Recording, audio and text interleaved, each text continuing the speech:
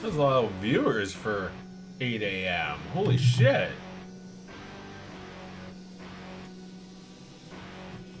$178. What? How is that even possible?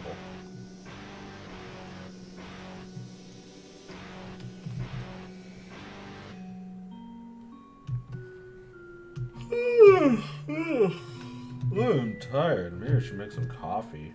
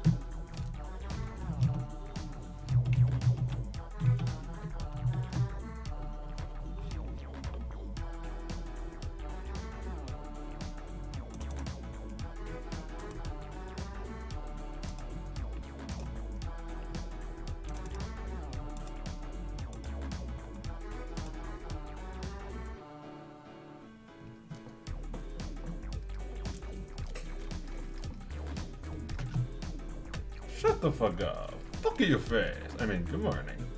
It's me.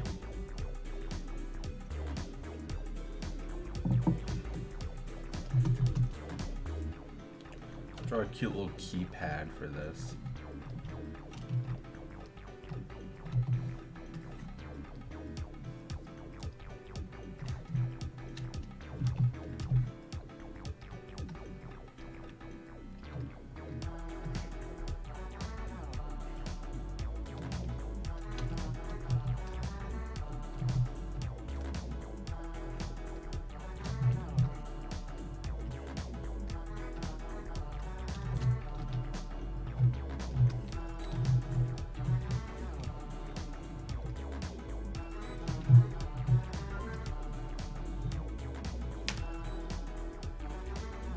That beard rocking? Well, thank you. I didn't even notice.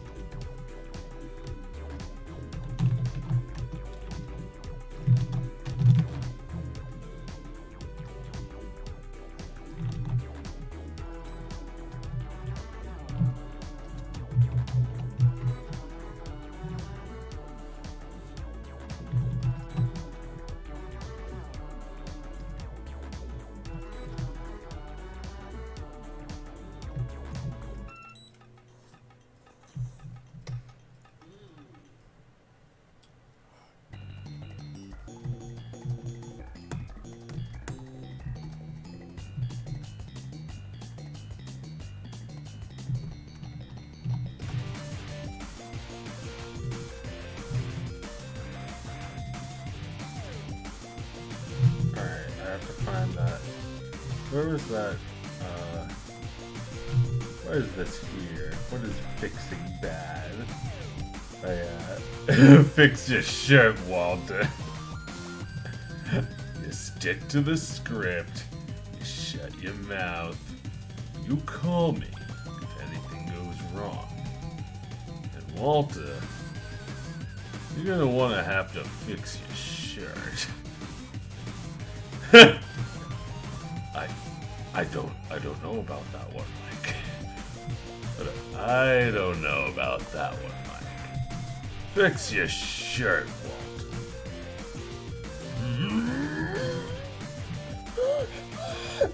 He can't just fix his shirt. He has to do it with a really bad attitude.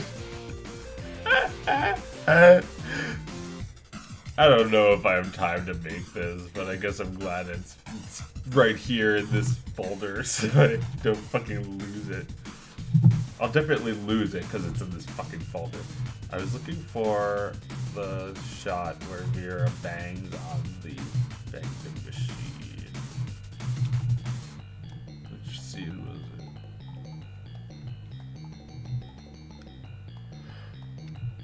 it?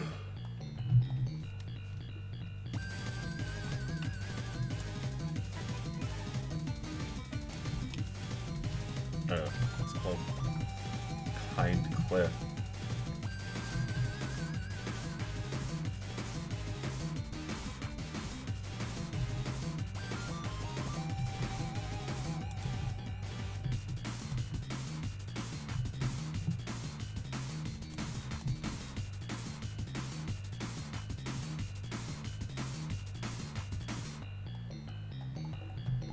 Alright, so what was I gonna take from this?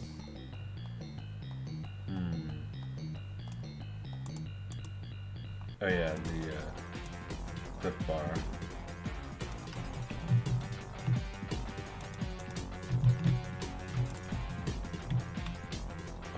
Focus.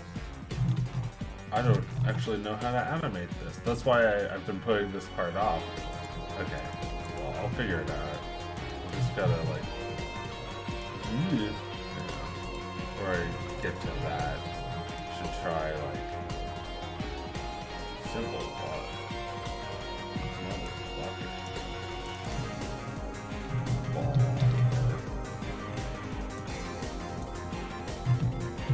I need to look up the actual object. Yeah, I actually first have to do this first because it has to start like this, and then I have to animate the other bar going down. Okay, so this is really difficult shit, but nothing that a little coffee won't fix.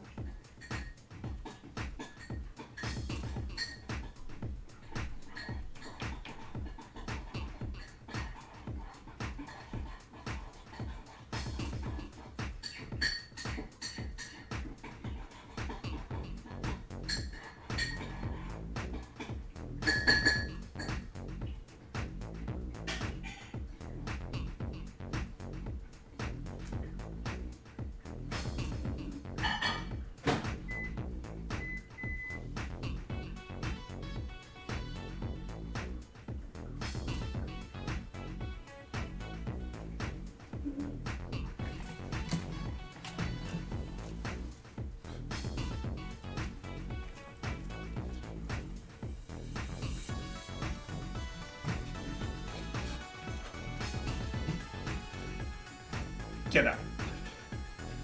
Get the fuck up. It's time for breakfast. Time for fighting.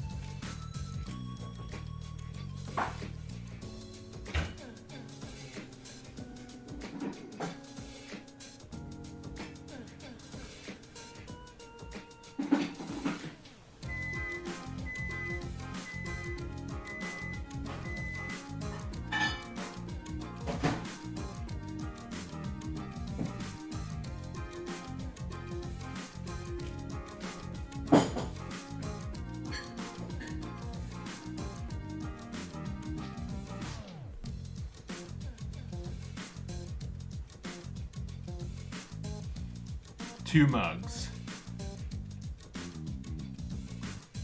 One's got coffee, the other is oatmeal.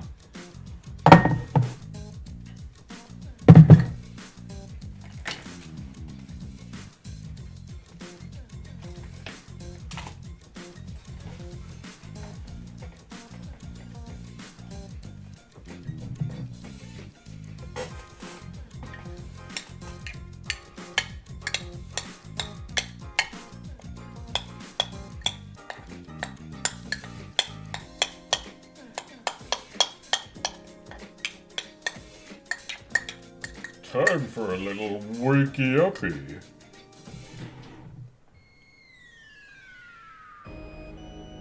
How about a nice cup of shut the fuck up? Remember that image? It's before your time.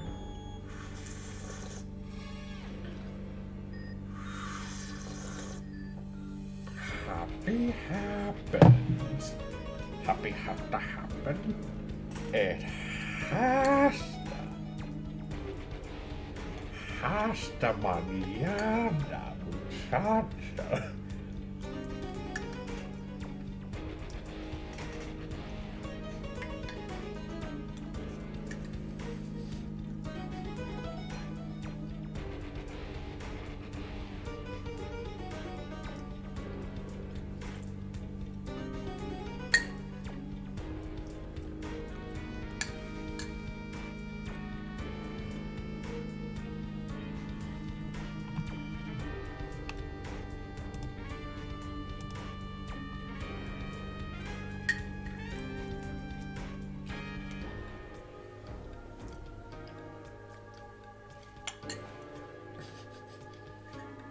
Give us fresh wisdom, Joe. I'm fiending for a hit.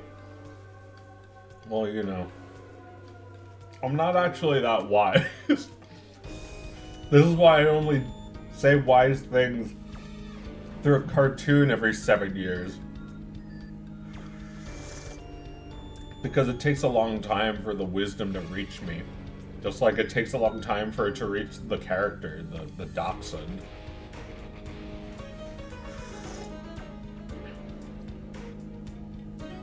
But, you know, I can make a list of wisdoms. I feel like ask me advice on a topic and I'll tell you everything there is to know about life. You know, I can just like, you know, start talking about anything. Like, I don't know. Cliff Bars. I'd say they're medium in quality. They're probably the middle of the road protein bar. They're okay tasting, and they're not that expensive. But there are much tastier bars that cost more. And there are worse bars that are even cheaper. So it's pretty middle of the road. I'd say they might even be the most popular because of that they have the best price point. I don't know. You know. I'm pulling some of this shit out of my ass. I'm learning it as I go with life, just like everyone is. This is my breakfast. It's just oatmeal with bananas and peanut butter powder. Very good for you, whether you're trying to gain or lose weight.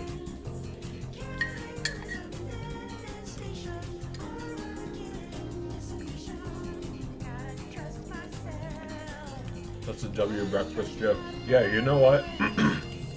I was gonna eat some Raisin Bran because I know people know I love Raisin Bran, but nah, go with the real breakfast, which is oatmeal.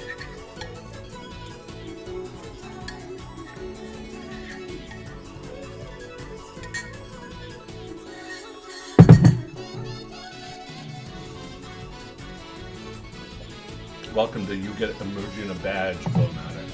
Thank you very much.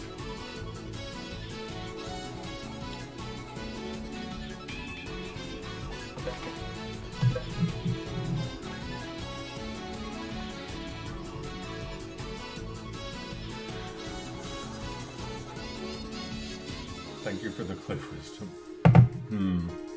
Any more wisdom can pull out my ass?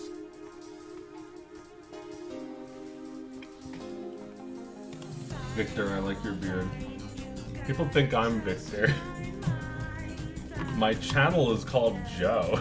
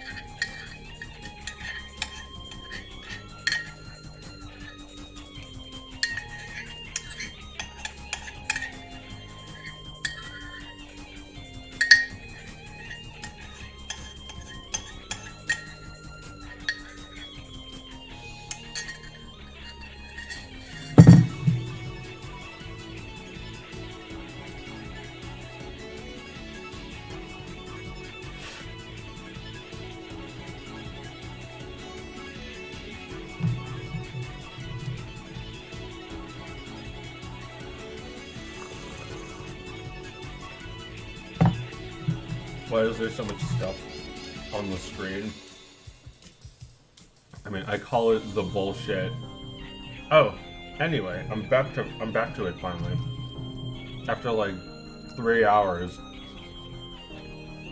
when I said I'd make coffee, I finally got my coffee and my breakfast, and back to this. So, I don't know what this looks like. And this is a difficult thing to animate. So I needed to take a break, get some food, get some coffee, and now I need to go look up a reference because I don't want it to look like shit. So let's think. How do I find this? Use you. How do I find vending machine? Just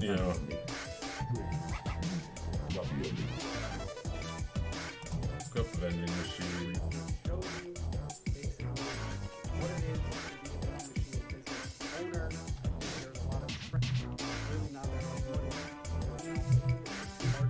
Alright, it's a video of a guy buying stuff at a vending machine. Here, you can watch with me. Can you see that?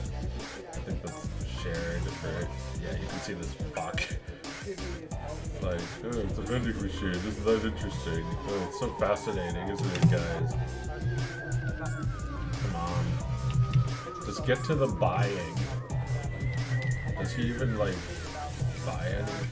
This video is called "Don't Start a Vending Machine Business in 2023." Why not? I should start a vending machine and sell NFTs in it. No, what would be good? Like, you could sell anything in a vending machine. What would you sell? I would sell like something good for you, maybe. Like, not like fucking chocolate. A vending machine that sells money. I guess he doesn't buy anything. This is the point of the video. That's a bad business. So of course he doesn't buy anything. Vending machine. Stuck. Maybe I can. Yeah, I can find a video of something getting stuck in a vending machine. Oh, it's cute. There's like a bird. Woman screaming. This has nothing to do with the fucking bird. I mean, this bird has nothing to do with the fucking video. Oh, but you know what? No one's got a video of it happening is the thing. I guess that's a pretty good video of it being shaken. But like, I already animated that part where she like bangs on it, and it vibrates so little. This vending machine that weighs as much as like 30 people.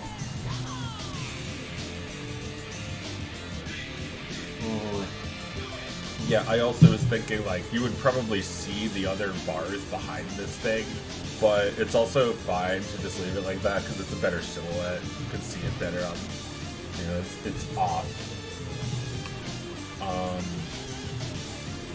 Vending machine.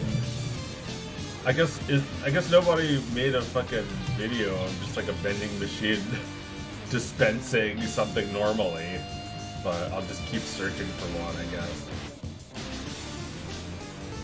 This is how much 3 vending machines made in 2 weeks. Yeah, that's funny that like people are thinking. I think the reason that there's a video called "Don't Start a Vending Machine Business" is because there's so many videos saying "Start a vending machine business." It's like, oh well, I could start a vending machine business. I was already like thinking like, but like, I don't know. I feel like you're destined to fail unless you have something in a really good spot and you have something really interesting in your vending machine. Like Pepsi at Times Square, popular product at popular place could be a good idea. But I want to think differently, laterally. Put Game Boys in one. Yeah, I would do that. I've seen that. I've seen like those things that look kind of like crane games, but they're just like Game Boy dispensers. I don't know. Vending machines are as stupid as NFTs. It should just be all for free. Nah, it's not really the same. There's an actual finiteness to vending machine items.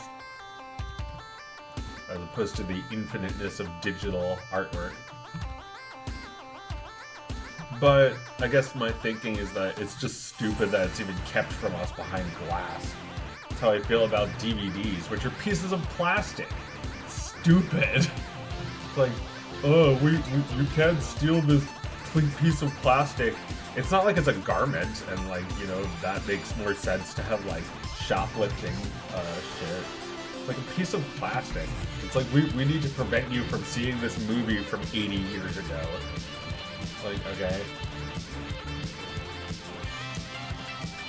A piece of fucking plastic behind glass, like it's made of gold. It's like, you could easily pirate it, but no, this is the original, the real plastic. That's like just as stupid as my NFTs, I think. I'm sorry if you like DVDs, but I think they're just as stupid. Oh my god. Such stream of consciousness that I have no idea what I was even talking about. Like, oh yeah, how much vending machines are stupid. It's like, they get stuck. Shit gets stuck. It's like, fuck that. Ugh. Just have a little box full of free shit. Give for free. No, all these vending machine videos are just people saying how great their business is going. And it's like, oh, I'm collecting my money. Yeah, I'm starting to think that the real business is making these fucking videos. It's like, look, 2 months ago it has 500,000 views. That's a lot.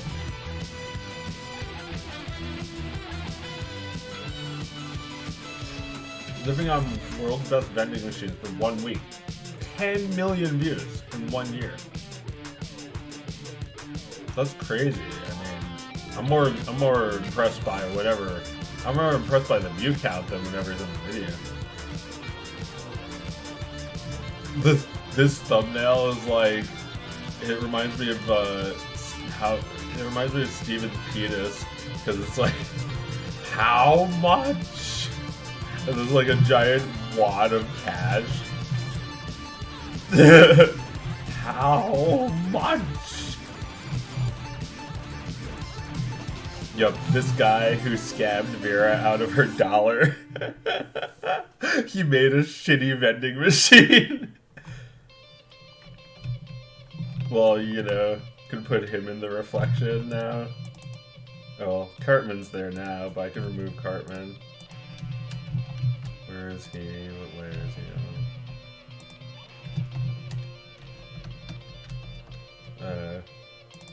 He's here.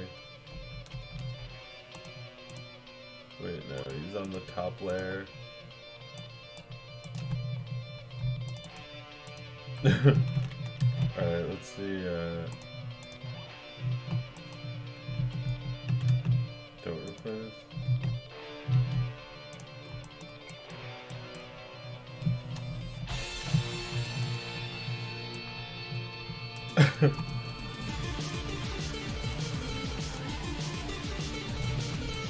Fucking guy.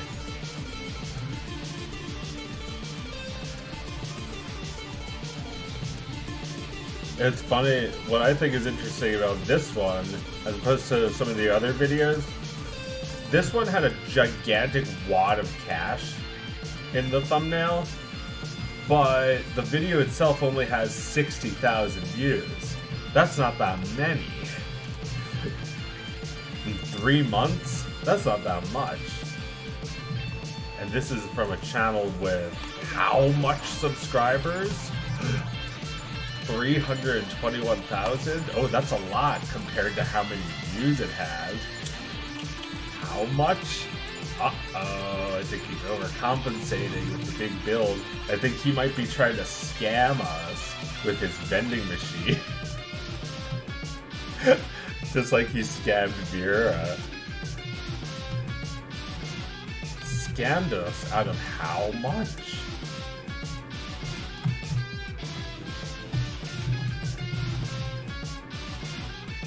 I can't even see him anymore. Maybe I should make him bigger. Like,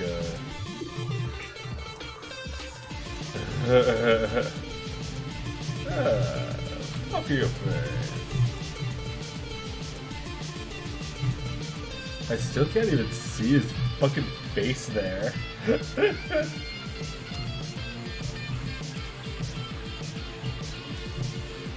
I mean, I guess that's what I want, for you to not be able to tell. I can see it now. Yeah, it kind of looks like there's like a face right where her face would be. It's so scary once you notice it. Oh my god. Well, thanks, fucking random ass YouTuber guy. That's all of his videos. Look at all of his fucking videos. I mean, I guess maybe it could be the opposite, where his business is so successful that all he does is brag about it because he's not actually making money through YouTube because he doesn't need to. Like, look at all of his thumbnails. They're all this. And look how few views. They all have very few views. But seriously, those are not much. Like, that's what Rick and Morty parody episodes would get. And that's not even close to what this video, like, if you take one of these bills, it wouldn't even be what this video made. Like, just one of these 20s, or is that 5? You know, maybe you pick, yeah, these are just $5 bills. If you pick maybe like 3 or 4 up, and the 5 is probably like, yeah, like directly after that 5, directly after is a 1, so the rest must be 1s. So there's probably all in all like maybe like 100, 200 here. Maybe not even.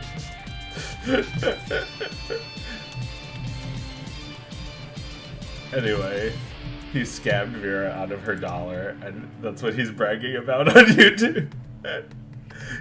His vending machines are, you know, whenever like, you know, like whenever someone complains about them, they have to be repaired, and he comes and fixes them. And he always fixes them wrong, so they have to be repaired again. It's like a one-man mafia.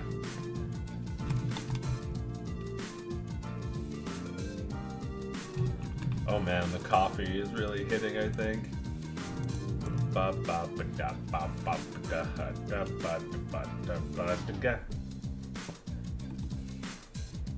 There's so much stuff on yours.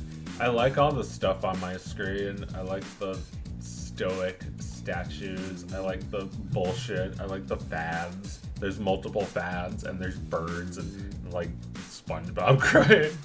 And there's 2 dogs, not even 1, but 2. 2 is a good amount of dog. A dog. I need a friend. Give me a friend. I need a girlfriend. Give me a girlfriend, and give me a family. And give me everything. I need more. But this looks bad. This like going up like that. So I guess it's maybe not terrible, but let me try fixing it.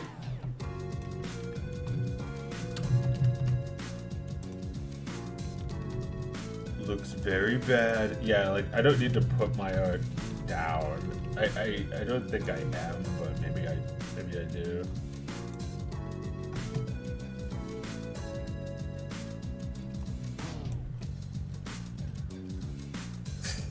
Well, you know, I know I'm being constructive. Donald Trump is not. When he says, you know, I'll actually say probably, I'll talk about the fact that something was a failure. You know, like something did not get very good ratings. I think that's an interesting thing to talk about. Whether or not you agree or think it matters, I think it's an interesting topic. Like, Donald Trump just always says it for the same reason, though. It's like, very low ratings. He's gloating. You know, there's no other reason to do it for him. I think there's other reasons to say why something was a, you know, failure or an underwhelming performance. You know, like, as a person in the media, he can talk about that shit. but also like as a politician, he just brings it up just to beat people, just to beat people down. Like, you know, people who are already doing pretty poorly, like just reminds them that, like, oh yeah, remember your very few views television show, which got canceled because no one was watching.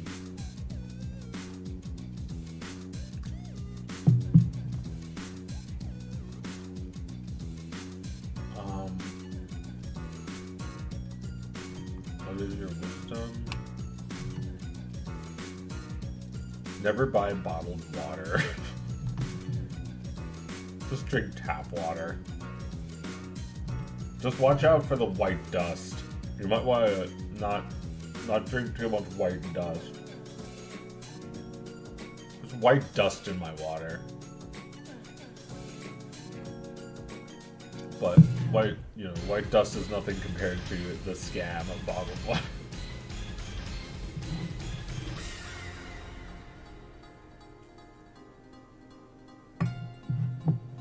Yeah, the logo is the Flash logo. The fan has the Flash logo.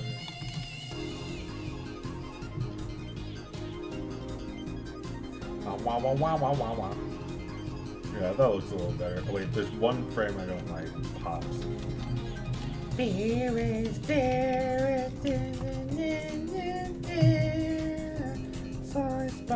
Slice, I'm gonna earn my prize.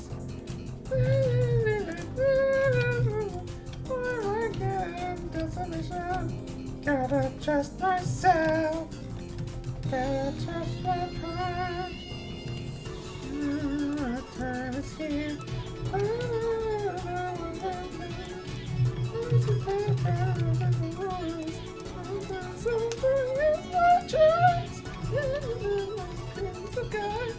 Keeps the time.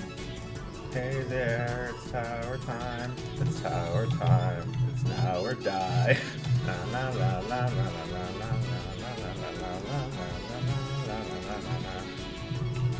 Oh yeah, these sleeves, they're right here.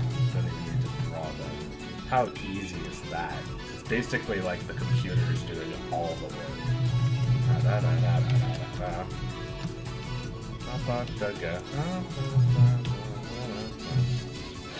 Yeah, I actually left some of these elements out. Forgot. And like every time I play it back, it doesn't even look. I don't even see it. The fact that there's no sleeves. I was upset about like here the shorts like do some pop like the. I need to like change this.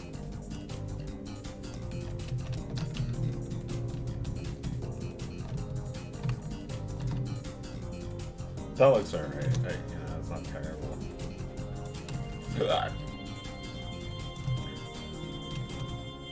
Although I think I might try and move here a little bit closer.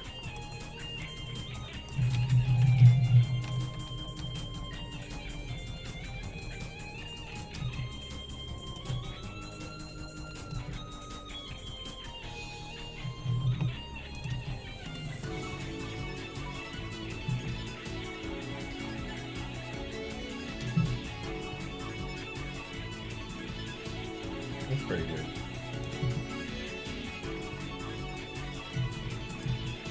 Should we bang on it one more time, maybe? Or did I already try that? How it look?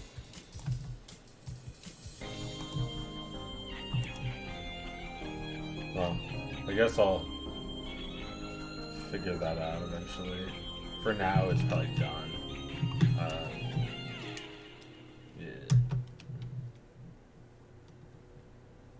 But the pressing matter is still not taking care of this.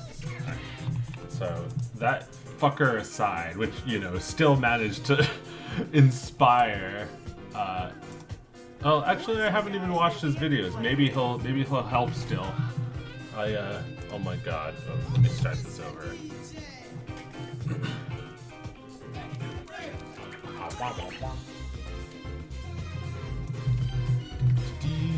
Do you think he uses his own machines? Nah, he just opens them.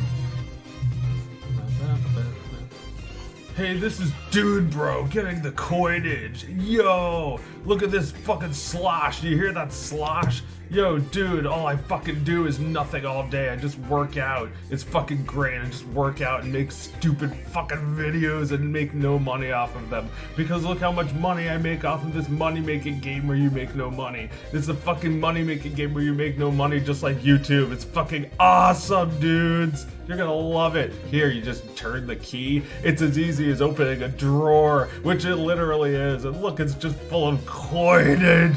Yummy, nummy, fummykins. I don't even have to count it. Look how easy. It's like $25.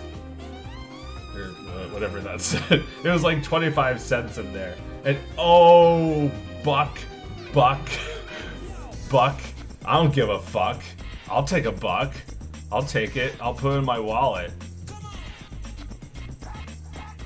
I'll slip it in a G-string. This is your boy talking. I own all of these games. I own Mario. I own that Boo. I could just get it for free because my hand is like the claw. That's what they call me. All the fucking women, they call me the claw because of my maneuver. Anyway, this is pretty tired. Yeah, and he's also not, like, he's not using the machines, he's just extracting the coinage. The coinage! Let me see, vending machine, snack, get. Like, I'll just, like, maybe there's a video, maybe there's, like, a video of Artie Lang getting something at the vending machine. Artie loves the vending machine. Candies, cupcakes, wait, cookies, candy, cupcakes filled with cream. Artie, are you playing a Game Boy Advance? No, he's holding a fucking package of calories. Man, fuck you, Artie.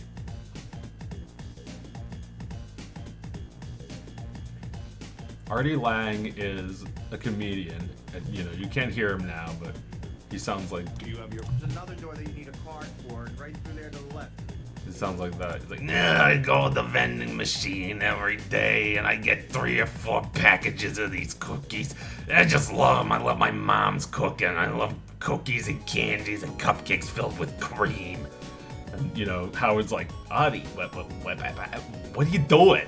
You're gonna die. You're gonna have a heart attack. He's like, I need it. It's better than doing heroin, which I also do. It's like, you're doing heroin? No, I'm not. I'm not doing heroin. I was on heroin. It's like, it's just like this back and forth where they're talking about how Artie is just like an addictive personality.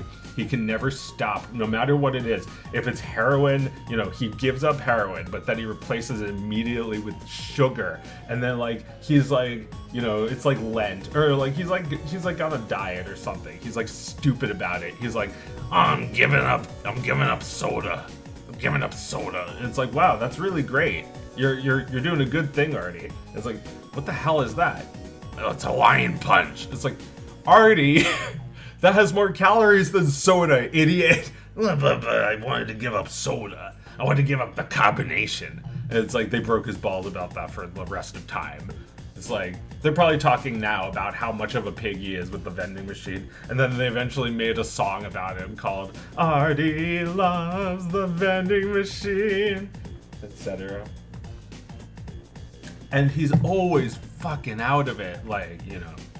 It's a morning show, so they gotta wake up at like 5 a.m. every day. And he complains about it every day. He's late. He sometimes misses work. He's just like always sleeping at his desk. It's sad. And it's like, you know, he decided at some point that this was no good. He couldn't do this job anymore and he quit. But like, you know, while he was there, he did some vending machine shenanigans. Unfortunately, I don't think this video will ever even show it. No video on YouTube will show a vending machine doing its thing. Maybe there's like, wait, he's about to buy something on it. He's about to, no, is he looking, is he gonna block it with it? Wait, Artie, please, for all the fucking bullshit, empty calories you've wasted your life eating, just for this one thing, for me, just like have it result in this one good thing.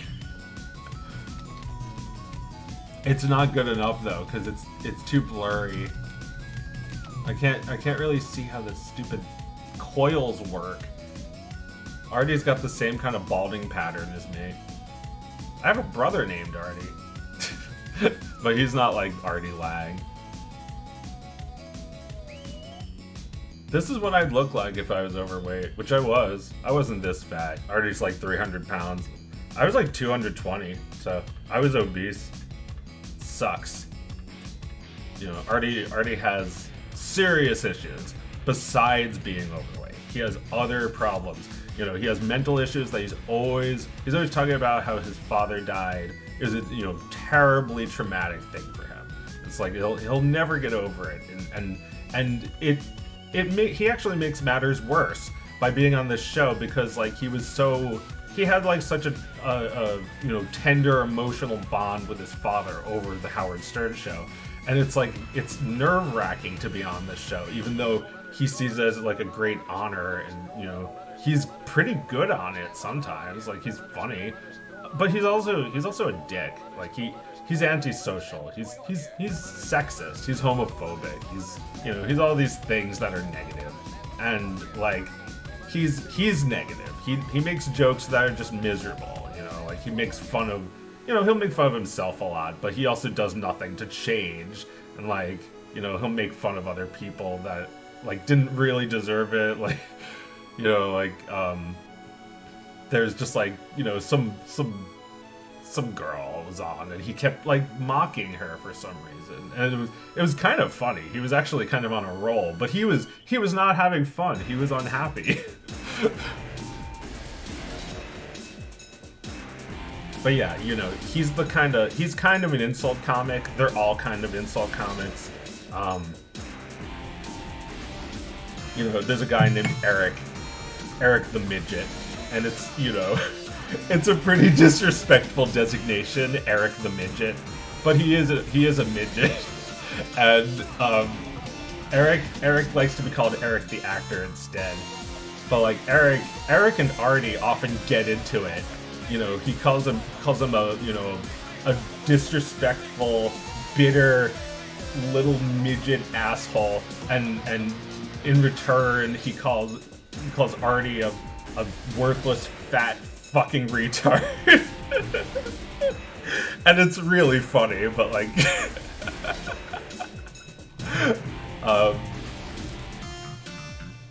yeah, like the actual unresolved issues are not that funny, because like then they start getting really worried about Artie and like wonder what's gonna happen to him.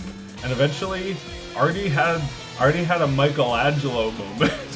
He didn't have no, I don't think anyone punched him in the nose, but his nose collapsed from years of heroin abuse. Like he wouldn't shoot it. He would snort through his nose. He'd snort heroin.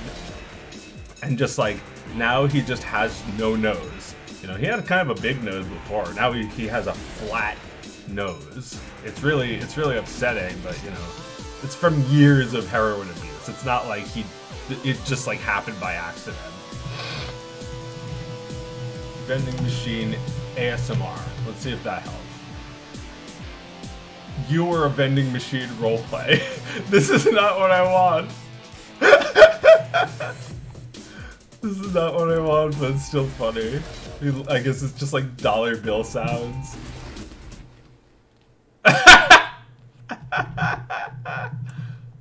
No, I just want like... Yeah, like all of these videos. This is honestly difficult to find a normal video of someone just using a vending machine. I might have to go use one and take the footage myself like it's fucking nature.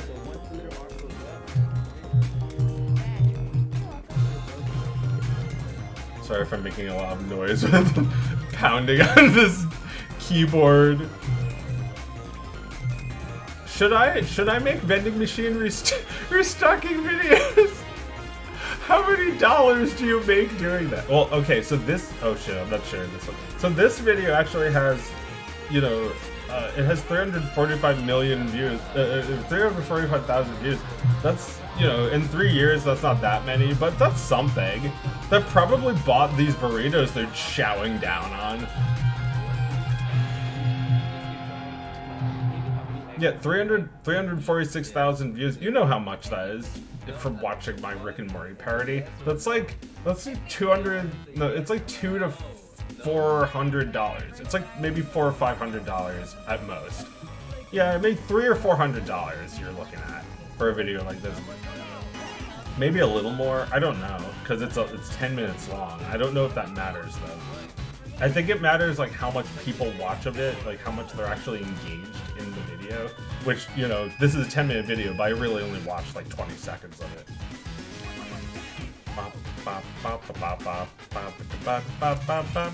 Pizza vending machine in Japan. Okay, that sounds kind of nasty, but we'll see.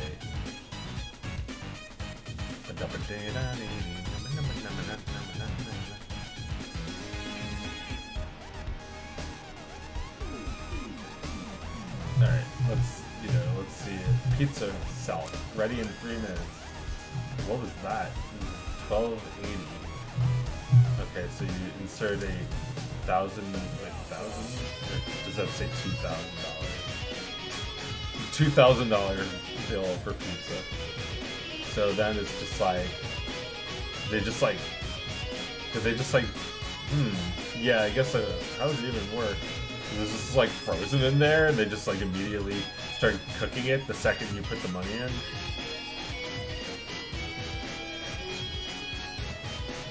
The machine is making mechanical noises. Alright, well I'm not gonna wait 3 minutes, I'm just gonna fast forward this.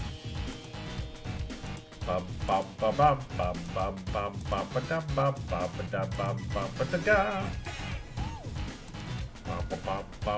wait, hang on. The pizza is out. I want to see it dispensed. It just pushes it out. That's neat. Yo, people are gonna hate robots, and then they're gonna start doing this, and then everyone's gonna love robots. It's like they're like killing people, but then they're like giving you free pizzas. It's like, well, you know, you got to take the good with the bad. I mean, it's kind of shitty. It kind of looks like a piece of shit. But, you know, it's technically a pizza. I'd eat it. It looks good enough to eat. It's like, it's underwhelming. It's what do you call it? It looks undercooked. It looks, like it's not thoroughly cooked. And it's also, like, unevenly cooked. I mean, I would rate this pizza out of 10. Oh, God. I don't even know. That's funny. It's a disposable pizza cutter. So I guess there's no way for it to mechanically cut the pizza. This is really interesting. I feel like this has potential, even though that pizza doesn't look especially tasty. I mean, you know, I'm still willing to try a really cheap, you know, kind of pizza like that because of the novelty of it. I've had much worse in my life. Like, I can tell just from this video, I've had worse. You've probably had worse.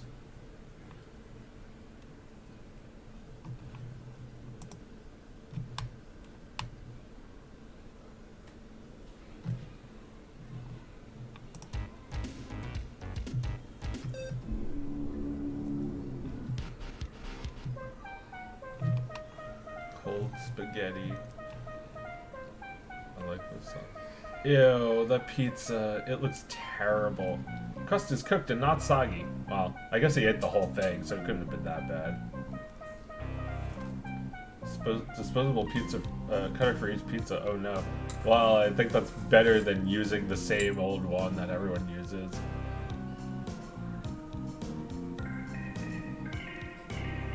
Yeah, they even got a bunch of different pizza types. You know. I don't know, like, I kind of look at this and think this would not fly in the United States, just because it's like, people might have like a little bit more of a, a higher standard for pizza. Like they'd rather not have a machine created it or like a machine handed it to them. You know, as opposed to like a bottled soda, which is like fine to just like take out of a box. It's like a pizza. It's like you want to see somebody like, even if you don't see a literal Italian guy spinning the dough, you still want to see somebody like, you know, putting it in the oven, don't you? It's like, I don't know. It's just like born from the oven. It's a little bit uncanny, but I like the idea, and I still don't have my reference footage. Hey Joe, new to the stream, kinda late. Oh, you're just in time. I haven't even begun. I'm still conceptualizing. I'm still trying to figure out. Honestly, I could bullshit this and it would be kind of easy, but that's not how I work. I actually go really deep into shit so that I get it looking right. And sometimes I don't get it looking right and I feel shitty about it because I thought it looked right, and people sometimes say it's like wrong, like the flame in the Gravity Falls parody I did, where Mabel like lights a flame, and it's supposed to be like an inverted flame, but I think I forgot to do. I think I made it. It's supposed to be like, but anyway, you know, I can't even remember if it was wrong or right. Dude, are you buying and eating one of every single type of pizza they have? He's like rating them all. He's like, time for another pizza from this fucking pizza robot.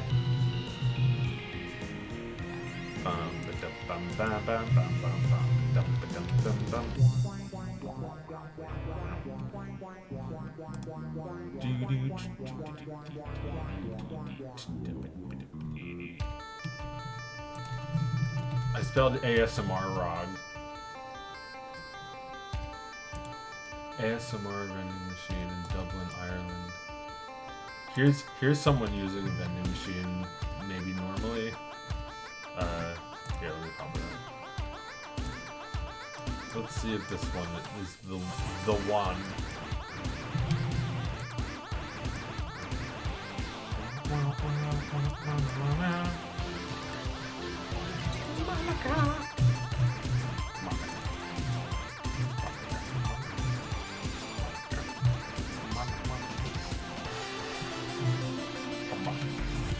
Yeah, I don't think they buy anything. They just make stupid sounds. Alright, the search just continues.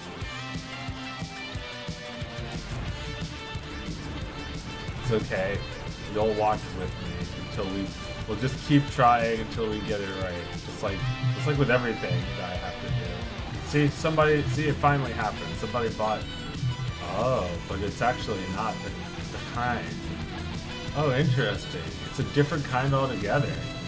Well, you know, search is not over yet, but I still learned something interesting. And they might buy a couple of items from this, so I might still yet see how the coil works.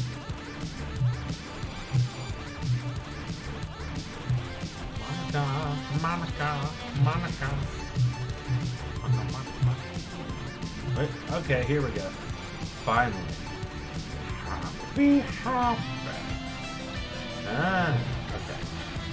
So, I should probably put it down, right? I should probably put the thing down, right? Although, yeah, because look, it's actually held from the bottom. The coil is holding it from the bottom. It's on like a little shelf. So, get rid of... Alright, so now I've got a little clearer vision. The coil still has to look like...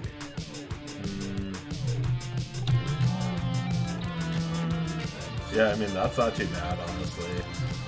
At least unique drawings, so keep these. Sure. Yeah, when you actually give these a new color.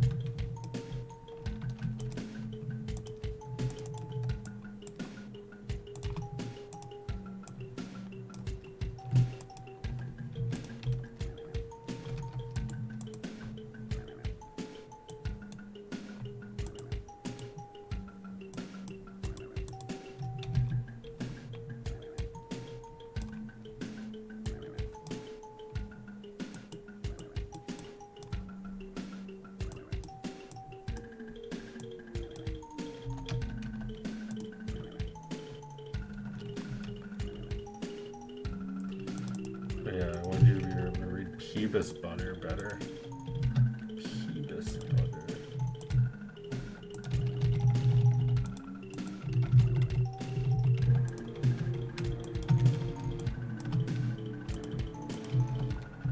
Phoebus? What if his Phoebus? What if Phoebus gets in the Labus?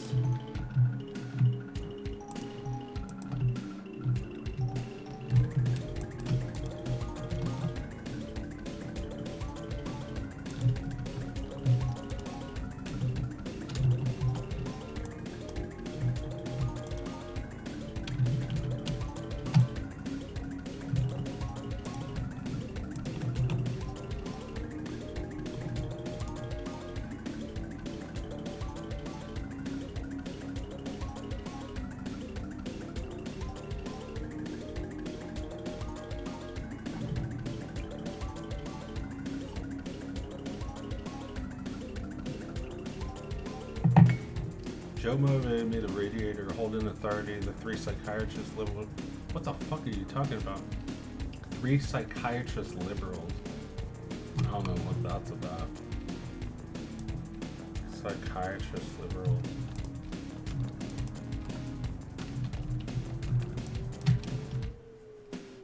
Is this about the 3 schools of psychotherapy?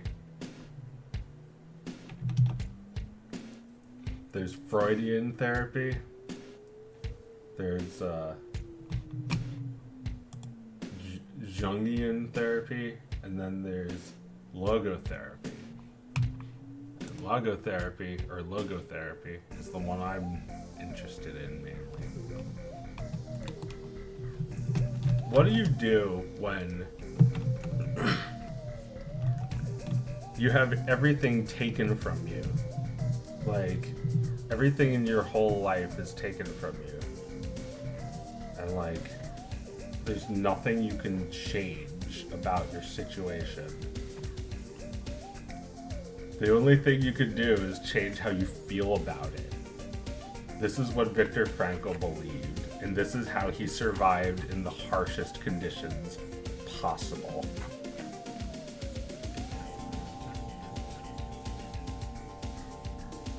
You can always change how you feel about your situation, no matter how bad it is. And it's like, damn, that fucking stings to hear that, but it's actually true. And he would know. He had everything taken from him.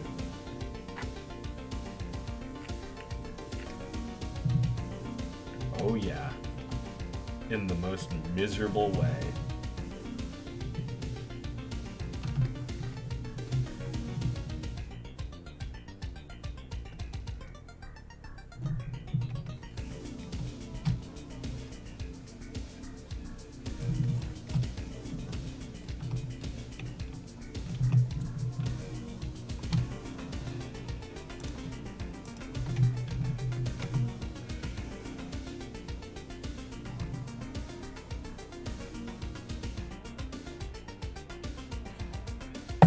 Back at it again at Krispy Kreme. Will we ever get to see another Dog of Wisdom? You don't want there to be another Dog of Wisdom. You don't know where the dark place where the wisdom comes from. You don't want to know.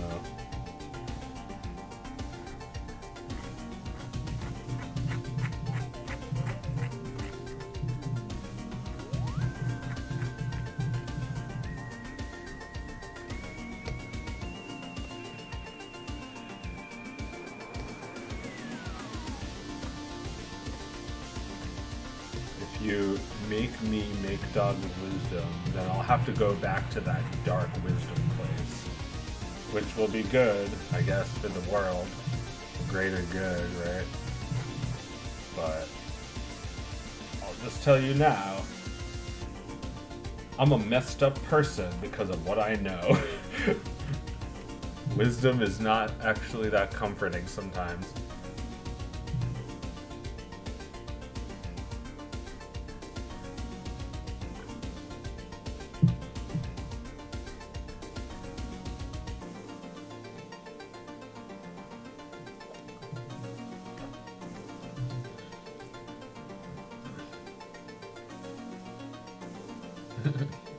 The way you were filling out the screen just now reminds me of the ghost hunting minigame in Mario Kart 64, or Mario 64 for the DS. That was a good game, Mario 64 for the DS. That reminds me, I want to buy a new handheld. I've always wanted, you know what I've always wanted? I don't know why exactly, but I always wanted the DS Lite, and I never got one. The DS Lite is like, it's gotta be the best design for like any of them. You know, there's like, you know, the ones I had this, I had the fat one. You know, make an ugly drawing because it's big and clunky.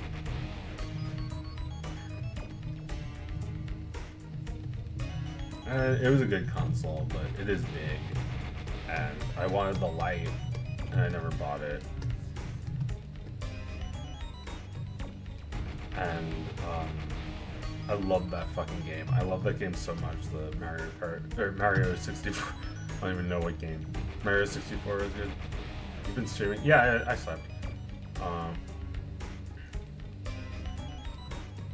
But like, then there's just like, then they just like got fucking huge. There's like the Oh Thank You Gaming Seuss Sour, whatever that is. Then there's like 3DS, which looks like this. And it's got like stupid fucking joystick. I don't like the joystick. It's like giganticest ass. And then the fucking Switch is like gianter ass. It's like, yeah, the Switch is not even the biggest console there is, but it's like big ass compared to the DS. Yeah, it's like wider and bigger.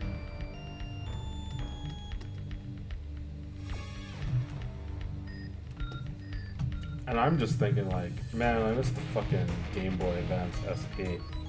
It's not because I'm nostalgic for it, because it's not like everything back then was that great. It's like, you know, you only have a few buttons on this thing. There's only a few graphics on this thing. It was, you know, it was good for the time, but it's definitely not like you have to return to being that underpowered. I love obsolete technology though, it's still good. And that's exactly why I want it, because look how small it is. It's doing something that the others aren't. It's being compact, it'll fit in your pocket. And they could easily make a Game Boy today that's very similar design, but even more compact. Like if you have held a Game Boy Advance in your, like the SP, which is probably the best design for the Game Boy Advance. If you held one in your hands recently, those things are fucking heavy. Probably has to do with the batteries. You know, we have better mobile technology nowadays than when they made those things, but they're still fucking good. Like, I have a couple of them. I just don't know where they are, and I don't have any games for them. This is like a really thick one. Look how thick that is. Game Boy Micro was good. Yeah, like even smaller. I didn't have that one, but like, seems like possibly a good plan to get that. It's like a teeny little Game Boy that like fits in your eyelash. It's like a tiny little freaking micro machine. Game Boy Advance games were so good. They were. It's because people actually bought them, and there was actually a budget for Game Boy Advance games. Game Boy Advance, you know, I don't think we have to like go back, since Game Boy Advance had its moment. It had its fun in the sun. People loved Game Boy Advance. They loved Game Boy. And now they should bring back Game Boy, because the Switch is not, it's not what I want. The Switch is just like, I don't know. It's a nice home console, but it's not a Game Boy. It's nothing like a Game Boy. A Game Boy should not even have like cartridges. It should just have like, maybe just like one cartridge, like an SD card. And a Game Boy should like, it should be like the size of a cell phone. It should be like the price of a cell phone. You know, like $100 for like a cheap cell phone. I like that. I really like that design actually. The little hinge. Like you can like, you know, some people never had it. It was a long ass time ago now. but like basically look like this. Oh yeah, what am I talking about? There's actually, it appears in this cartoon. Let me find it. It's like Victor's just like walking and it falls out of him.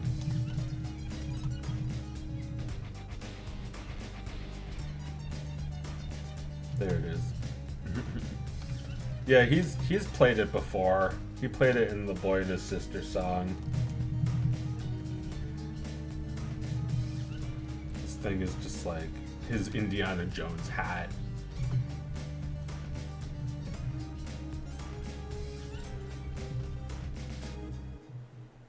Please, Dog of Wisdom 3. I have to wait for it to come to me. I can't just make it. Happy happens. Pizza, spaghetti, meatballs, salsa, cornbread, Did you ravioli, say cornbread? I need coffee. ravioli,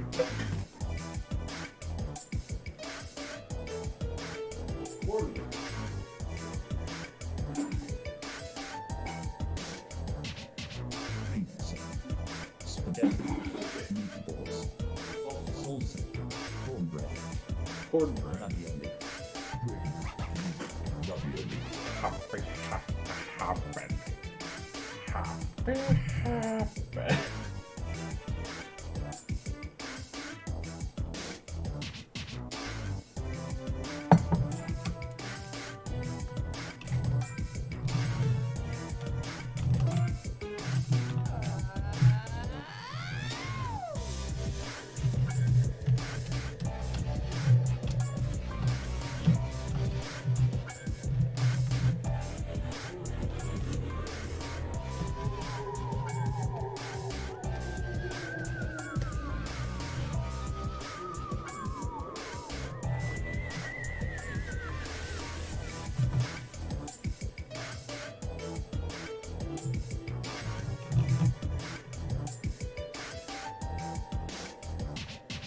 pizza, spaghetti, meatballs, salsa, cornbread, There's no spaghetti and meatballs in this game. ravioli, Meatballs.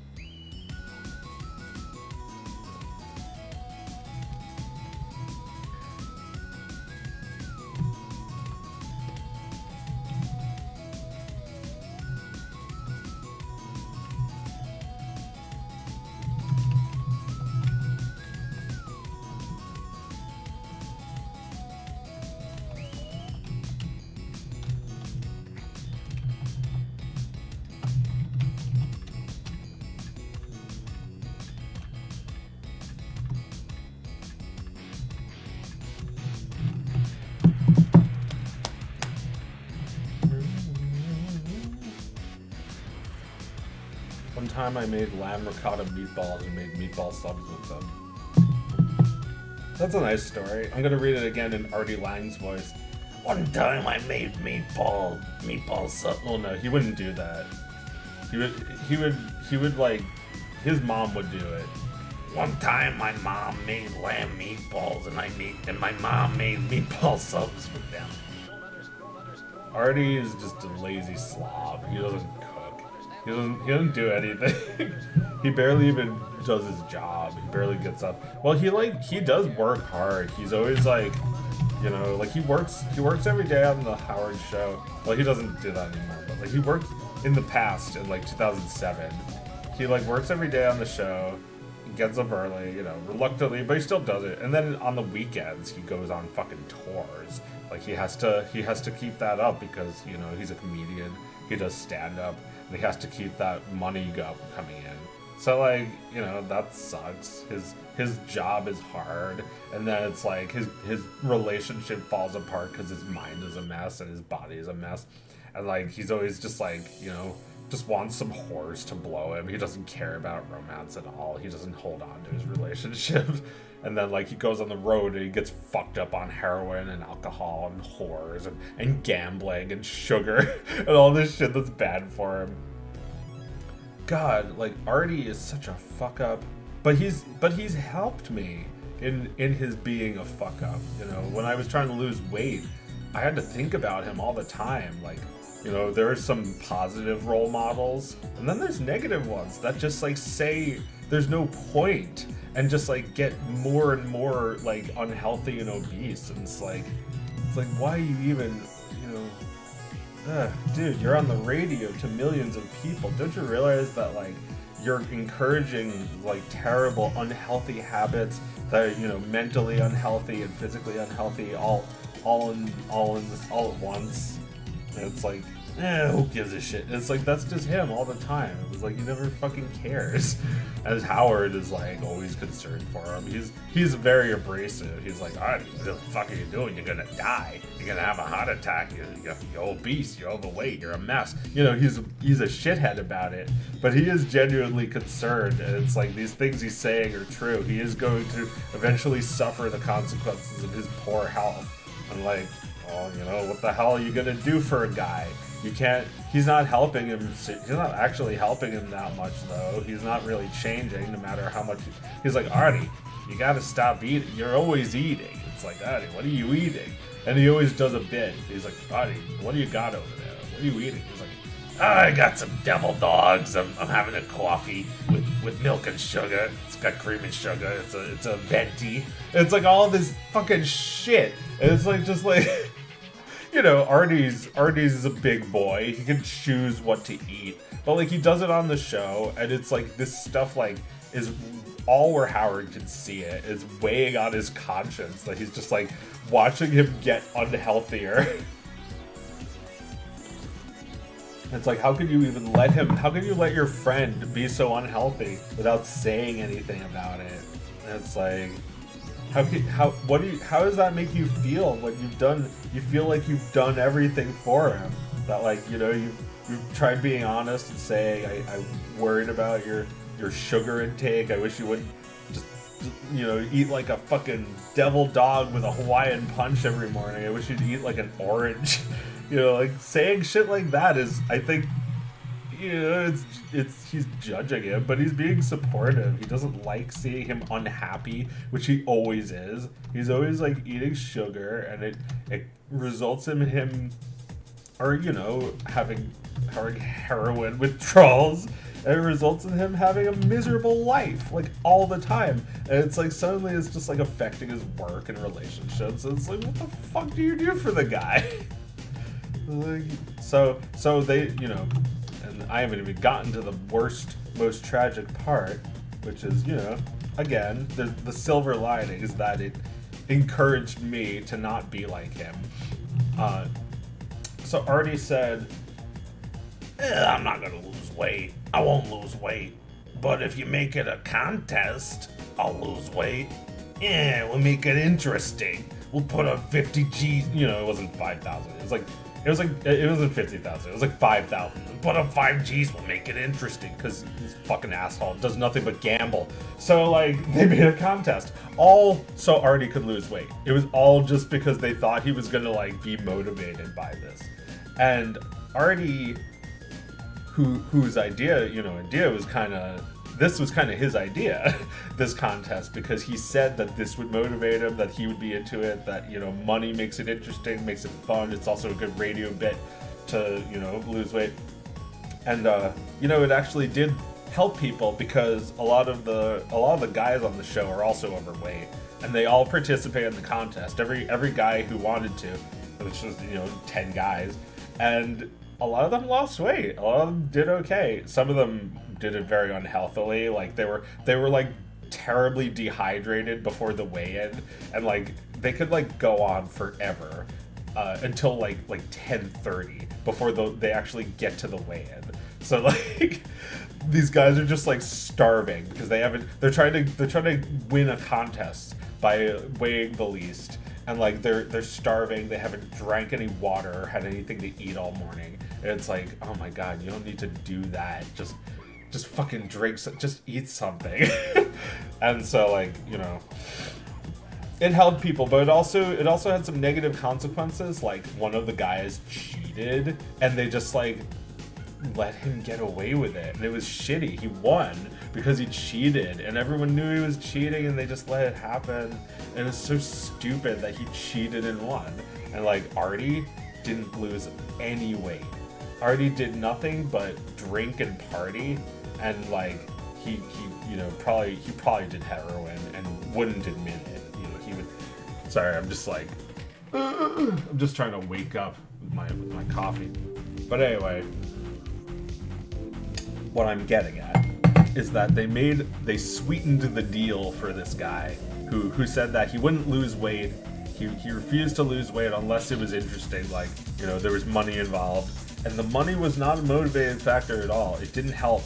In fact, he started thinking about ways where he could pay off people that he wouldn't have to lose weight. You know, like, he started thinking that in those terms instead. It's like, he does give people money a lot. You know, he's a generous person. But I think he does it because he's a fuck up and he feels bad for people. And I don't think that's a great reason to do it. So, like, people take advantage of him. They ask him for money, and he does make a considerable amount of it, which he probably takes back from them when they blow it at the horse race or whatever, because Artie gambles, and all those guys gamble. They play games like this all the time where they say, I bet you $20. And it's like fun because it's like, you know, who cares about $20 or even $5,000? It's just for fun, because $5,000 to these guys, they're like celebrities. It's not like a huge amount. Although the guys who work on the show don't make a lot, so $5,000 means a lot to them. But Artie, who, you know, was letting his team down because there were teams, Artie was letting his team down, and he was thinking, yeah, I'll just pay him off. I'll just give him the money. It's like, damn it, Artie. You really said you'll lose weight if you get money, but now you're just like paying everyone to leave you alone so you don't have to lose weight. It's like, this sucks. And man, I don't want to be like that at all. You know, thankfully I'm not addicted to heroin. Thankfully I'm not addicted to anything. You know, I have my issues, but this is not like heroin. You know, this makes me, I get very irritable if I don't have my cigarette, which sucks. But who's Artie? Oh, he's a comedian. You know, this is not the same as a cigarette. There's no nicotine or tobacco in this, thankfully. It's just weed. It's just Delta 8 vapor. So it's not even smoke. It's not good for you, but like, you know, don't just like do this. It's not cool. You know, what I'm saying is smoking isn't cool. That's not why you do it.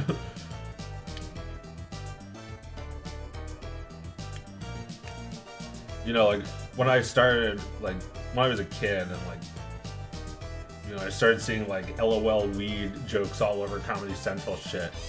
There's like this idea that it's cool. It's not actually cool though. You know, like you start saying like, oh yeah, I was smoking weed, and it's like you're not bragging about it. You're not actually bragging. It's not a cool thing. That's what they want you to think though, to sell cigarettes. That cigarettes are cool, and they're not. People who smoke cigarettes are very sad. Yeah, if you don't have a cigarette, you get really into like a really bad mood. You know, I have my vice, but luckily it's not actual smoking, not actual cigarettes.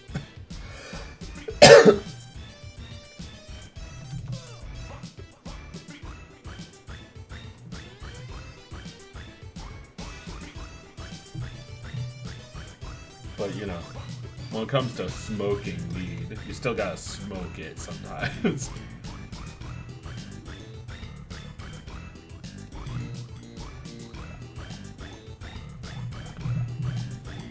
Vape is better than smoke, but edibles are safer. Yeah. That's true.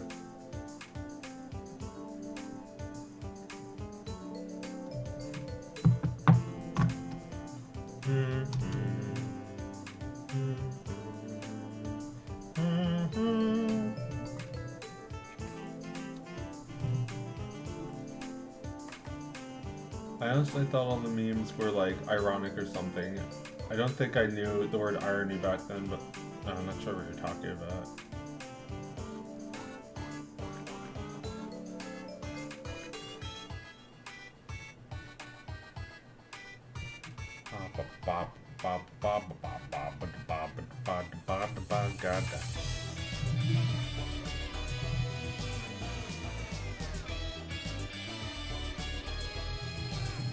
What is the wisdom of the dog? Osama bin Laden. Osama bin Laden. What's your opinion on weed gummies? Not a fan, really. I like vaping.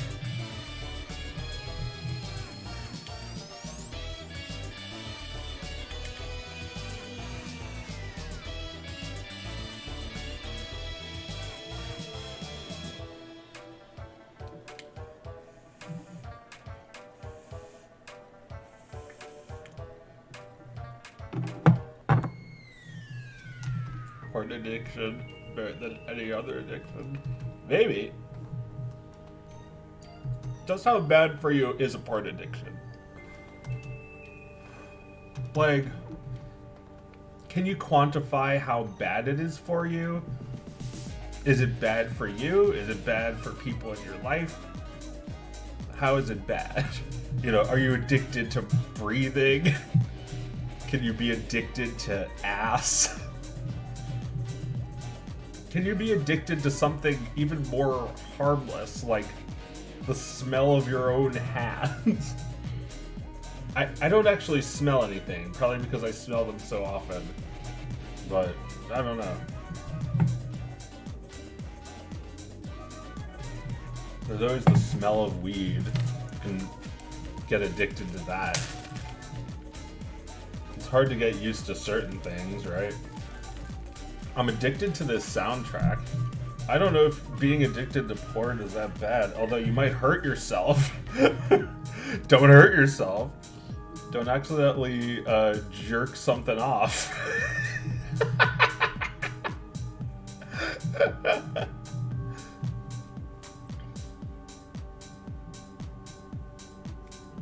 Yeah, that would be if I was like a religious teacher, I would tell kids that like jerking off means you accidentally pull your dick off. You jerked it off.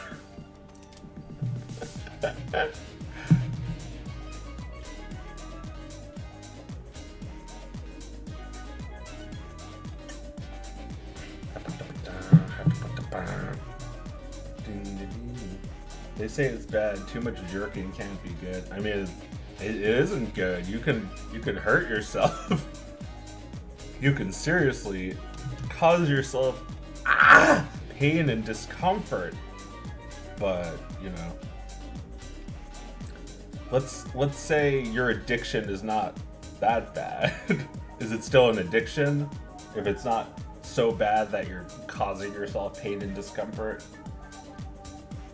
Without getting too graphic, is a porn addiction really bad for you? I don't know. You know, like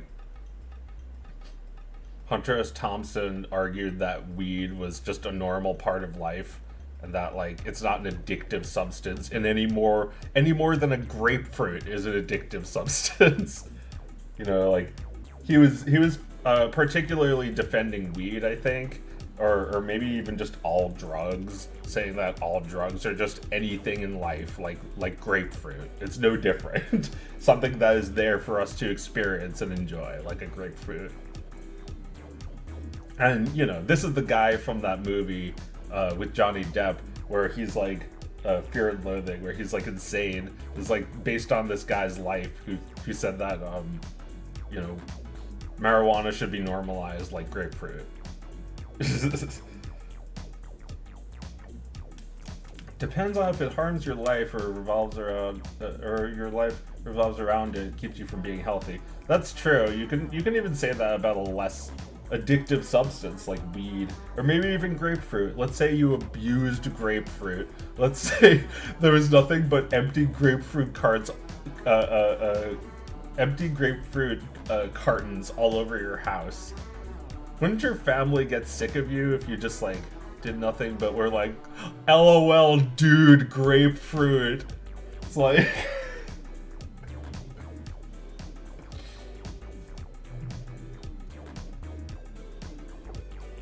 you know, someone who, you know, I do think weed is very funny, and I will constantly make the haha weed joke, no matter how old and tired it gets. But, you know, I also don't think I've made weed my entire personality or anything. People have their lives sucked up by their phones way more than weed ever did. That's probably true. You know, you're probably gonna find more people whose entire personality is based on something their phone did than what weed does. Although, you know, you can definitely find people like that. Well, I was gonna say those people whose entire personality is coffee, but I found people whose entire personality is phone and coffee. And, you know, those people manage to be interesting. They're not all boring. They love phone and coffee, you know. Could draw them doing like... Oh, I love phone. Ooh, do. You know. Having fun on phone. Sitting on the couch smoking weed all day versus sitting on the couch scrolling media all day. Oh my god. Yeah, don't even have to think about that one. Like, if anything happens on social media, no matter if it's good or bad, and you're on it all day, you're gonna suffer. Like, let's say there was something, I don't know. Let's say there were two things going on, right? The Mario movie, and also Joe Biden was assassinated. And you really want to find out about Joe Biden, but you don't want to see spoilers for the Mario movie. And everyone's post is the same. Oh my god, Joe Biden's dead. Also the Mario movie. And it's like a picture of the final frame of the Mario movie where he's getting kissed. And it's like, how dare you share this on the day that Joe Biden was assassinated? Don't you have any respect for freedom? And it's like, ugh. There's no way I wouldn't instead, like, I would so much rather instead risk one little person having one little judgmental thought about me that they're like, haha, weed's so funny, right guys? But I'm like sitting there with like my weed and I'm happy. I'm just sitting there smoking weed all day because, you know, maybe I'll do that on 420. That's something people do. It's like, I'm not going to go on social media, not even to find out about Joe Biden being assassinated. I want to sit here alone with my joint, or my cigarette, or my pipe, or my bong, or my edible, and just chill the fuck out, because that's all I want to do. Social media doesn't let you chill out. There's no way to chill out on social media. I remember that. There used to be a thing like that. You know, there used to be a feeling like where you could just like go on social media. But the more followers you get, the more impossible that becomes. And also the more people you follow, it's like you're just there to absorb information. You're there to process millions and millions of tweets. And it's like you don't even have thoughts of your own anymore because suddenly those have been replaced by reactions to everything you see. So like, you know, if I were on social media right now, I might be tweeting about the Mario movie. Like, I give a damn about that. But suddenly it's like, well, I have a joke. And it's like, who cares? It's present. It's just too present. You know, Twitter is too present for me.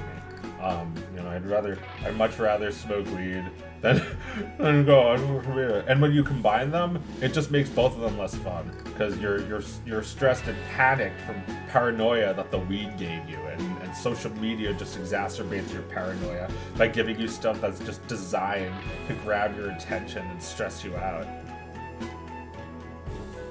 This song makes this rant hit differently. Yeah, I actually do that a lot where like the song I'm listening to will completely overtake and like it'll completely like govern my emotional state during the rant.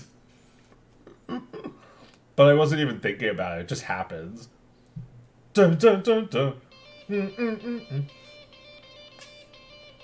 I prefer punching into walls. Well, you know, I like punching when I'm angry, but I don't like to punch walls. I actually regret it very deeply when I hurt or damage anything or anyone. How's Danielle doing? I think she's doing okay. She's we caught up pretty recently.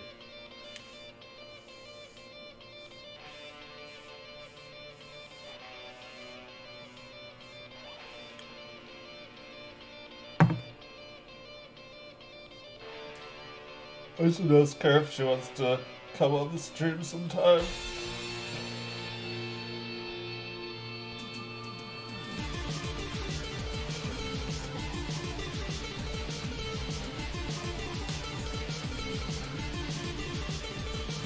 Are addictions really something that can be dealt with properly? All these helpliness tried to look promise.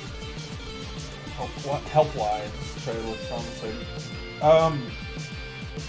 I mean, I don't know. What could Artie do? Because Artie Lang, you know, maybe you don't know him too well, but I'll try to make it. I'll try to sum it up.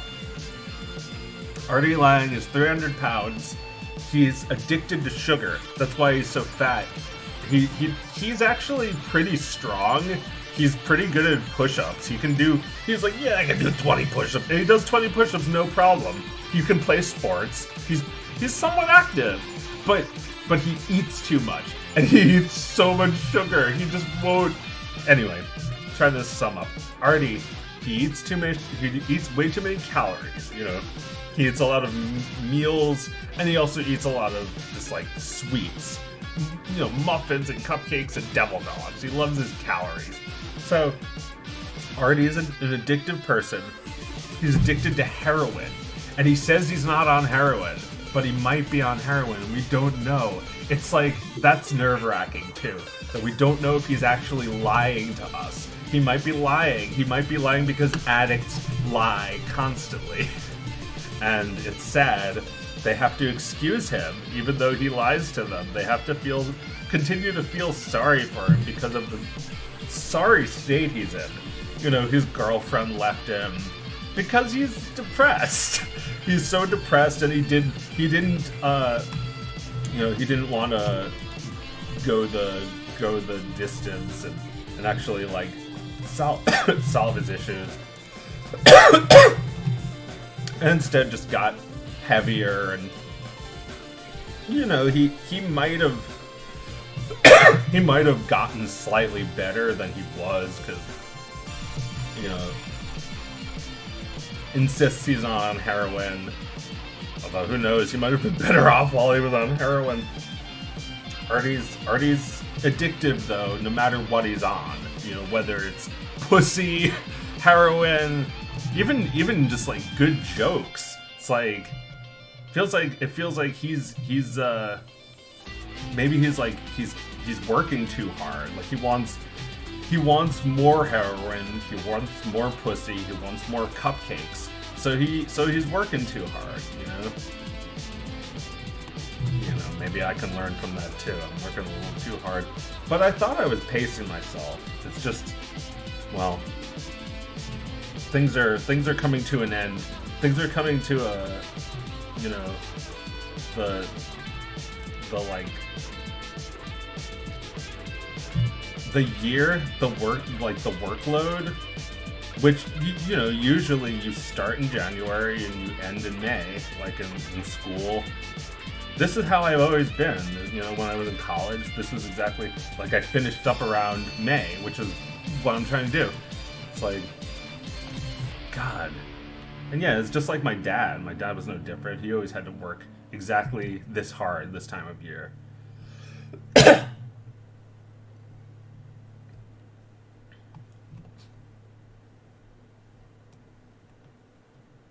But I intend on taking a break.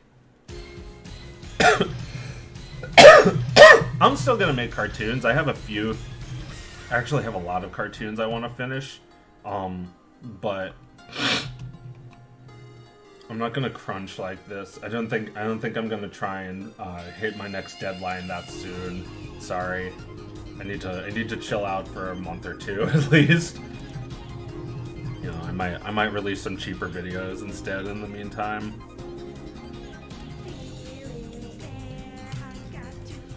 Are you making Literally Hitler 2? First was a banger. Yeah, probably not. But the characters are still here. They're coming back here in this cartoon. Hitler's not really necessary, I think. Just the idea that he's possibly could come back is enough. See, like, they had that fear before the cartoon even happened. Before even the proof that Hitler was real, they already had that fear. So that fear doesn't have to go away. They're still afraid of Hitler. You know, Hitler's not mentioned in this, but, you know, they're still thinking about him. Hitler is fake, it never existed. Denial. Yeah. Yeah, stop denying.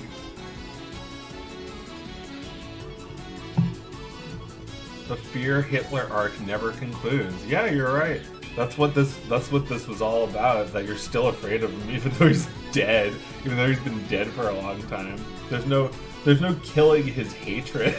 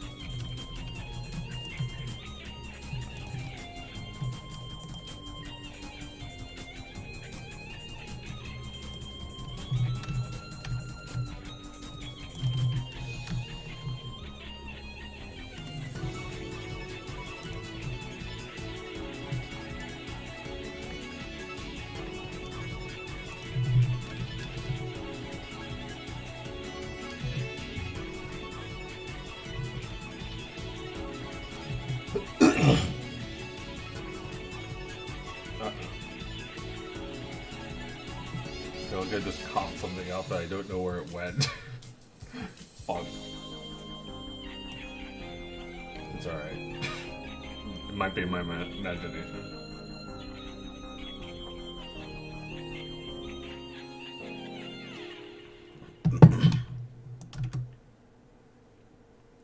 Should have fucking.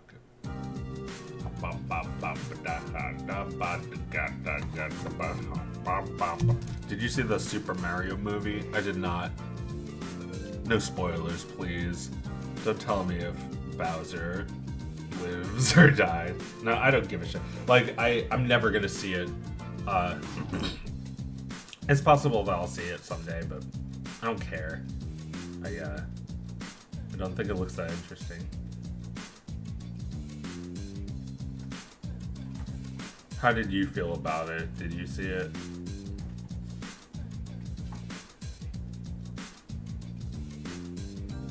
And on a scale of 1 to 10, should I see, like, how much should I see it? Like, how much do you think I should see it? My expectations are low, but that doesn't mean anything. The movie could be good, and I don't, you know, the lower my expectations, the better it could be. You know, that could blow me away, and, you know, could make it even better the more I think it's bad. It just looks like it looks like it's kind of just like I don't know. I guess I shouldn't rate a movie based on how it looks. I guess it does look kind of good in some ways, and it looks kind of bad in other ways. You know, generic. Yeah, but look, I would always say Mario is generic. Mario is good because it's generic. Audrey and Victor are generic. I want them to be generic. I want people to understand that even Jews can be generic. Right? Like, oh, that's actually relatable in a really human way. Like, right? Right? That's what she says here when her face turns into that. Right?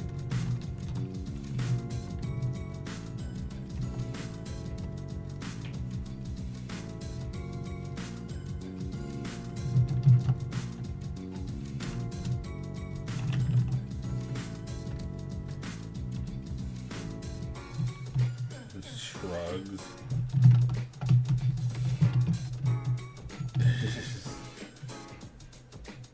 Right. Just like the Ninja Turtle.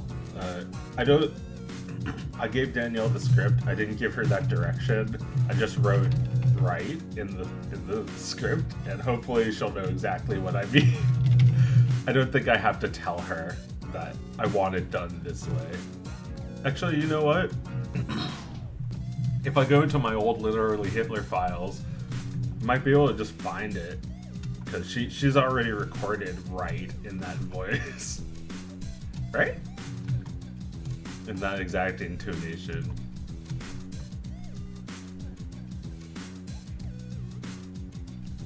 They called the video The Dog of Wisdom when clearly the main character is the dog in the plane. Sorry, I have no idea what the name of the character is.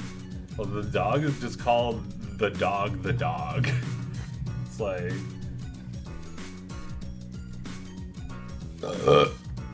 pardon me. But like, there's a dachshund who goes, and it's like, I like that there are two characters in the same style, but they're very different. Like, it's like, it's the same person, me, portraying them both, but like, it's two different personalities, which is interesting. And they have like, they look similar, but they're not the same.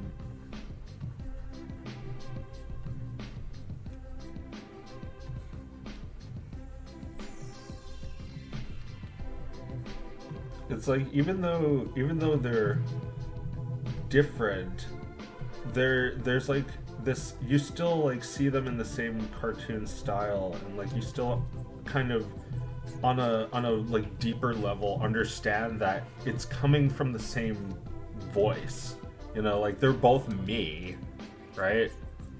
Like, even when I have like Max Gilardi arguing with Walt Disney about Shantae, they're both me. Like, they're both just like my own voice is coming through the characters, you know?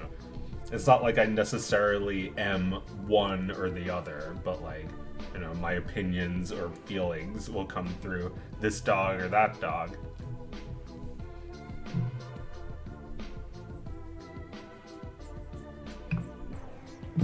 Do you own a dachshund? I don't, but my mom does. That's where the dachshund comes from. Like, I think that's, like, this is what I'm getting at, is, like, I think this is why people think this is the Dog of Wisdom, because, like, in their mind, like, this and this are, like, they're not the same, because, you know, clearly they're different dogs, but, like, they elicit kind of the same feeling. They together make a single statement, you know? Right, it's like the characters themselves were not anything that special. I think together is what makes them more like meaningful. That like there's something complete that like this, and like also, you know, this dog becomes wiser. So you kind of like, you see this dog first when it's like Dog of Wisdom, and this is the first dog, so that's probably what people associate it with. But it's like, this is the Dog of Wisdom. And, you know, I'll always say that this is the Dog of Wisdom, but there will be this feeling that this is the Dog of Wisdom because they're like the same style of dog. They're both voiced by me, and together they're one voice. You know what I'm saying? Let me try to think of a good example. Like, you know, Bert and Ernie, I guess. It's like, you don't just have one of them, right? It's like, I think Ernie wouldn't be that interesting without Bert. And, you know, Bert wouldn't be that fun without Ernie. It's like, not that different from Audrey and Victor. Just personalities. It's like... you know, these are puppets that... you know, their personalities are not that contrasting. It's not supposed to be that sort of like sitcom, but they have different views on life. That's why I think they're interesting characters to meet. They have very different views on life, and together they actually form an unlikely friendship. So, you know, unlikely friendship is you know, maybe is what's going on here as well. It's like, you know, gives him a hug, and he's like, ah. Like, let's hug. It's just like, where was it?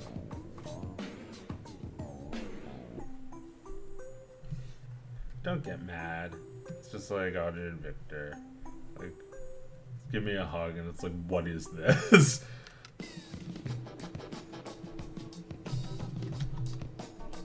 Right?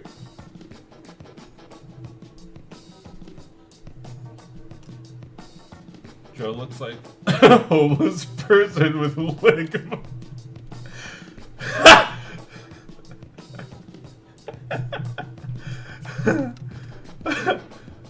Holy shit. I guess I do need a shower already. Like, I showered like I guess it was 2 days ago. But like I didn't brush my hair before streaming. I was like, yeah, whatever. So I guess I do look like a homeless person with ligma. Oh yeah, I wasn't gonna do like a mood meter. I was gonna do a shower meter. shower status. So like the highest ranking is cat. Shower status cat. It's like then your dog. Dog is under that. Dog means I'm dirty. I think right now I'd be dog. Then there's raccoon. And I'd really rather not do any lower tiers than that. I think raccoon is just the absolute worst, no matter how bad, no matter how many days it is. I think it's 3 days or more is raccoon, and you know, 2 days, like I'm, you know, going on 2 days now is dog. So if I showered today, I'm cat. But if it's been like a day or 2 days, then I'm dog. It's been 3 days or 4 days, I'm raccoon. It's bad.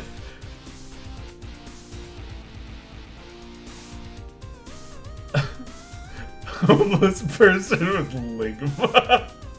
I don't know why that makes me laugh so much. But you know that you got like a sincere laugh out of me. A few laughs. Where's Cat of Wisdom? I'll make it someday. I have an idea for Cat of Wisdom. All I really need to do is make the model and animate him breathing. He's actually a boy.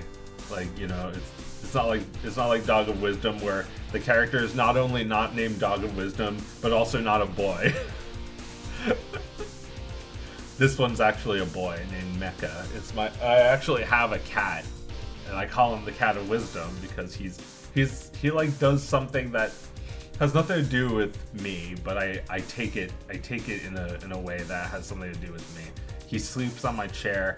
And instead of moving him, which, you know, I'd like to move him and get my work done, but instead of doing that, I think, no, I'll take care of some things that I have to do first.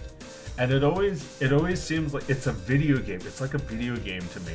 Like, you know how in a game, like, you know, there'll be like a giant reinforced wall that has, like, you know, you need some sort of key to get through it. But, like, it doesn't matter if it's a giant reinforced wall or some ants on the ground that you just don't feel like stepping on. Like in Mother 3, they do that. It's like, there's some ants blocking your path, so you can't go through.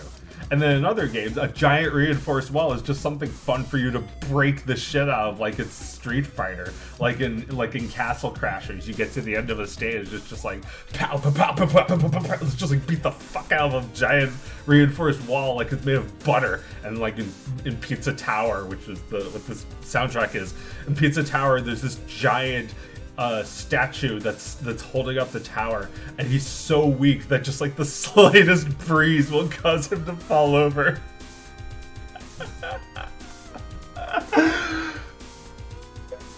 To be fair, it's literally called Castle Crash. Yes, it's true. But yeah, but yeah, what was I saying? Oh yeah, video games, they'll make anything into a wall, you know. It could be ants, or, you know, the the wall could just be a very easily destructible object, or obstacle rather. But yeah, like in my life, Mecha is like that. My cat, he's the cat of wisdom, because if he's sleeping on my chair, which he doesn't always do it, but if he's sleeping on my chair, he doesn't do that usually. I take it as meaningful. I find meaning in it immediately and think, damn, there must be something else that's more important right now for me to take care of. And that's his wisdom, that you have to do this first before I get up. You have to do the dishes. You have to do your laundry. You have to do the well, you can't do vacuuming. If you do vacuuming, he'll run away. So problem solved. But there's other things you can do besides vacuuming. You can sweep. You can do the laundry or the dishes, or even just, like, you know, the garbage, the recycling, any of that shit. You know, there's lots of it to do. Stuff that has nothing to do with sitting down at the computer and doing work, or even just like shooting the shit with someone, or just wasting time on social media. There's lots of things that the cat of wisdom is reminding you to do. It's like, don't move me, don't disturb my sleep. Get on with it. You have shit to do. Speaking of which, I will BRB.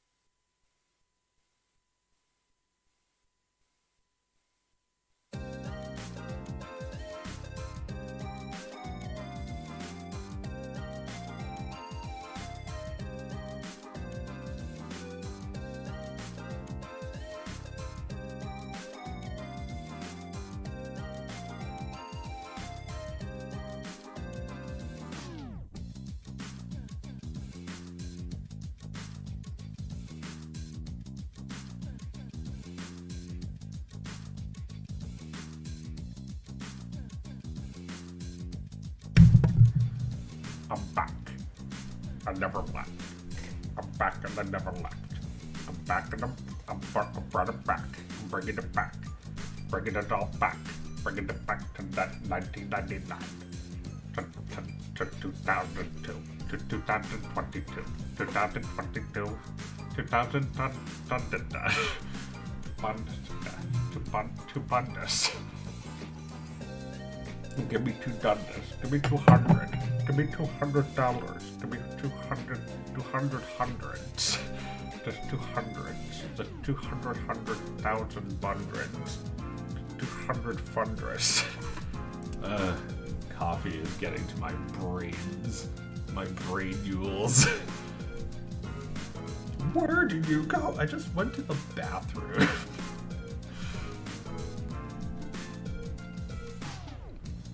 Yeah. You gotta find something to occupy yourself when I'm not around. It's okay. There's plenty of me left. You just have to wait for it. Like, if I didn't have to sleep, I'd probably just never stream, but I do have to sleep. I mean, I'd probably never stop streaming. I don't know what I fucking said. If I didn't have to stream... I still don't have enough sleep. I was gonna say, if I didn't have to sleep, I'd never stop streaming.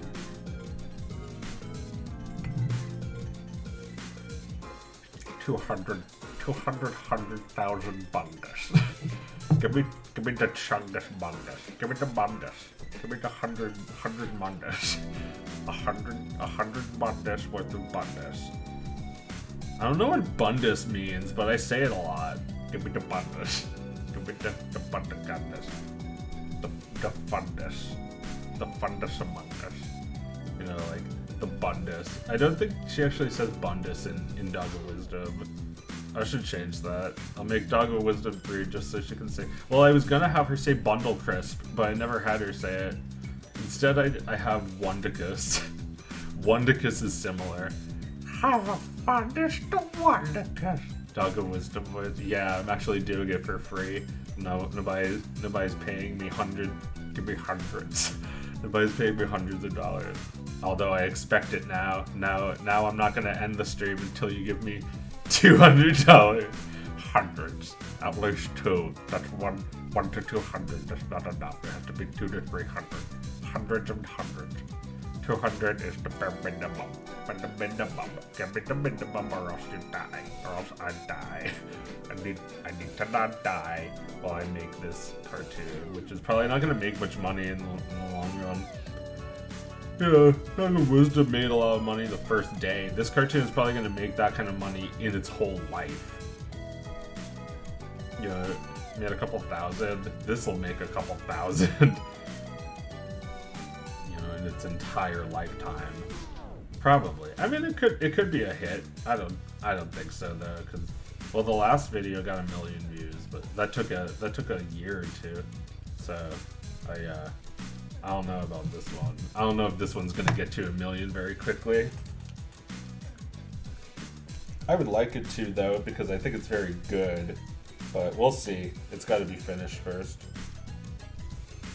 Work of art like the Mona Lisa. How many times can you say pizza?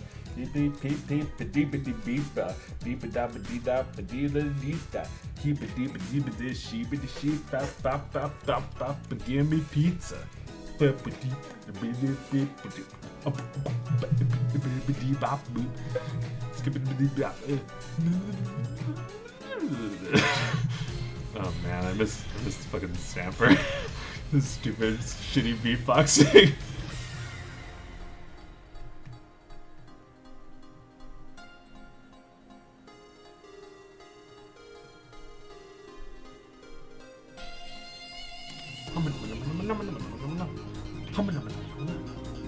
Oh wow, Nintendo released a picture of Ganondorf shirtless.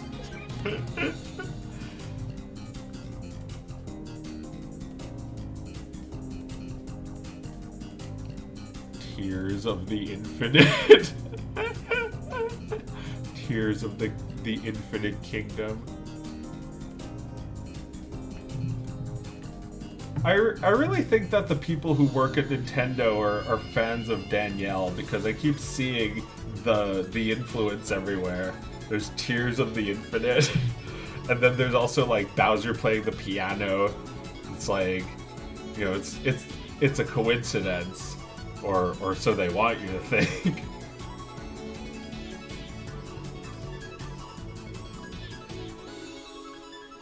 Is that the real Joe? I'm a real Joe. I mean, people don't think I'm the real me, even when I'm like, you know, just like if I'm in a Twitch chat, and somebody's streaming, then, you know, I'm not even like, make way for the great me grab. I'm just like commenting on the stream, and people are like, is that really you, Joe? Like, who would pretend to be me? What kind of weirdo is that? Do you actually see people like that all the time? I guess maybe not impersonating me, but other people, yeah. I see that shit all the time. I see people impersonating me sometimes, but they're not like impersonating like that well. You know, some people ask me if I'm me when I'm not even like pretending to be me. Like I saw somebody using my username to like share some shitty link, and it's like, not my username, just my icon, and it's like my same exact icon, and they're sharing some stupid link. Okay.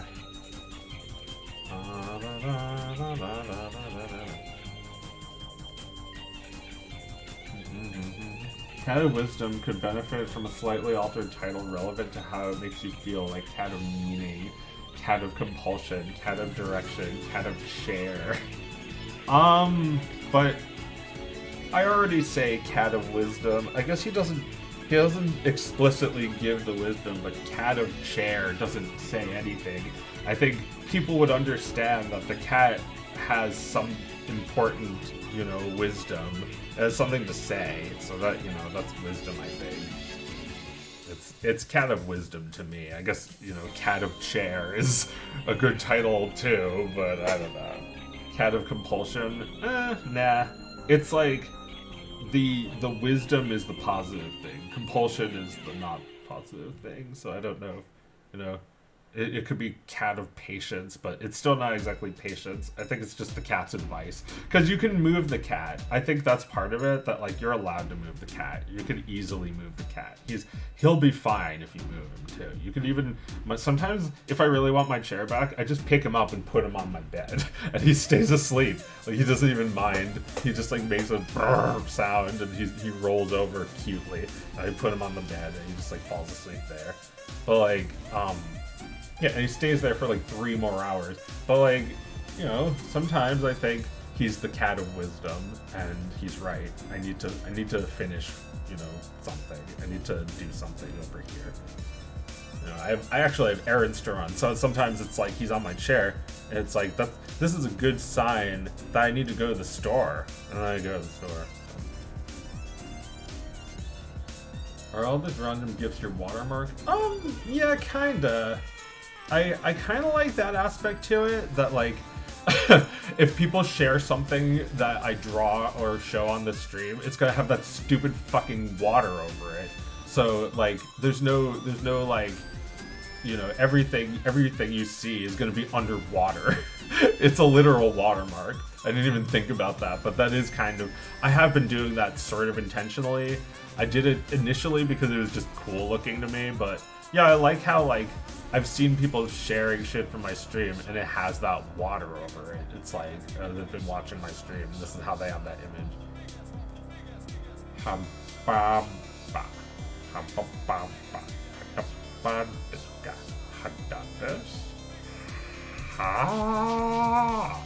Give me hundreds.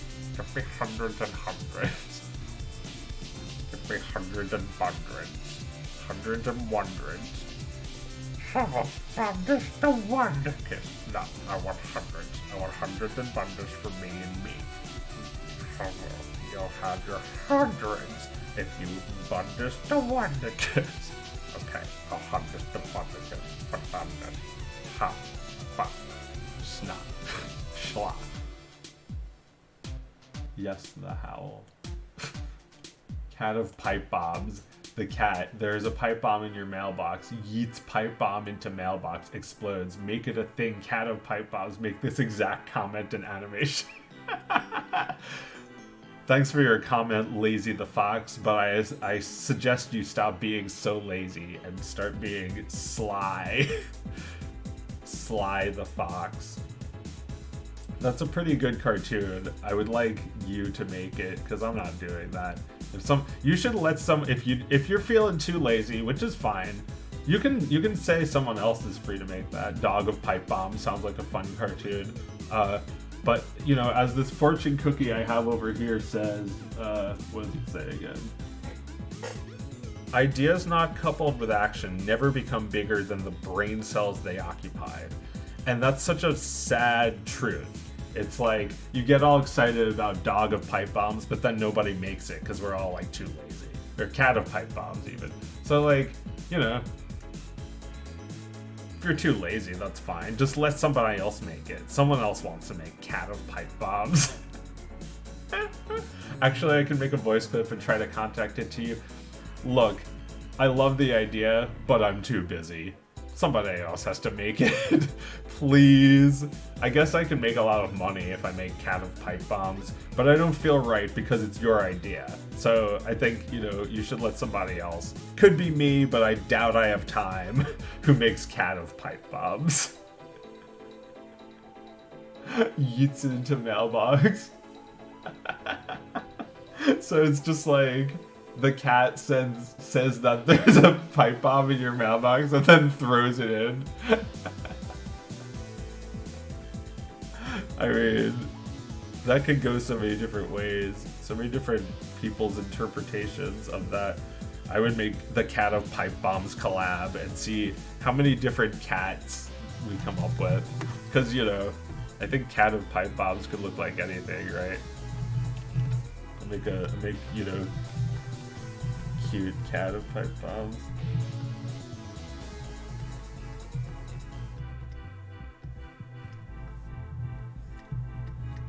Aw, he's got a pipe bomb. Look at his pipe. John, where could my pipe be?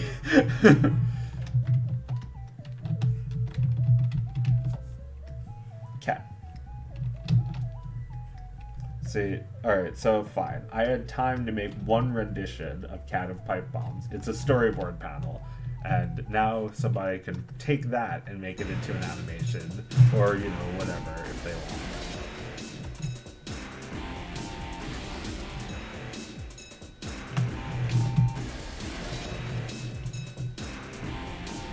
Dog of Sexuality. Yep. That's another one that I don't have to make myself. It's like, the dog is like, have you ever wondered where I came from? you want to wonder where I come from? Here, here's a video of me being bored. Here's a video of me being conceived. It happened even before that. Why? You wanted to know where puppies came from. You love puppies so much. Why do you not like this? It's cute. It's me being born. Wasn't that cute? I was being born in that. My mommy and daddy were having me. Here's a video of where babies come from. You want to know where babies come from. Here's where babies come from. I'm a baby. I'm a baby, and here's where I come from.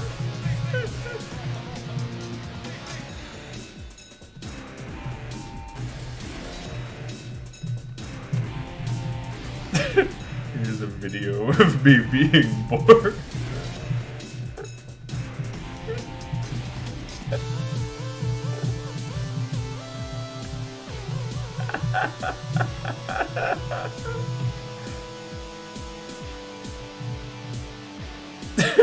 Religion dog would never.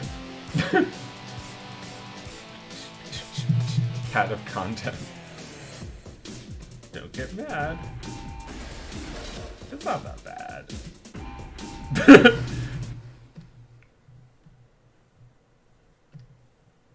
Okay, so this I never finished this one. It feels like this coil should be in front of it, right? Yeah, it is. But then there's like this part of it. So maybe what I'd like to do is to like maybe grab grab like this part of it and put that on its own thing behind it.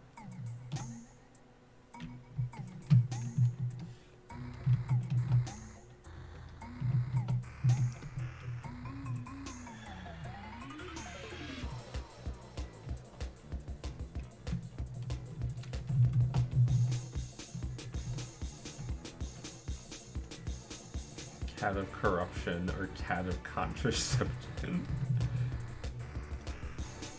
Aw, cat of corruption. Okay, so it like goes like that.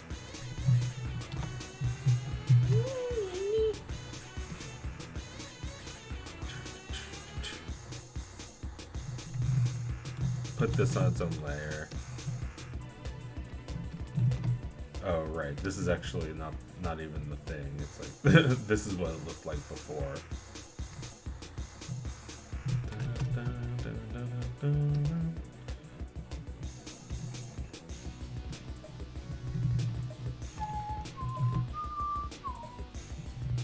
Meow, meow, meow. Cat, a cat, a cat. Cat of cat. Yeah, I'll make Cat of Wisdom someday, but not. I don't know about Cat of Pipe Bomb. That's funny though. I like the idea. I just don't. I don't feel right taking it. It's so good.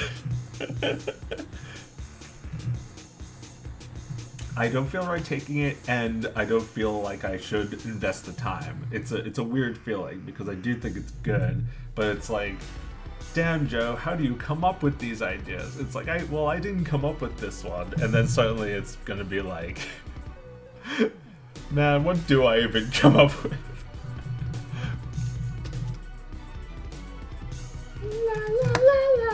Dog of Tax Frog. I would love to watch that. That sounds fun.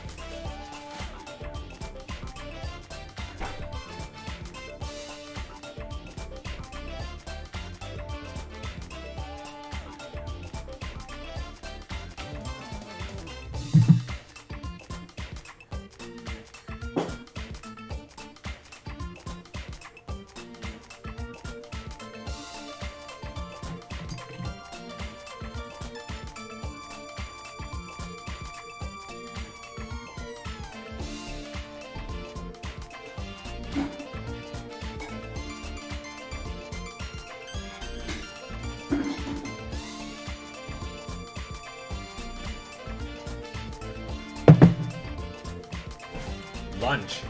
Ugh.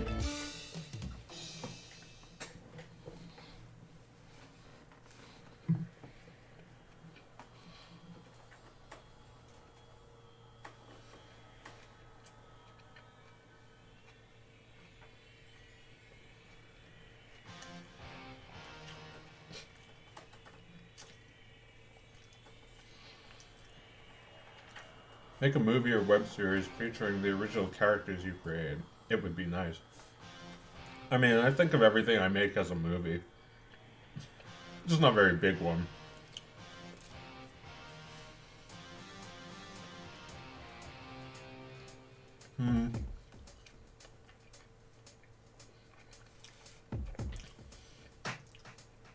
It would be nice. I know what you're imagining. You're thinking of something bigger. You think I deserve a budget? Well, it's nice of you to say so. But, well, I guess I could probably get a budget together now.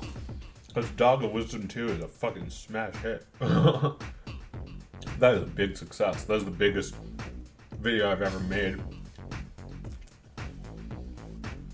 It has like 70 billion views.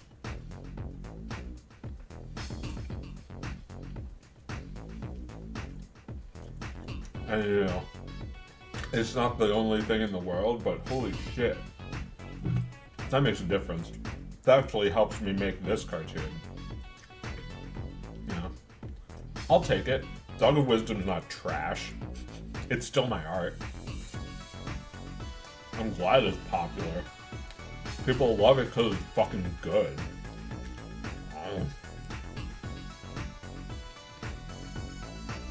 But,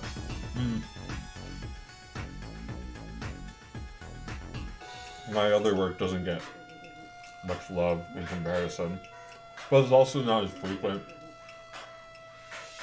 You know, 7 years isn't that long. No, I mean, it's not frequent. What I meant is, Dog of Wisdom doesn't have a long development time. It has a medium development time.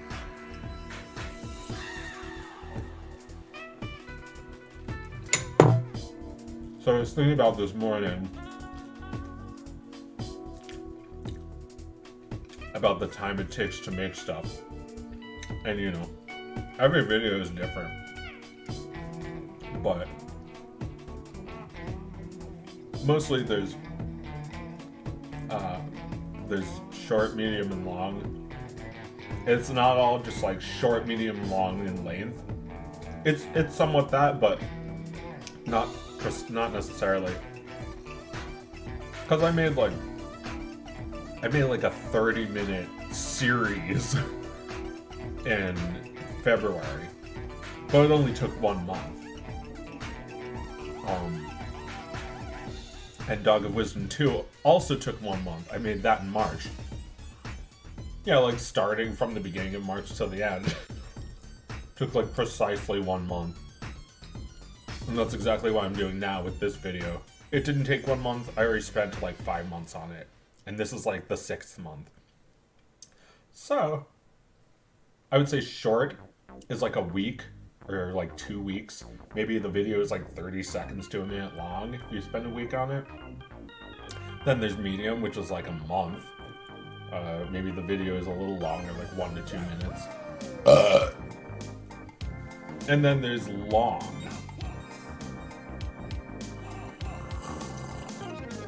Which is such a big deal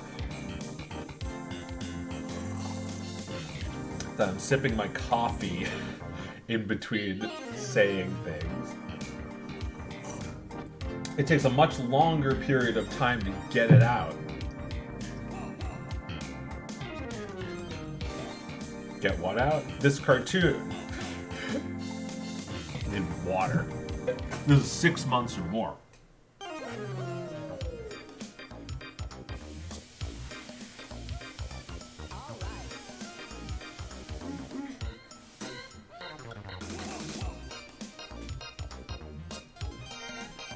And I'm talking cumulative.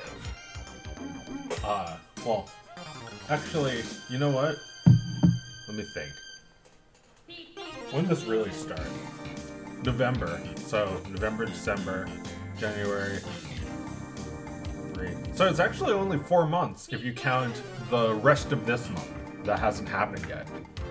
The next 3 weeks. So it's like May 9th. That's when I want to release this. 3 more weeks. It's like only 4 months, actually. That's cool. That's like short. That's like Pete the Power Cut was also fast like that. Getting efficient, I think. And also very passionate.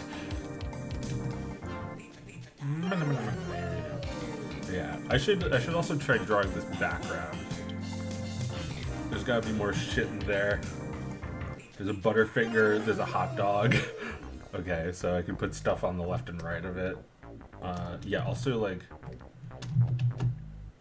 ba-dum bum bum ba-dum bum. Bum bum bum bum ba-dum bum. Bum bum.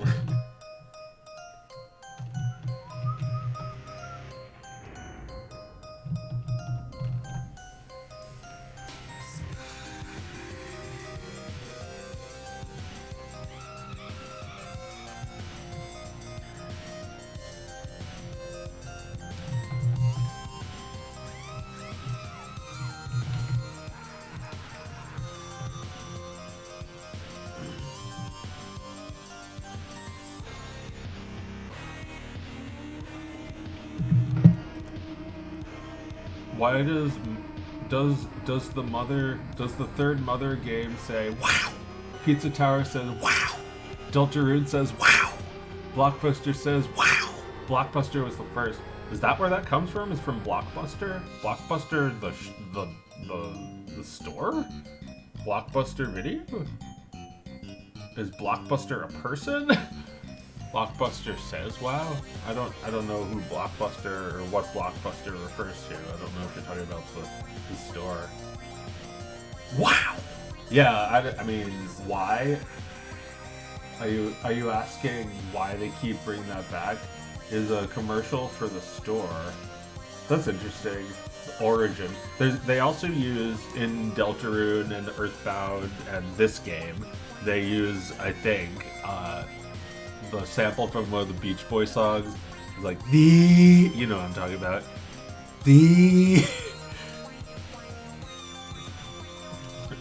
song called like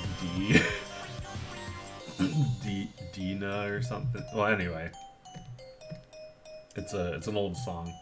Daydream. Yeah. But why? I mean, I don't know. It's just inspiring, isn't it? It just inspires you. Like, you know what I'm talking about. Orc 2. Yeah. This guy knows what I'm talking. You know, this guy's heard of Britney Spears. This guy's heard of Michael Jackson. It's like the fucking Backstreet Boys. Just every note is the fucking Orc 2. It's from Stravinsky.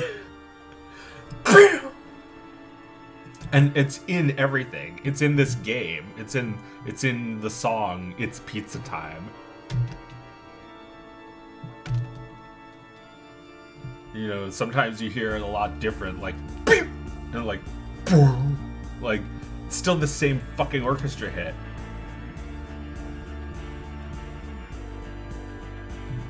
But why? It's just inspiring, I think. You know, like it's like why would you make anything that owes something to something else and actually use a reference to it in that thing? You know, like Pizza Tower, for instance. Why would you do that? It's just so people know what. Well, it's not even that people know what you were inspired by, but the fact that you know that it couldn't exist without that inspiration. You know, like there's a lot of things like that. The Orc hit is so awesome. It's like in so many songs. I heard it sampled in one song, and I can't unhear it. Yeah, you'll think about a usage of it every time you hear it. It's in Mario World. It's everywhere. Oh yeah. Dun, dun, dun, dun, dun, dun, dun, dun, dun. It's good shit. Yeah, we all have like emotional attachments to, like, I used to hate it when you hear like sound effects that you hear all the time, but I realized there's actually something interesting that you can do with that like you can cause people to think of other things. You can cause people to like overwrite what they think about is now the new thing. You know, for some people that it's not the same sound effect, but like when Peppino taunts, it's like for some people that's gonna be the Pizza Tower sound effect for the rest of their lives. It's, you know, it's a much older sound effect than that. It's also like that Orc 2 sound in a lot of old 80s songs. It's like the exact sound. You'll hear like in the 90s everywhere. It's just like constantly. But now for a lot of people, it's Pizza Tower taunt sound forever. Which is cool. I like that. You could, you know, I made a stupid cartoon where I used a Mario song, and now people think about my cartoon every time they hear it. Da, da, da, da, da, da, da. I think I heard the taunt sound in a battle stage in Mario Kart Wii. Yeah.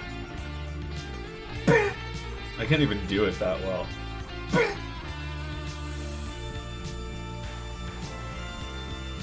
Just saying, if you use Krita, this version is old. I know it's old. I'm not using Krita.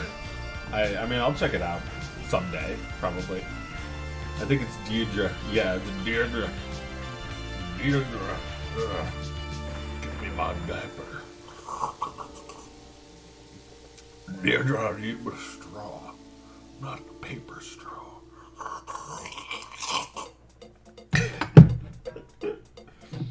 I need my powder. I need my buttocks powdered. Deidre! Deidre! Jane! Help! I sometimes scare the cat when I'm too loud, but not this time. Meow, meow, meow, meow, meow. Meow, meow, meow. Cat, cat, cat. Yeah, he's asleep.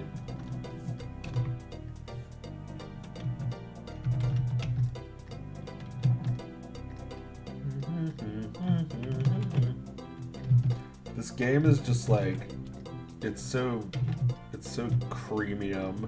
It's so the cheesiest. It's subtle and nuanced. I mean, honestly, I guess I didn't realize it, but that's what I want out of a video game, is a platformer with no dialogue whatsoever, but still has like an interesting narrative somehow.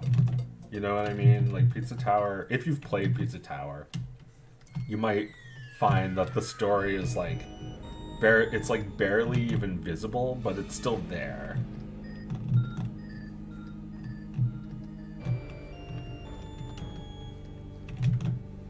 You know, a lot of the storytelling is told through aesthetic. Like, you enter the tower, the first thing you see, there's this evil pizza face everywhere, and this song is playing.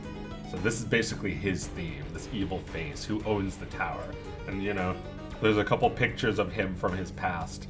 Otherwise, there's no real explanation for who he is or what he did or how he got this evil. But you know, you can infer a lot of those things, and your mind can fill in the blanks. You can figure that he just got greedy. He just got evil because he got greedy. And, you know, that could be your story too if you're not careful. So, you know, whatever. That's how I interpret it. Played BioShock on stream. It's been a long time. I don't own it anymore, but yeah, I used to like BioShock.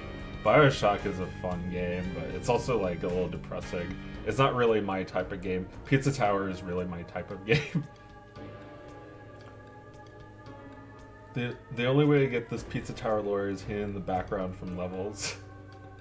Yeah, I might not even understand I might not even know like the half of it. But like I'm noticing it's like a little like Dark Souls where the narrative is there, but it's not just handed to you. You kind of have to like peel it back and see what's underneath. You peel back the you know, little linoleum, you know, under the glue there's like this weird pattern, or there's like a spiral of ants or something. There's something very interesting about the narrative in Pizza Tower, and I think it's because it's mysterious. You know, like, so little is actually given to you. So little is actually explained away or given like an explanation that's satisfying to you. It's like, you don't need that stuff. You what you need is to think about it. That gives you something to think about. It gives you some kind of thrill. And actually, that's fun.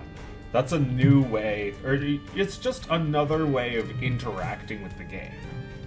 I gotta say this stuff when I'm streaming with my sister. Me and her do a stream on Twitch where we talk about video games and stuff.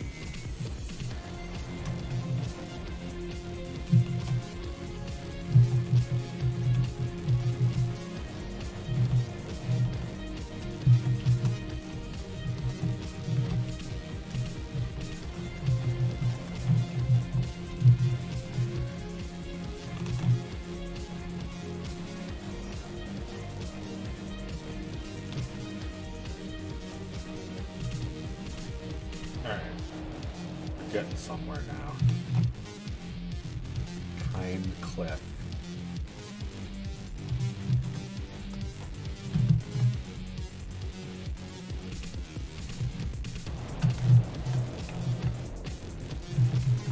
What way is it? Oh, it's all the way down here.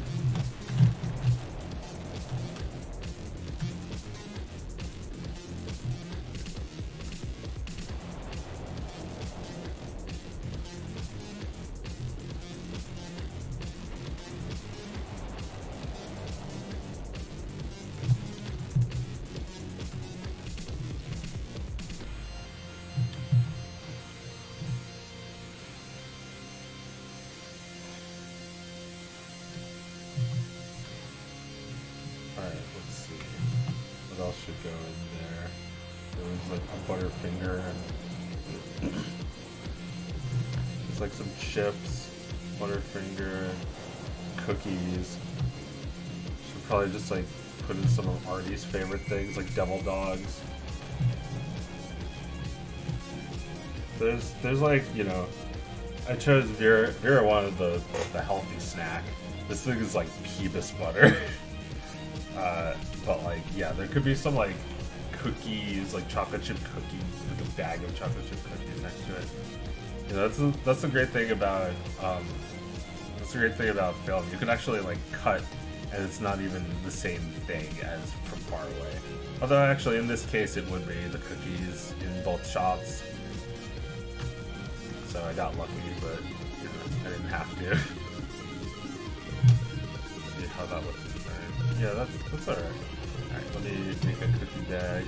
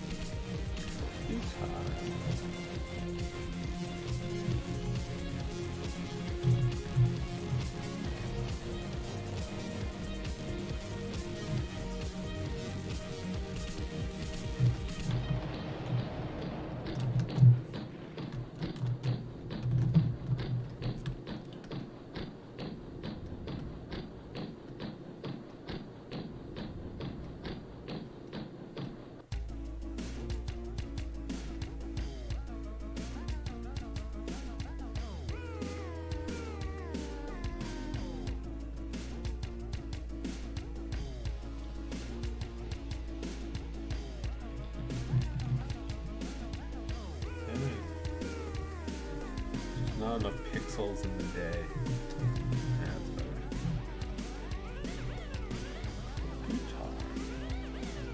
We have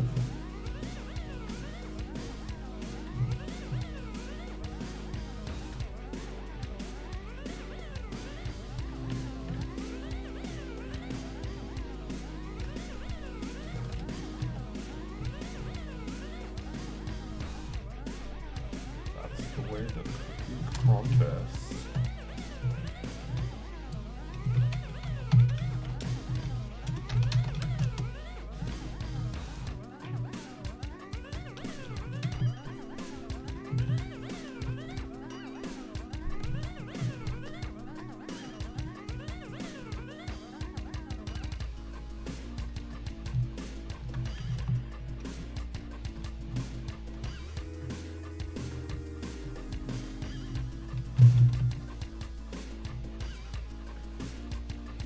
Dealing with over here.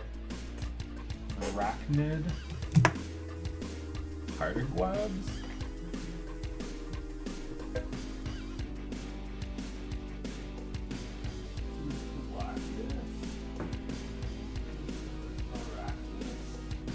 Yeah.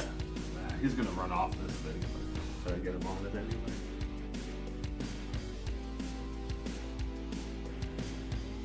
Maybe I can put a cup over him.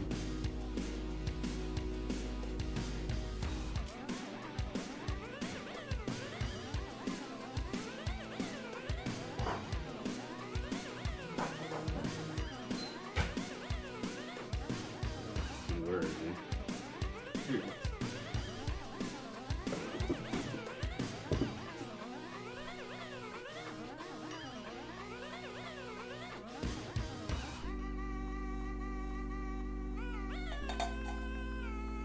Look, it's an arachnid.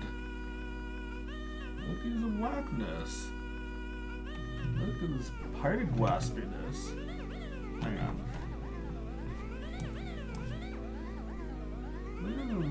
spider guy. Yeah, put him on a plate for you to eat him. Look, he's cute. No! Don't leave. Look, he's cute. Look at the spider plate. You can barely see him. He's shy. I'm taking him outside. Oh, he's creeping. He's creeping. He's crawling. He's balling. Oh, I like him. Oh, he's cute.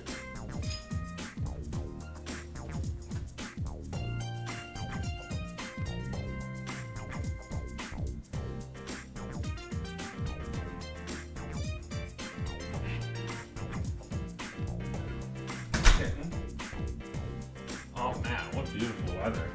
Make sure to take a break.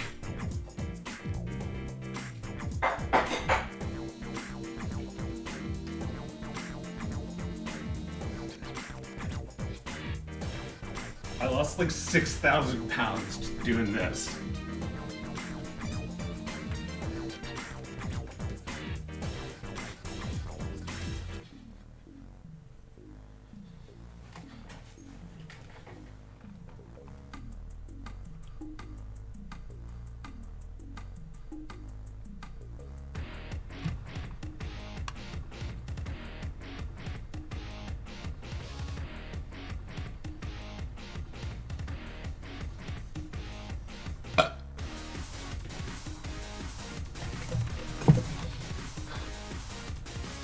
Nice crumping, Jack. Oh, you know. Crumping was the first form of communication. You know, there was one day where we went from like we weren't even like multicellular. We were just unicellular. And it was just like ugh. And like ugh. And like ugh. Just like little dude, little one cell dude. It's crumping. And it's not like us where we're like, well, you know, it's obvious why you do that. You do it to attract a mate. You gotta look cool, you gotta mate. Hell no. It's way earlier than that. We didn't even fuck back then. We were unicellular. We would just like, you know, dance the night away until we were two people. Not as two people, but we'd just like do that. And then it's just like, bah, wah! It's just like crumping all fucking year. And it's like me and my offspring. They're just my offspring. They're not even like, I don't even have a wife. I just made them without them.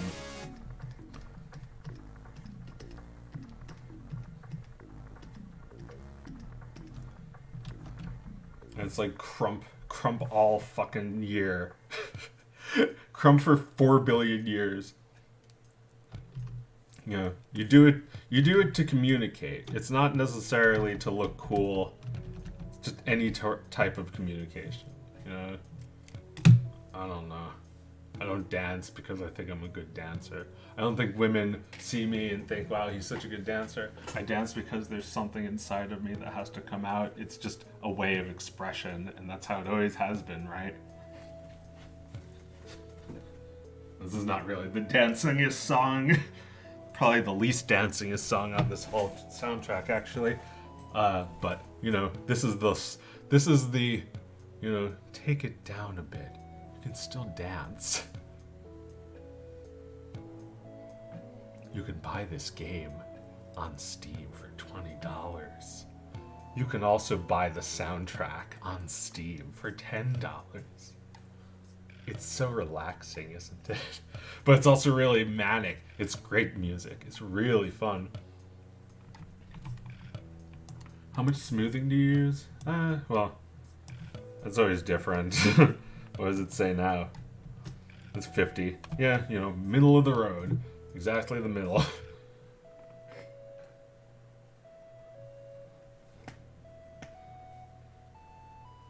I mean, your cells still do that basically. They just do it in the shape of a person. Well, yeah, these things are our ancestors. We were like that, you know. We as a creature were that, and you know, I'm not that, you're not that, but we came from that. And it's, you know, like some things never change, you know, like being able to asexually reproduce, that changed, but dancing was always there. It's, you know, it's innate in all of us, no matter what kind of creature we are, no matter if we're animal or plant or fungi. We all have the same ancestors, these unicellular dancing blobs. They're just crumplets. They're just fuzzy little crumplets that turned into multicellular organisms over millennia, over billions of years. Like, wasn't most of the evolution in that time, like billions and billions of years, and then like the other half has been like in the last 3 years since the pandemic started, basically. Man, it feels like millennia since it started, you know. I'm talking about like I don't know, maybe 2 billion years ago is when things really started getting lit. I'm pretty sure 2 billion years ago, like 4 billion years ago, life started. 2 billion years ago, I think we started getting multicellular life. Me when biology, OMG Spore IRL. God, I hate how I'm laughing at that. It's like people make the dumbest joke. It's like they made whatever in real life.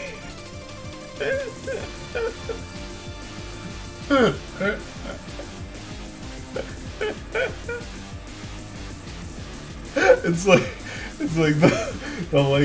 they'll go to China and say they made Disney's Mulan in real life.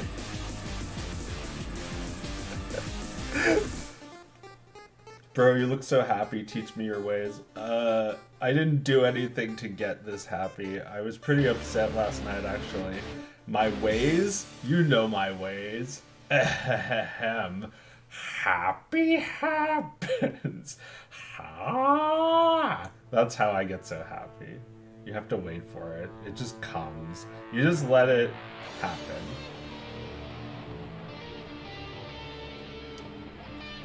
Crazy how the universe is only 3 times as old as the Earth. 13.8 billion years versus 4.5 billion years. But yeah, like, I was thinking about how my sister is 4 years older than me, which means that she was twice my age when she was 8. But she's not twice my age anymore. She's well, you know, when I was 4, she was 8, and now I'm 34, and she's 38. So, you know, stuff changes.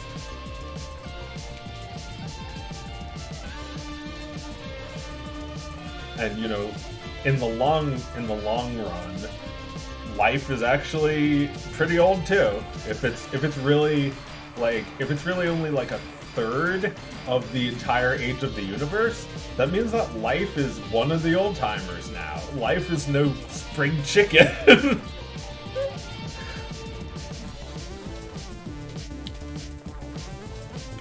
But hey, anyway, let me get rid of these things that look like hairy ball sacks. And bring back Audrey saying, "Don't get mad." Don't get mad. It's not that bad. It's not that bad. See? Nobody got hurt. The car didn't get hurt that bad. So the chicken came first, not the egg? Well, I don't know. What came first, life or the universe? It's like, well, the universe came first. Yeah, but you don't know that. What if you were born, and the second you were born, the universe came into existence? You don't know, because you weren't born yet. So what came first, the chicken or the egg? You or the universe? Or did you come at the same time?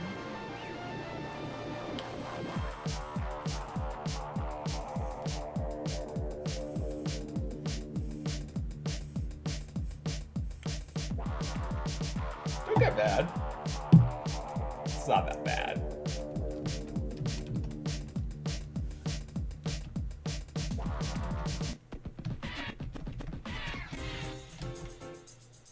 Ass.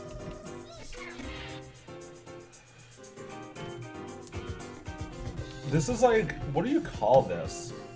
Do you have, is this like a, I mean, I'm trying to cope with my horrible feelings. It's like, I have a bunch of images here that make me laugh, that make me feel calm. I've seen Mario do things for people to calm them down when they have anxiety, so he made it into this. This hot woman, this picture of Heidi, these other pictures of Heidi, and you know, some pictures of Audrey and Victor, with Audrey saying it's not that bad, don't get mad. It's like, I like these images. I don't know what you call this. Victor's just gonna slap Audrey if she keeps saying that. He's gonna run her over with a car. He's gonna pick up this car and crush her with it. Don't get mad. I'm not mad.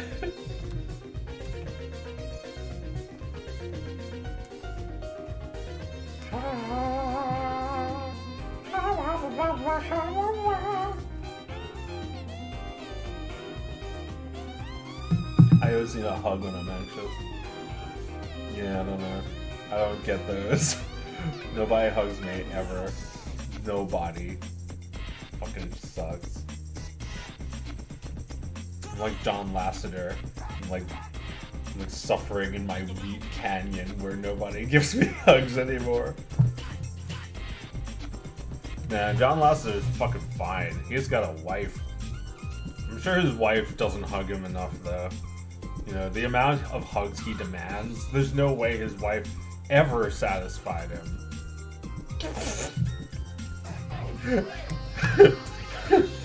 Look, John Lasseter did some things that were shitty and condemnable and, you know, maybe even wrong. However, he's also a person, and I think maybe it's better to understand what he did wrong than to just constantly, you know, condemn. I think it's an interesting topic. John Lasseter hugging people against their will. Now that's funny. It's like, it's sad. It's actually a sad story, but sad plus time means it's actually really funny too. Like imagine this. You have a boss who's such a nice person. He's such a human that like he actually hugs you. You know, maybe you had a bad boss before. Maybe you heard about bad bosses in this business. Maybe you heard that they lack humanity, that they'll never greet you like that. They'll never hug you.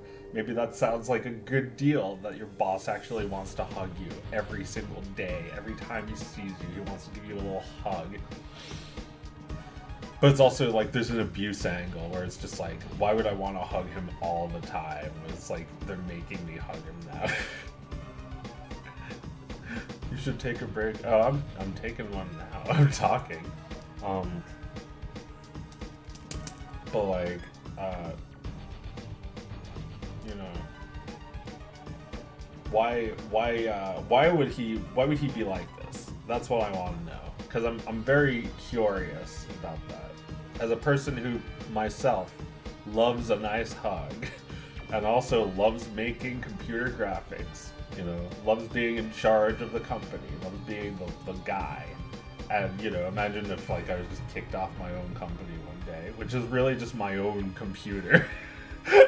If somebody took my computer away and said, it's mine now, it belongs to women, and it's like, oh, I hate women. Right? That's how it feels. But like John Lasseter, you know, he did do something wrong, but I also don't know if he necessarily got punished for the thing he did wrong. He didn't actually lose his position. He just lost his job and got humiliated. You know, he got humbled. That's what people really got out of it. They didn't actually get him out of the business. And, you know, he said he'll make a commitment to not doing that shit ever again, and he'll even sign a thing that says he'll never do that shit ever again, or he'll go to prison or whatever. I don't know what he's saying exactly, but like they didn't have to just like throw him into a new position of power. Like doesn't that like just also dance around the issue? It like satisfies some jerks who wanted him fired, but it also doesn't solve the issue. It just gets him back into the same position. So like I don't know. Curious. It's like why would you need to hug? Like is there no like are we actually is John Lasseter, does he need those hugs? You know, that's what I'm wondering. Did he actually need that affection? Because, you know, your employees, yes, they can be your friends. You can hug them. But, like, why does he demand that much affection? Is it because he's not getting it elsewhere? Do his children never hug him? Maybe they don't like hugging him?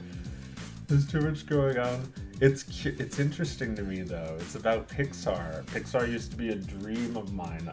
I stopped dreaming it because I was like, Pixar's doing fine without me, and I got my own Pixar.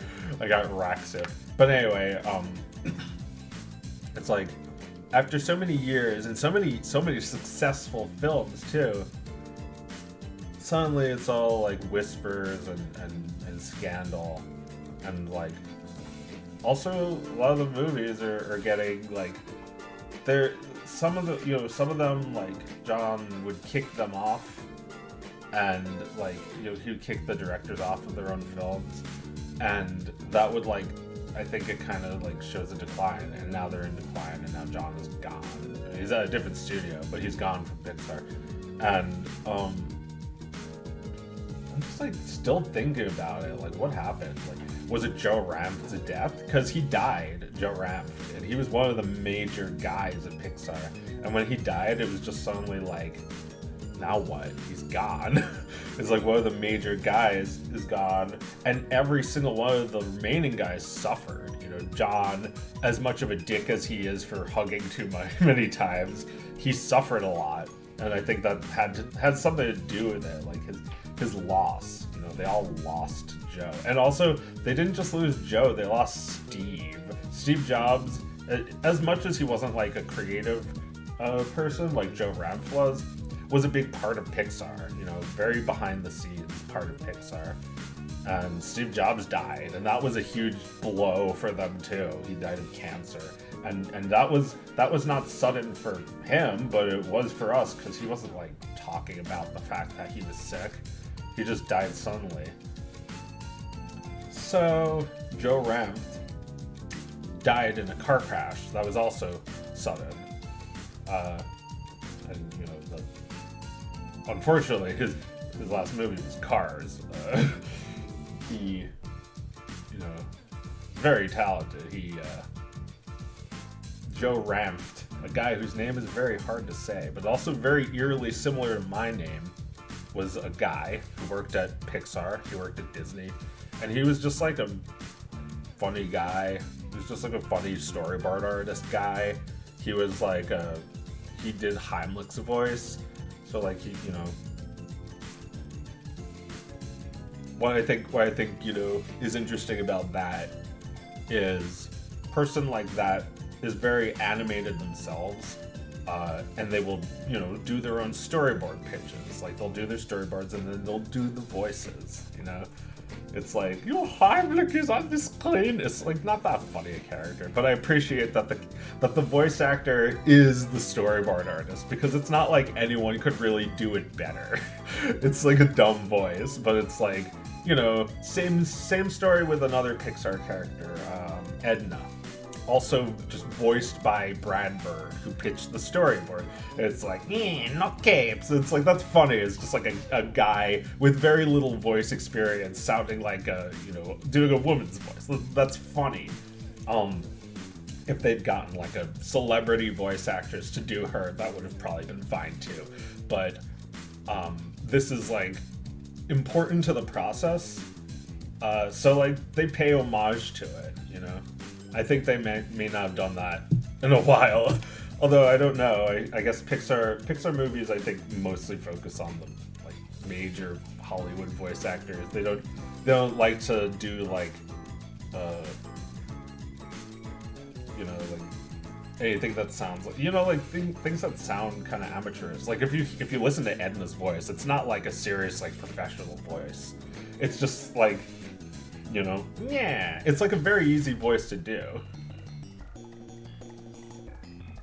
But that's not the point. The point is that he actually did the voice because that was him in the storyboard pitch, and I'm sure it had something to do with the fact that they were using that as they're probably using that as the scratch voice, and decided it was good enough to use in the final movie. Schizophrenic ramblings. I'm just talking about Pixar movies and like things that inspire me about them and things that I have like criticisms of. That's not that schizophrenic, although I guess I sort of agree about the fact that I can't really stay on topic. Like I can't focus on anything. I just keep jumping from one thing to another. I'm not really getting to any point. So it's a little bit schizo in that regard. But like, what was I saying? I was saying, you know, Pixar's not what they used to be. I mean, it's okay that they're not what they used to be. I actually think that's fine. A lot of things die. It happens. Everything dies. Everything has a decline. I mean, not everything has a fast decline. Some things have a slow decline. Well, like, without even seeing the movie, I know that The Good Dinosaur was really bad for the studio. It was underwhelming. People didn't like it that much. It looked kind of basic, you know, like Pixar. It almost like someone else doing Pixar. It had ideas, but I don't know if they were good ideas or well executed. And I didn't feel like most of their recent movies were executed that well. Like Inside Out, I kind of felt let down by that one. I thought that movie was, I guess I was maybe too hyped up about it. They're not what they used to. They're not what they used to. I mean, you know, the people still love that movie. It got a bunch of awards, I think. But I thought it was a little frustrating. Like, there's a lot of stereotypes, and like they have really basic personalities, not just for the emotions, but for the people. It's like, that's frustrating. It's like, you have a lot of opportunities to tell like really interesting stories, and they go with the most they go with like the more generic, like the really, what do you call it, they go with the lowest common denominator. Like, here's an example of what I mean. When I say Inside Out could have been a lot better, it's like they go inside Riley's like subconscious, and they go into her deepest fears, and there's broccoli there. Like, every character in this is an annoying stereotype. It's like the problems are just so deep. It's like, just like something like that was an amazing opportunity to go with like something like deeply terrifying, you know, like, you know, they had a clown too. Sorry for spoiling Inside Out. There's a clown that tries to kill them. But like that, you know, even that could have been a better execution with that kind of lame idea. What's going on? Like, this is what I was thinking back like 10 years ago when I saw that movie. Like, what's going on? Like, I thought Pixar was really good. And now I see, you know, is it just that I got older and I see that their ideas were always kind of dumbed down for children? Or are they kind of just getting dumber, kind of getting simpler? I think they're getting simpler. I think they're trying to appeal to a wider audience. You know, people with less brain cells, you know, babies, people with lower intelligence, like tiny babies who don't have fully developed brains, and also people from other countries who don't speak English. They try really hard to get their money. They make different versions of their movies now that have translated, like, in the movie stuff that they actually render over and over in different languages so that they can, like, it's annoying when they they can just like have people like they can't have people know that it's from America, that it's an English movie, because like I think they also changed the like lip sync. It's like they don't need to do all that. People should you know appreciate it as American entertainment. And, you know, not make it look so generic that it could have come from your country because it has that your country's like stuff written on it, or like they changed the actual movie in Japan. They like Inside Out, there's a scene where they have like broccoli on pizza. It's like broccoli on pizza, ew. But then it's like in Japan they put bell pepper on the pizza. It's like we thought that since people in Japan like broccoli, bell peppers was more appropriate. It's like, why? It's like people like broccoli here. What's with you and your... I can't stand this. It's like a stereotype. Broccoli on pizza is so nice. Yeah, it's one of the best fucking topics. What the fuck is... Like, they're making... Like, even a kid wouldn't get mad if there's broccoli on pizza. Where are you getting this? It's like my deepest fear is broccoli. Why? What kind of character are we doing? Cat. Cat.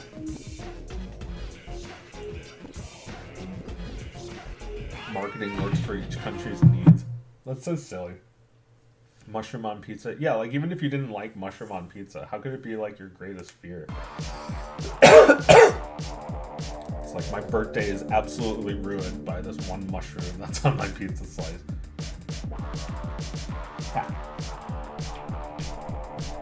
Thoughts on meth? Once. Yes, once. Do it once. You won't do it again. Trust me. I did it once. I remember it like it was just yesterday. And it hasn't even happened yet. Oh my fucking god. And that happens. Wow. Heroin happens.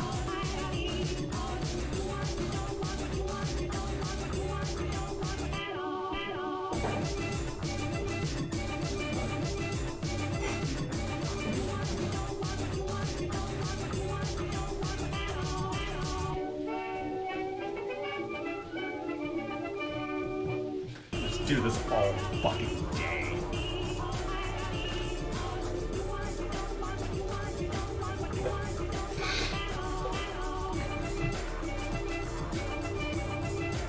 Pizza tower with pizza topic, how perfect. Yeah, you know, I kept thinking this game has such a great narrative and there's so many things that are like related to pizza that I can say about it. Like, this game is so good. It's like, it's weird that it's just like this other game that Nintendo made, but it's also like they made the game they wanted. They got exactly what they wanted. Like a pizza. They got their pizza with the weird toppings that everyone would judge them for, like anchovies. Oh, it's so cute. Oh, it's so cute.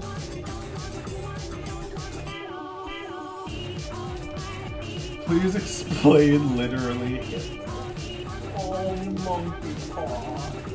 He's the cutest thing I've ever seen.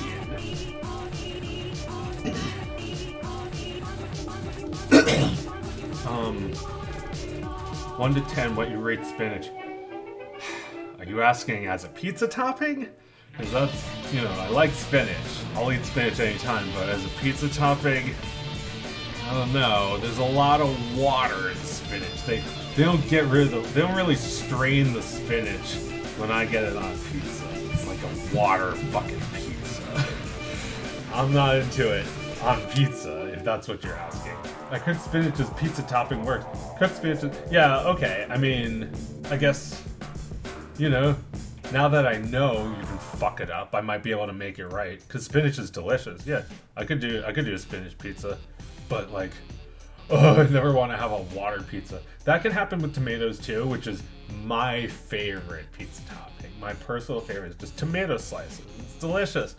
Chicken and tomatoes is my favorite combo. But you know, if you want to go all deluxo, you get fucking cheese cheese, chicken, tomato slices, and what was the last thing?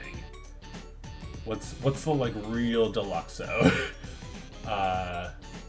You know, it might be like barbecue chicken. No, I'm not that into barbecue. It's okay, but I feel like I usually just get chicken and tomato, but there's got to be a third thing. I mean, you know, the gabagool maybe, spinach if it's not too watery.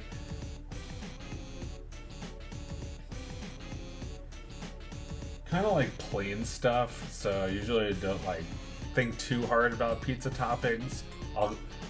I'd rather get like a plain pizza if I haven't been somewhere yet. I'd like to try their crust, just their cheese and crust, and their sauce, because those are the really important things in life. Crust, sauce, cheese, in that order. Joe, do you have any pants on?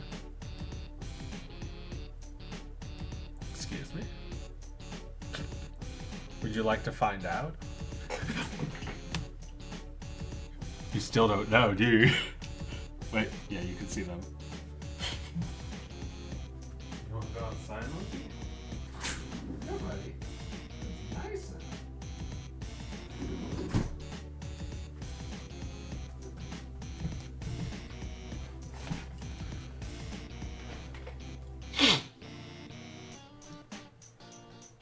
I like having no topping with extra cheese.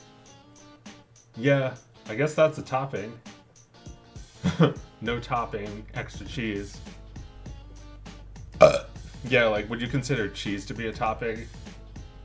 Maybe if we're getting, like, if we're splitting hairs, cheese is a topping. But, like, yeah, I don't know if sauce isn't a topping. Joe, why do you have pants on? Because you have to pay to get them off. Waiting for the microwave. Is this the golf song with the microwave? No, it's not this one. It's a different song. I love that though. I'm glad you said waiting for the microwave. LMAO, I usually never order pizza and just order pasta unless I'm in a big group. Yeah, pizza is kind of a thing to share. Especially because it's like, it's nice and hot. Everybody gets it while it's hot. There's no way you could eat a whole pizza yourself while it's still hot. But, you know, I'm also a big fan of cool and room temperature pizza. Not a big fan of like partially frozen pizza. I thought I could do it. It's just like a little weird to eat it like partially frozen.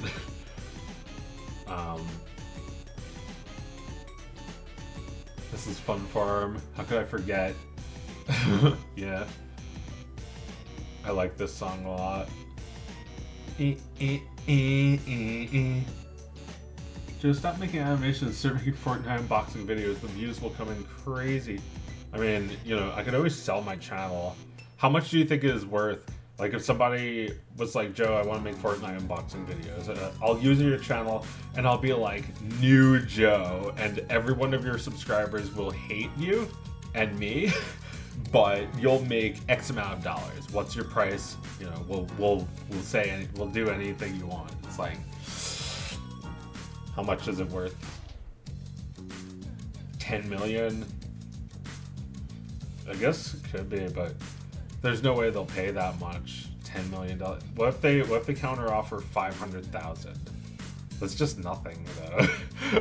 That's like, I'll never have that fucking money. I'll never get that kind of money all at once ever again. But it's just like, in comparison to like my entire fucking life's work, it's just nothing.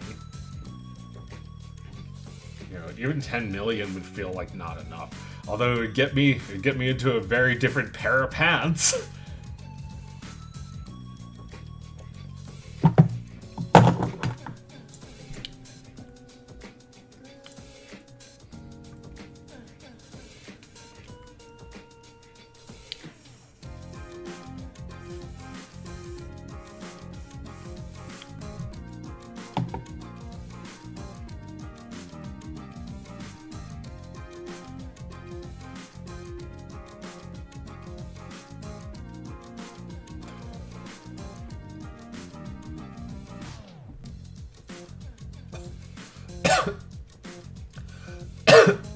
Joe, why do you think people got horny about that alien wearing a Trilby hat?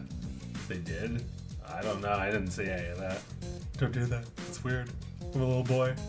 Fuck you. Shut up. Fuck you. That's weird. Yeah, Trilby is supposed to be like 6. So don't fucking do that. No, I don't give a shit.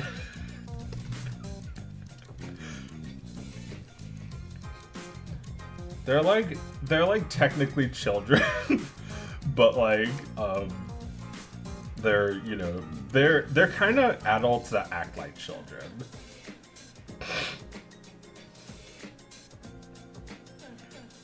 Martians aren't really horny, I don't think. Although I don't know how much of this is J.K. Rowling talking about wizard shitting. The only amount of that I've seen is somebody asked Danielle what their pronouns were, and she was like, I don't know, they're boys. So they're he, I guess. Me and her have like said he and they about Trilby, like either. So, you know, that's the only bit of lore that's out there. That's not like in a cartoon, I think. I don't know if they ever specifically address the characters by pronoun. Although I guess they're boys because Billy says they're yard boys. It could be a gender neutral thing like Game Boys.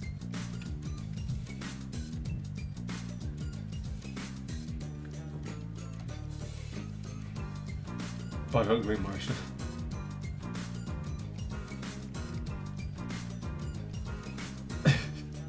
I'll give you $384 for the channel. Damn, hot dang. I'll be like Homer Simpson. $25. And he like, ooh, hammer. He like imagines all the shit he's gonna buy with $25, and it's like hammer. I think he's like, might be like getting like a foot massage or something in one of the fantasies. Ooh, hammer. And then he just like spends it on beer. But the reason he has $25 is because he sold all of his stock that he owned at, like he had stock from his company that is, you know, worth like nothing, and he's like, I should sell, and he sells all of it for $25, and then the next day, or even the same day, the stock goes up by like 100 times, and he loses out on like thousands of dollars, and it's like all of his friends get money, and he gets $25 and beer, and his wife gets pissed off at him for wasting that money, or you know, for wasting the stock.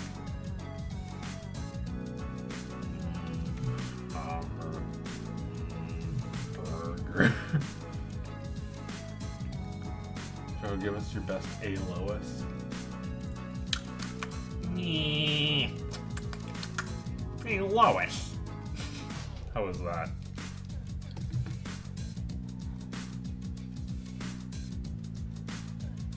I was thinking about that before. Oh yeah, so let's see if I still have that open. I was giving Peter and Lois some like couples therapy in this like psychologist. There's like a psychologist AI character, and like you can make an AI chat character, and like you can make them talk to each other. So you can make Lois, Peter, and a psychologist. So I put them all together, and like they're like you know, they talk to each other. And let me hang on. I actually just like snipped it somewhere here.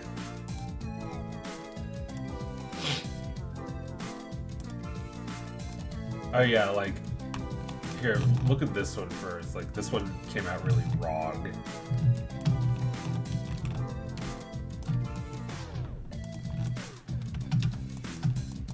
Is like first Peter and the bot were just like Peter and the psychologist were just talking to each other about like why therapy is necessary. And like instead I was just like, you know, this is not what I was thinking. I was hoping you, Peter, could roleplay with psychologists. It's like in Sopranos where he's getting therapy. What's that? You want to roleplay? You guys want to roleplay, Winky Face?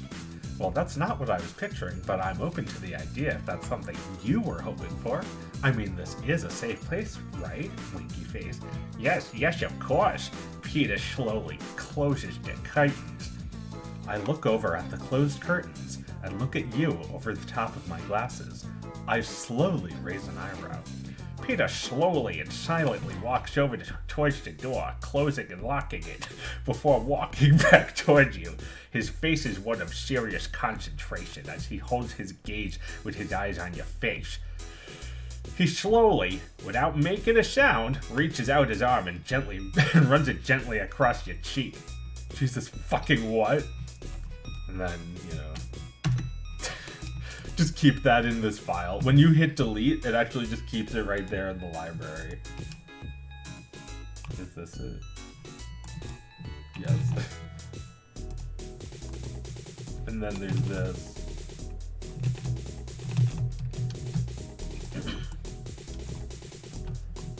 Peter's wife Lois said, "Where are you going?" And he said, "Shut up, Lois. What's wrong with him?" "Lois? That nag? She's always hounding me. For Christ's sake. Where you going? What's that smell? Is that weed?" she says. "You know what I say? Shut up, Lois."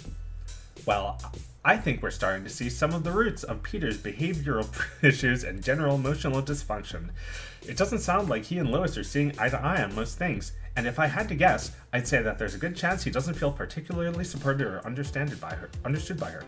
This can cause a lot of frustration on both sides and can lead to a lot of resentment between partners. It can also create an environment where Peter feels his needs aren't being met, and which can contribute to feelings of being overwhelmed and depressed. What do you suppose the best course of action to deal with would be to deal with all this? You are right. Lois often makes me feel like I'm alone in this world. A man doesn't want to say it out loud, but I do feel like Lois doesn't really care about me. Well, it sounds like you and Lois have a pretty big breakdown in communication in your relationship right now. I think in order to address this, you guys are going to have some really honest conversations about what each of you needs and wants in your relationship, as well as how best you can support each other. Yeah, so, you know, that's just scratching the surface of Mr. Griffin's issues. However, you know, that's something that's cool. I think you can like, because like I was thinking about Yosemite Sam too. Nobody's made him on this site yet, but I would like to, because Yosemite Sam really needs therapy. Like,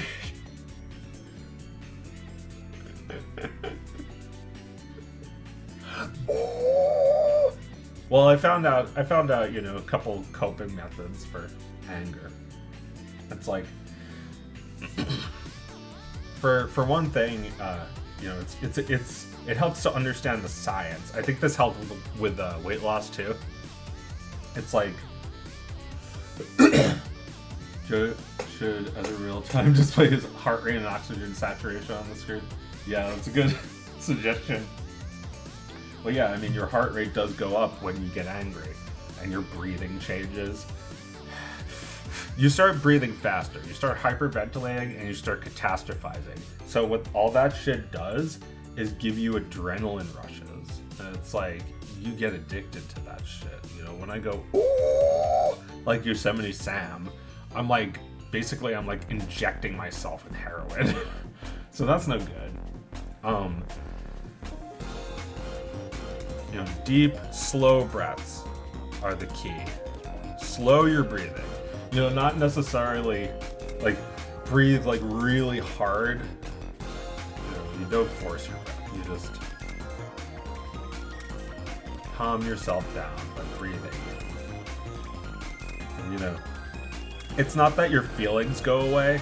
You know, you're angry, but that doesn't make you don't get like less angry. You just like deal with it. You just get to a point where you can like make it not like really overwhelming. You need an anti-anger shot like insulin? Holy God, that would be scary, but maybe. I mean, you could probably just like naturally do it with coping methods. Like you can breathe deeply, like I'm doing, like just slow breathing.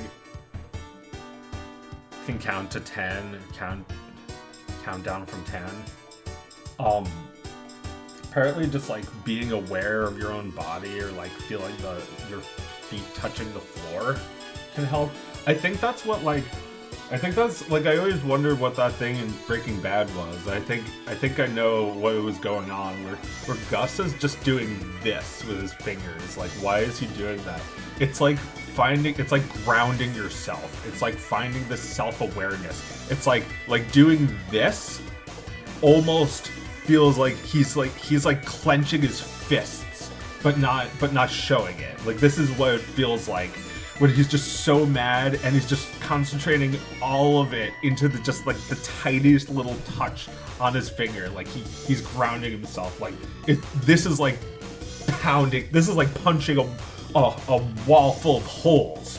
It does the same thing. It's just a mature person's way of doing it. Right? He's so good at being evil and you know, directing his anger in all the right ways. You know, like when he's really mad, he keeps it like really calm and then just like slits somebody's throat.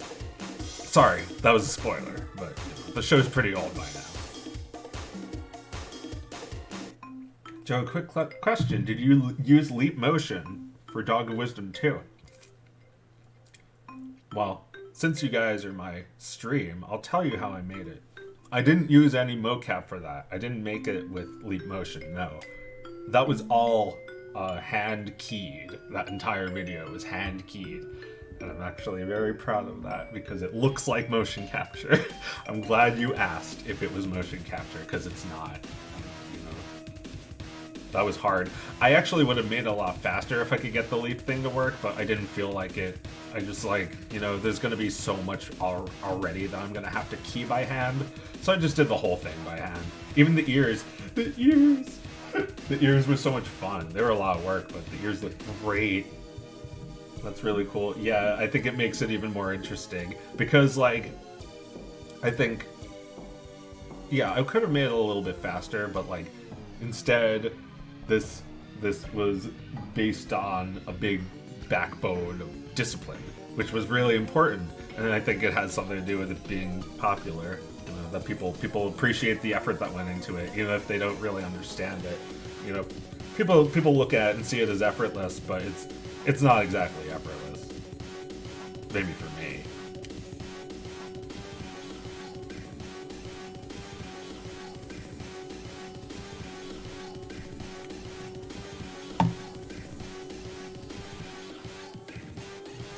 I mean, I'm trying to sound like I'm not even trying to sound like a dick. Like, it actually does feel weird how I did it, and it wasn't easy, but the thing that's amazing to me is just that, like, it was still no problem. Like, I said I was going to do it, and I did it. I make it look effortless, and, like, even I'm a little impressed by it. It's like, how the fuck did I do that?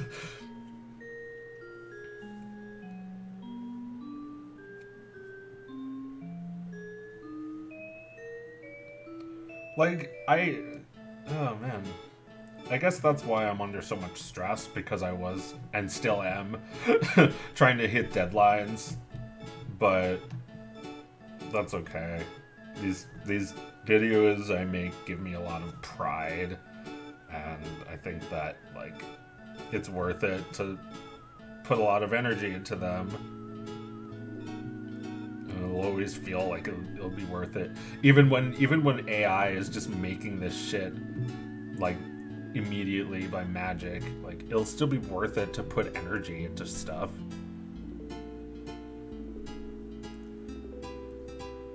Like, I don't really like working on this every day, but the fact that I do is why it's good. You know, even just like watching this scene, I'm like checking it over and like seeing if it's good. This is also a shot I could reuse.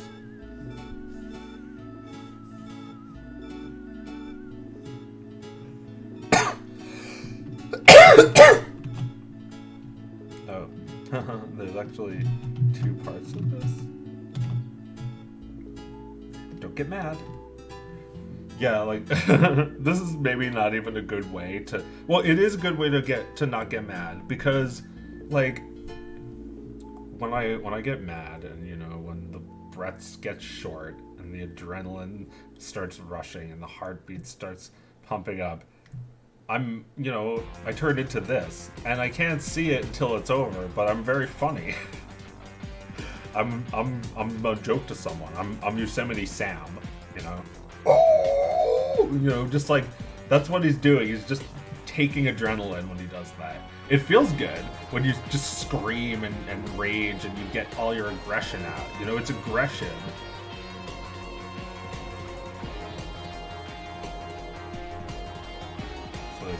It's like people say there's no need for that. You don't even know why, because it's so natural to feel aggressive.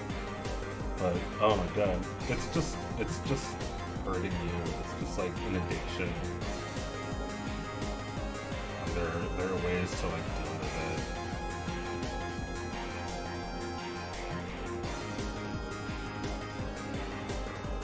Take him out. Yeah, that does make me laugh, which is a good way to not get mad. Don't get mad. I like that I can continuously come up with things for these characters. Like, happy happens is a good catchphrase for a character that was already extremely popular. Happy happens. It's just like the perfect thing for you to say in that voice. I'm glad, like, even Audrey and Victor are extremely old characters. I'm like, don't get mad, it's not that bad. It could be the only thing of them. And it would still be great. It's not that bad. I don't know. I like my stimuli. Is this a stim board? There's stimuli. Like, there's an ass. There's an ass that makes me happy.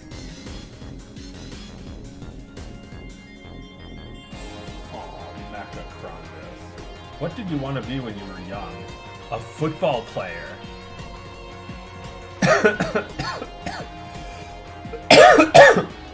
I don't know. There was a part of me that thought I might be a football player. I can still play football for fun. Probably not as a profession, but imagine me as a football player. I'd be like really strong and really fat. I'd be like a lot stronger.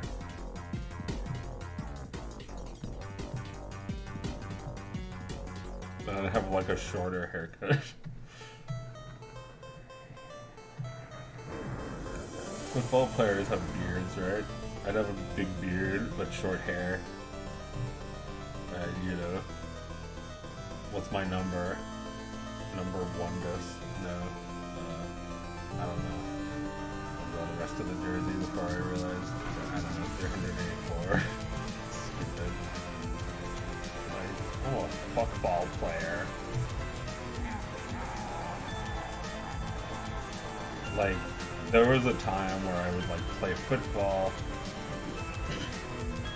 just as pastime for fun. I was never on a football team, but playing football for a little while I was enjoying the sport.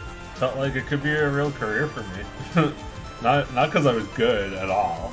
I eventually figured that out. But I wasn't actually good. I didn't actually try.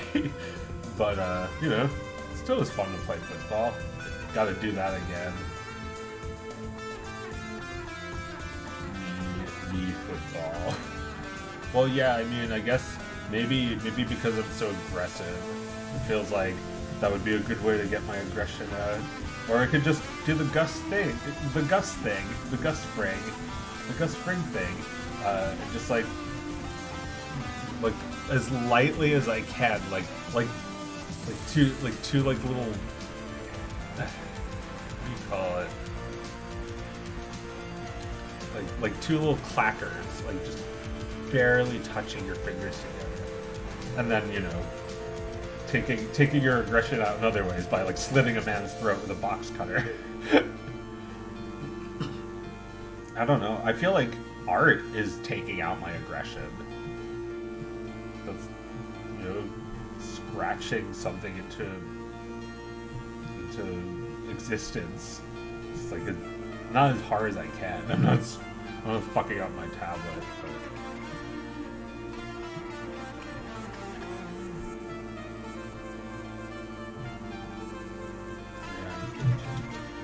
Expression.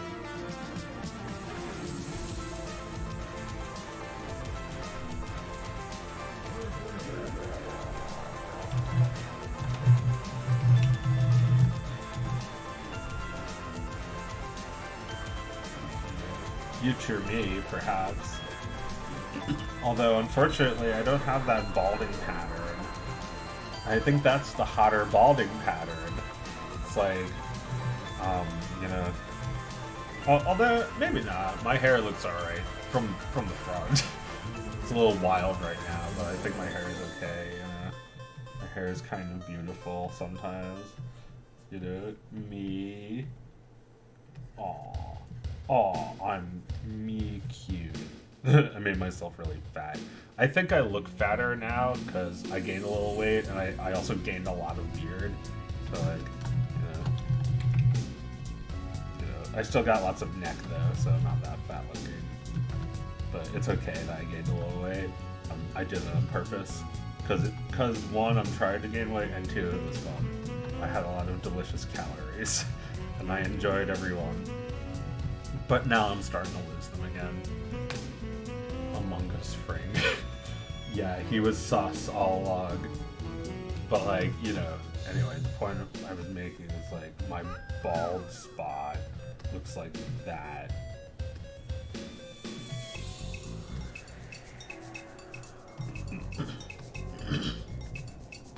But the other bald pattern I drew in the me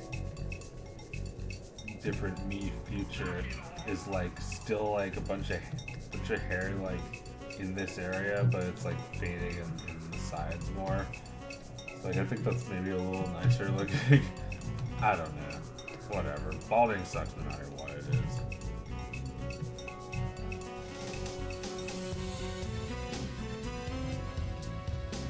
Like it feels like this part is more important than this part, right?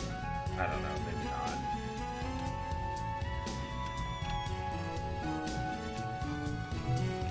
Don't get mad. Me getting mad.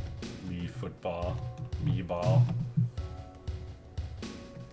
And then, you know, here's someone really mad. Mr. H.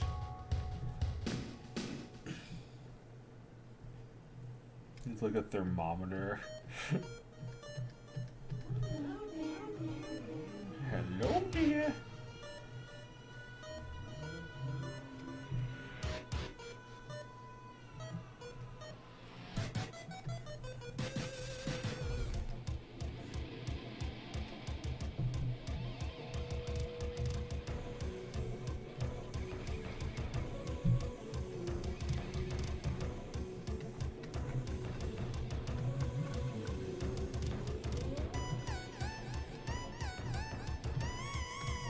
Mr. Hilter.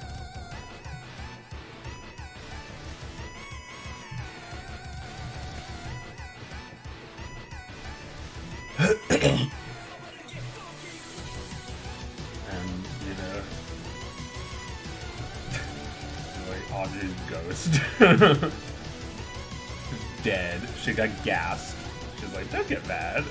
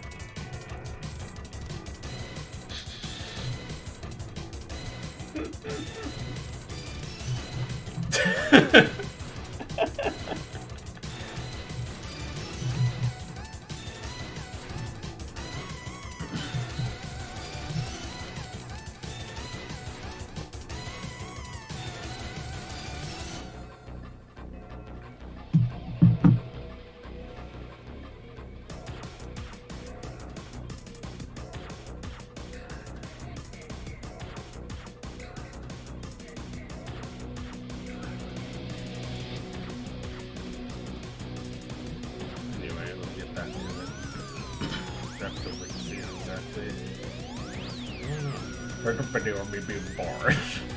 I'm shut. Now here we go, cookie time. It's always cookie time. Especially now.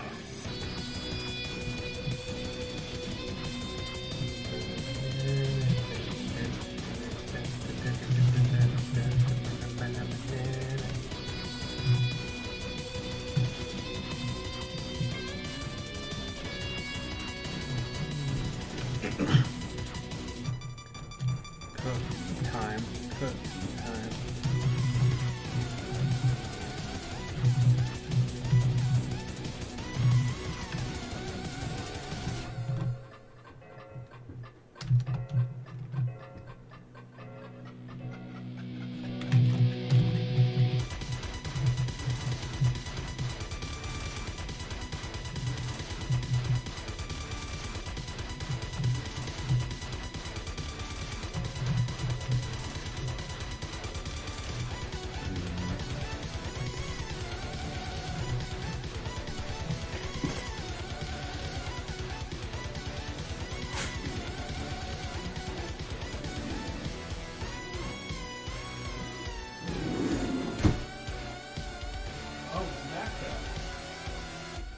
Mecha got home just in time for the song to end. He made it just before the giant evil pizza could kill him. This isn't the first time this has happened. He's done this exact thing. He appears right as the song is ending. Oh, he's so cute. Imagining Mecha just blasting down the street.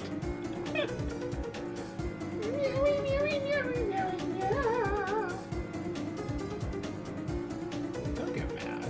It's not that bad. Don't get mad. It's not that bad. Don't get mad. I mean, she should say, don't get mad. And he just like punches her in the face. Don't get mad.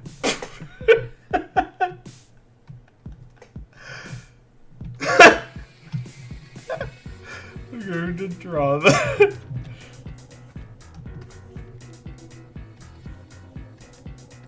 It has to be like somewhat comical though. Like really abstracted. Don't get mad.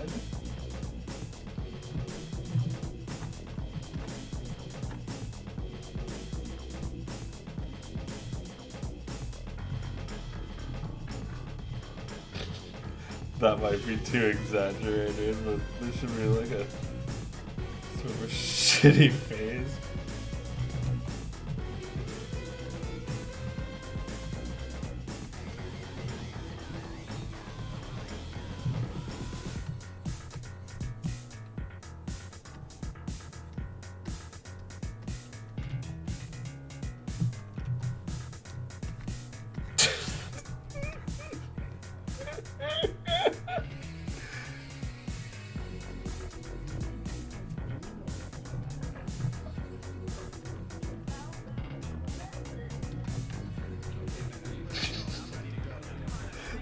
Make like a cracking sound.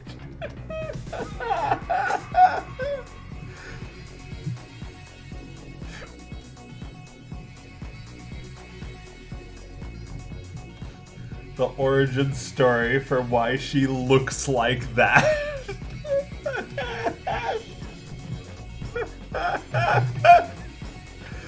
Don't get mad.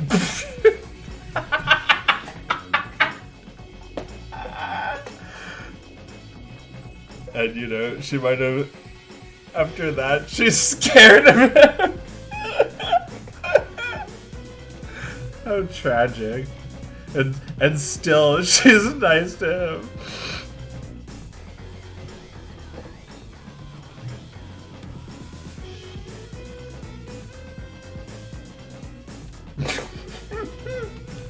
Don't get mad. It's not that bad. Imagine if he still punches her if she's nice about it.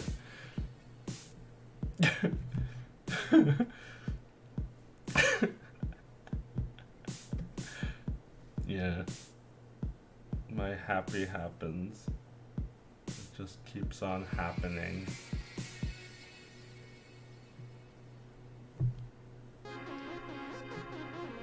It happens and happens. Snack happens. It's snackins.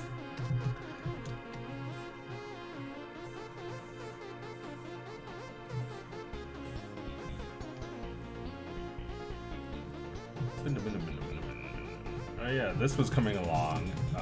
Gotta get back to this. It's like, it's cookie time.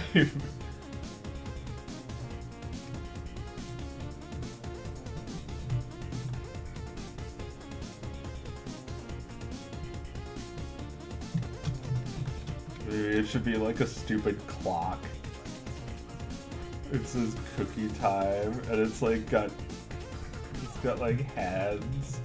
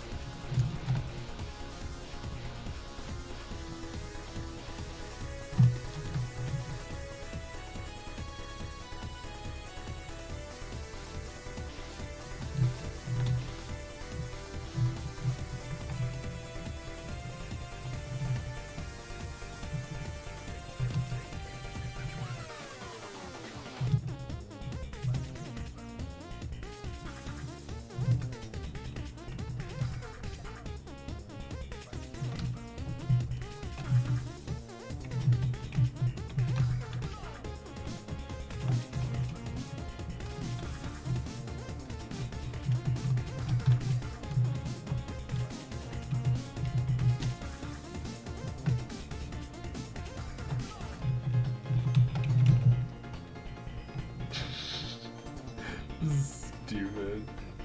Cookie time.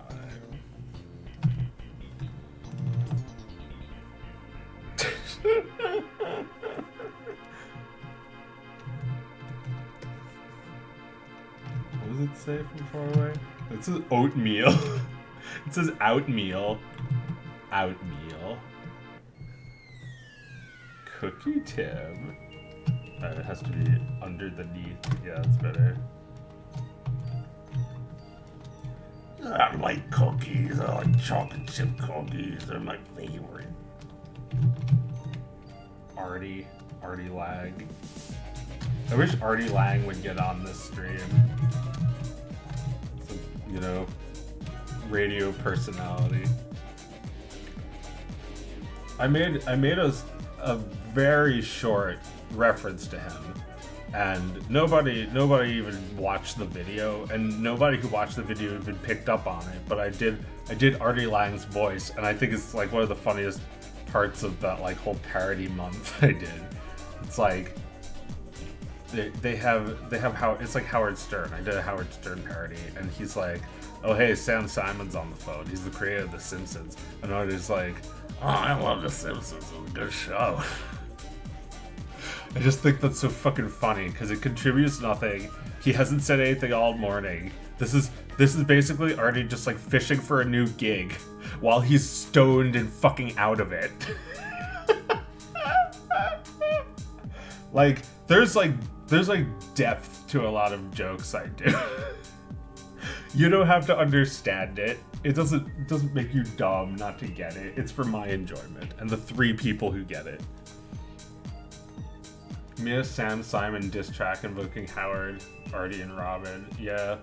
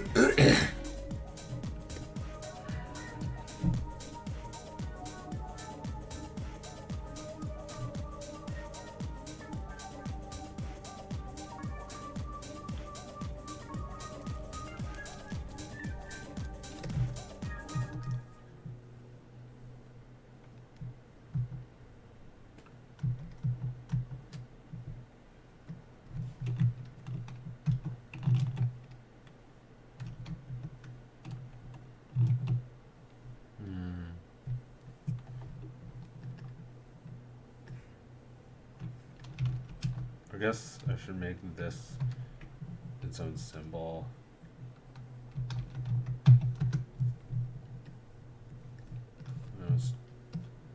Did I run out of pizzas? Pizzas? And this one just played.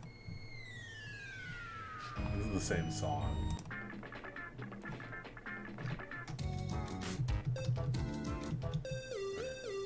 I like this one.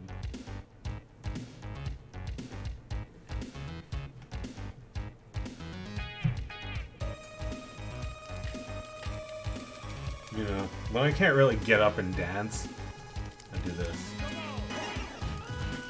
I don't know, it's like, this is just my, like, thinking animation.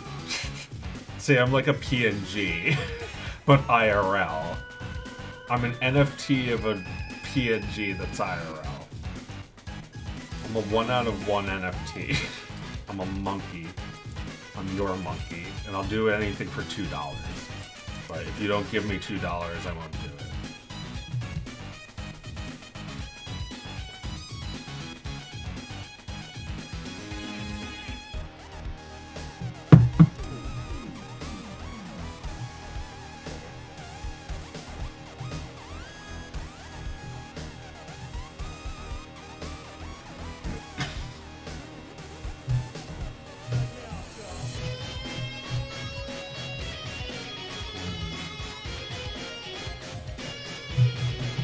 Yeah, maybe this is actually all one concept.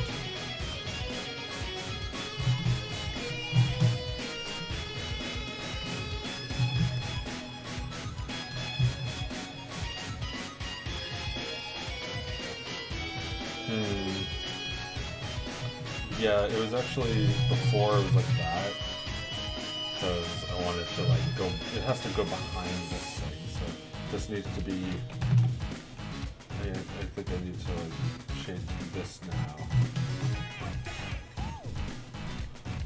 I'd like to not though, this looks pretty good. I mean, I guess I could move this whole thing over. Work.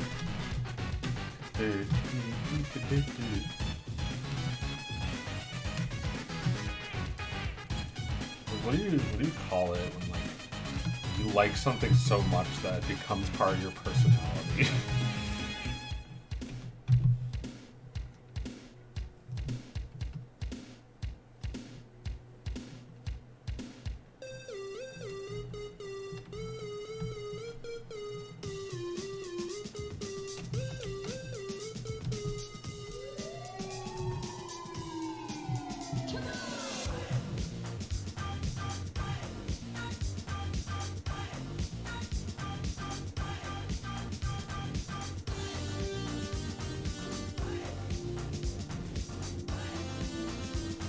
Have you seen those TikTok creators who pretend to be JRPG characters in their idle animation for emote money?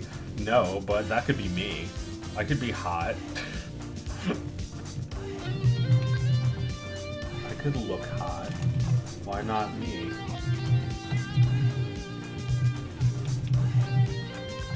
Oh, right. On this one I can actually have it go behind. Right, I had it like before I had it so it could go behind, so should I bring that back? Was I in the wrong to combine them? Yeah, now I can do layers. So.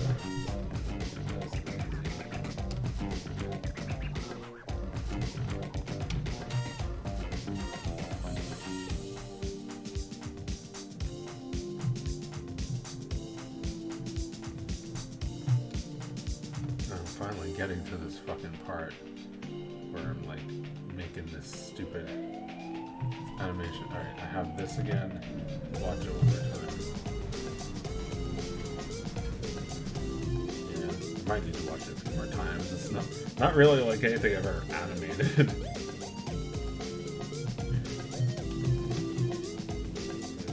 Start by just like moving this, and then I'll probably redraw it. But like start by rotating it.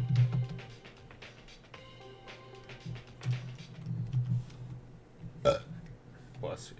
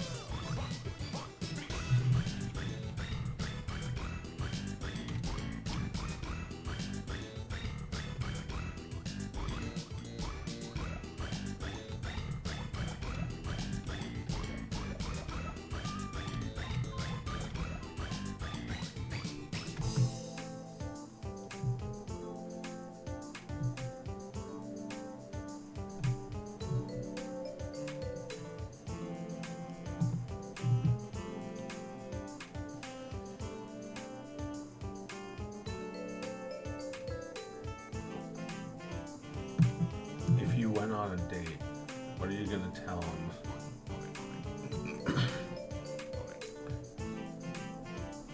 Alright.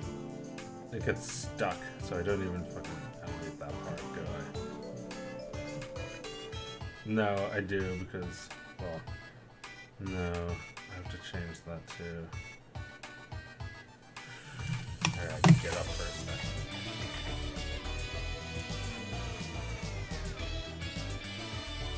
You sit too long and suddenly, like, weird shit. Let's fucking go up.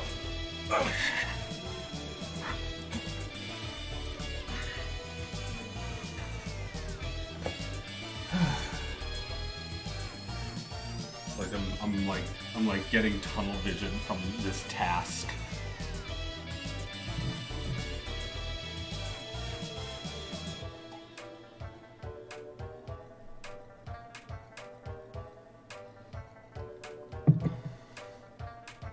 Joe beating the haters. Yeah, you know, I noticed a lot of people are boxing these days. There's a lot of aggression, isn't there? A lot of anger. And a lot of built up tension, I guess. You know, I don't really support that. I don't think fighting is very nice. In my life, I've never been in like a serious fight. Like, I've never hurt anyone that bad. No one's hurt me that bad. But there's something good about pow, pow. You could just, you know, defend yourself at least. If somebody wants to pick a fight, I just don't want to become aggressive. I feel like, how do you know if you're taking your aggressive out in a good way or you're just becoming more aggressive? Like, you know, isn't there like some famous boxer guy? Yeah, like all of them. Like Mike Tyson. Like these guys these are aggressive guys. They pow! You know, it's like, God, this guy that punches for a living is like punching somebody in real life. Pow! I can't fucking believe it. You know, like, doesn't it just make you more aggressive? Or is it just reflective of your aggressive personality? I don't fight people, I just fight shadows. Shadows heal. They heal immediately. They heal before I can even hit them again. You know? You know, like, you know how like in a game like Pizza Tower, you'll like get combos and then the gauge will go down before you can, you know, continue getting combos. It's like that, except the gauge goes down in like one frame. So like you have to like do one frame punches to keep it from like going down and like actually get combos. Like, you know, you're gonna punch really fast.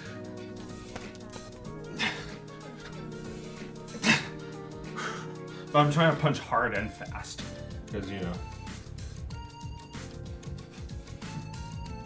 punching hard, or, you know, punching strong, or punching short, a little punch or a big punch.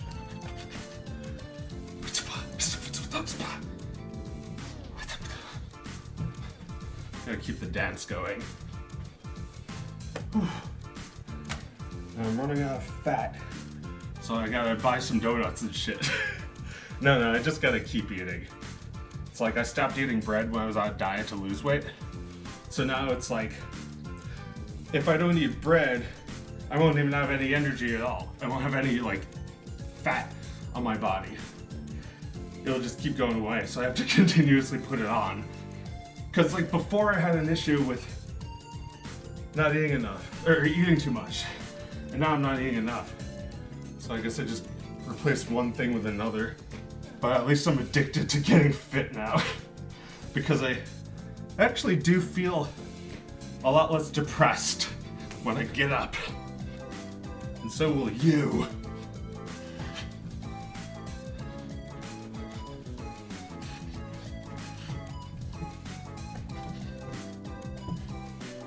Just holding up your arms while dancing. That's difficult.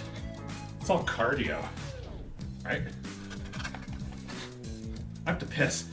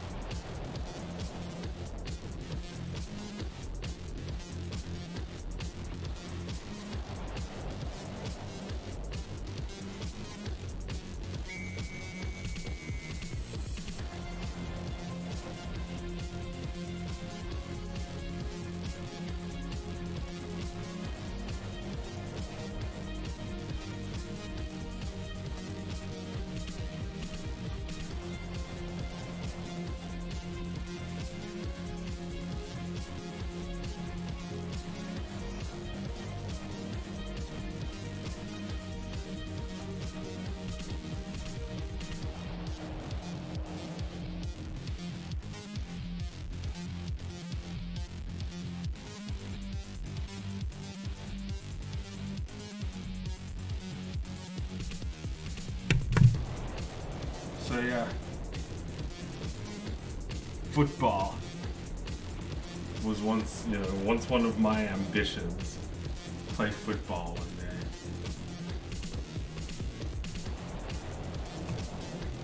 Not anymore. I don't think I'm good enough. I don't think I'm good enough at any like game to be a football player. You know, forget athletic ability. I don't think I'm even good enough at counting to play football. I like math though. You know, I'm pretty good at math.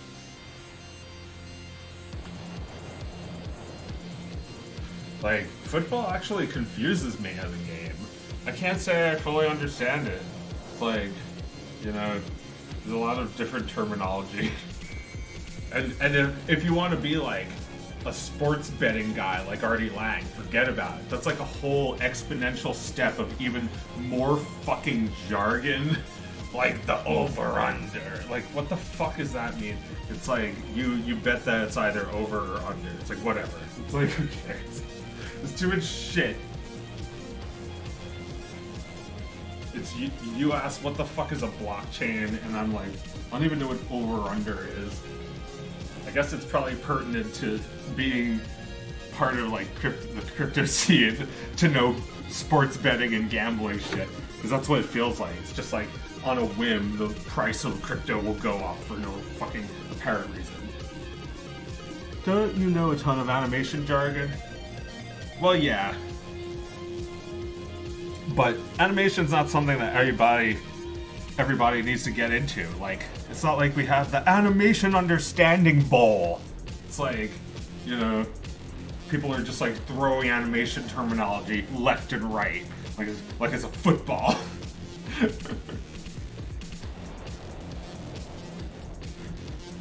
It's like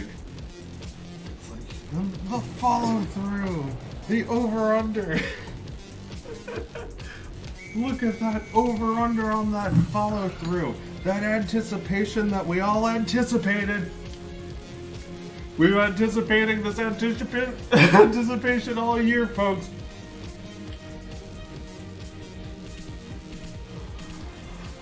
This is the bouncing ball. I don't fucking know. I could make a parody if I thought about it, but I don't feel like it. Cool Zelda shirt, thanks. My mommy got it for me.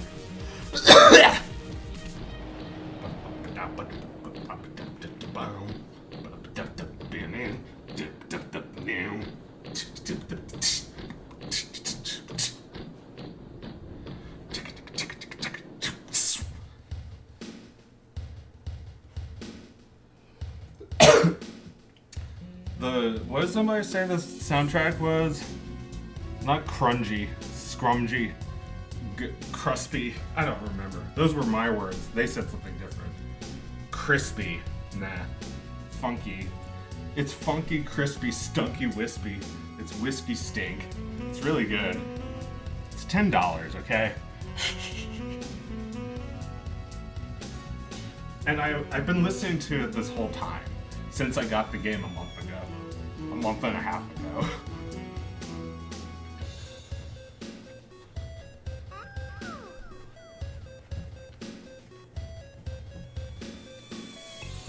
Seven-year comeback of dog. Squonky, splunky, scrungly, scrungly.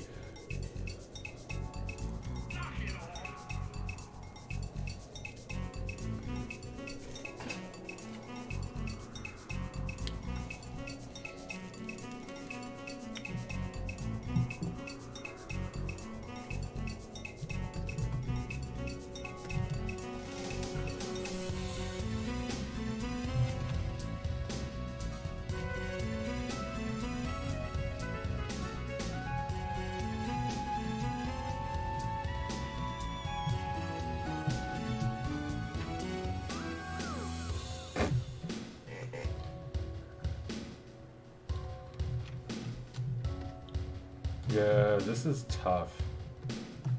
I'm like hyperventilating. My heart rate is going up. The adrenaline is rushing to my mind. The catastrophizing is starting.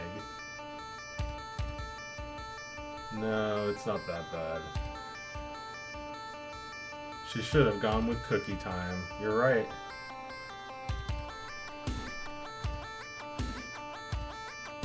I love these live streams, Joe. They give me a smile and chuckles out from Joe. Good. And then laugh too. Interesting timing. Yeah, this is another good one for getting up.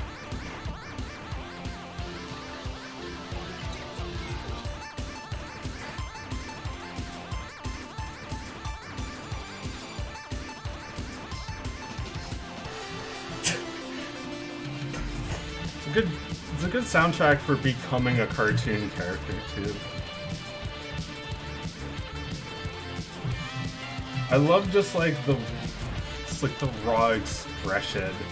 You know, this would be a good addition to Don't Get Mad. It's just like Pepito.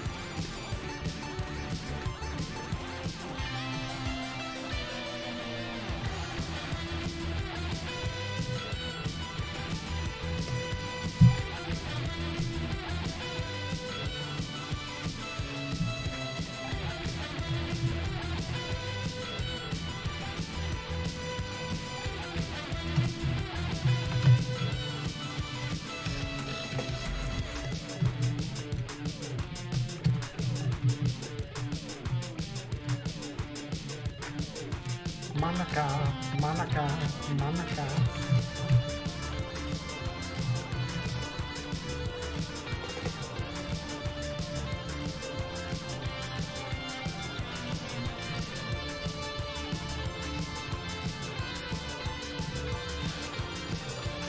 It's amazing character design in this game.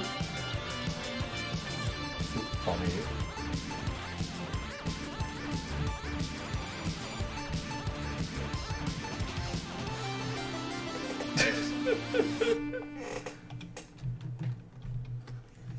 A little smaller.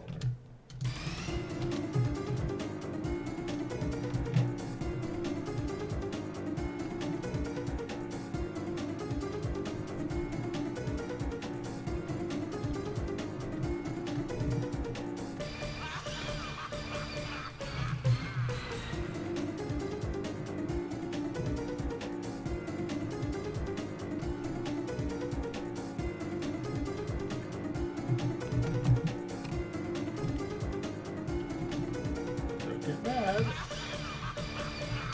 And also don't give up. That's another good Pizza Tower lesson.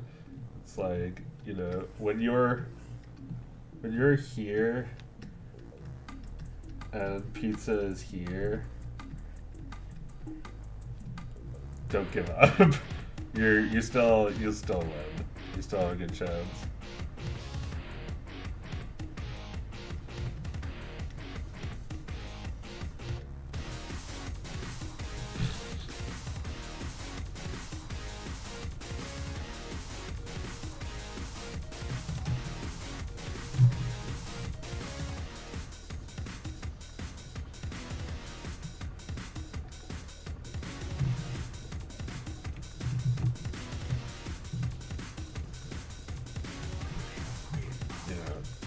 You'll make it. You're right there. It doesn't matter if you're not right there, as long as it's not one of those corridors. Wait, that has to be open.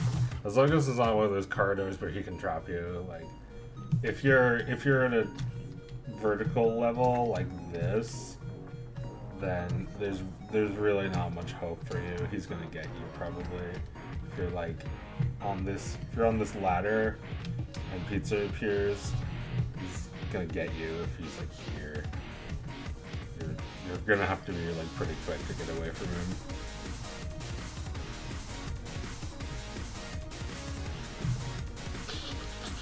It's a funny face. It's like it's a good amount of like scary and funny, right?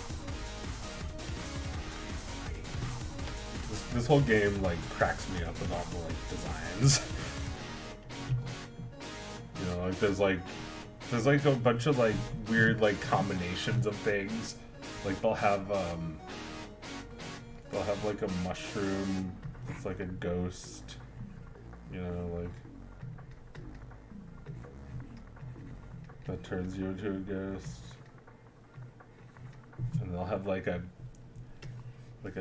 guy who's like a rock head. And there's also like a ghost version of him.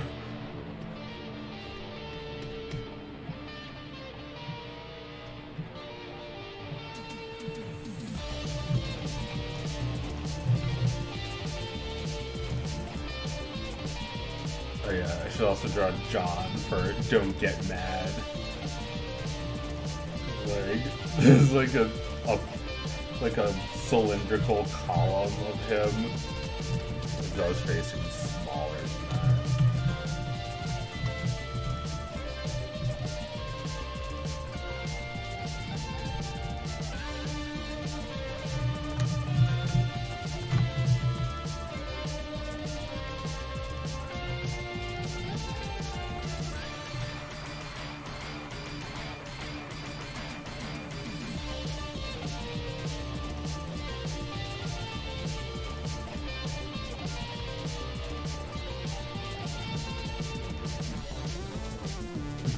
Pepino is like, don't get mad. Don't get mad. You don't like me. Why are you mad at me? What I do? I don't do. I do not. I do nothing with you. I don't know what the fuck I do. The fuck you. The fuck your mother face.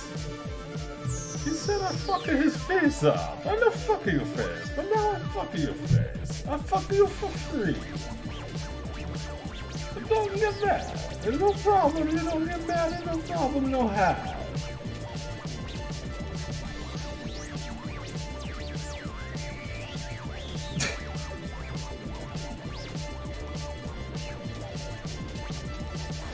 Don't get mad.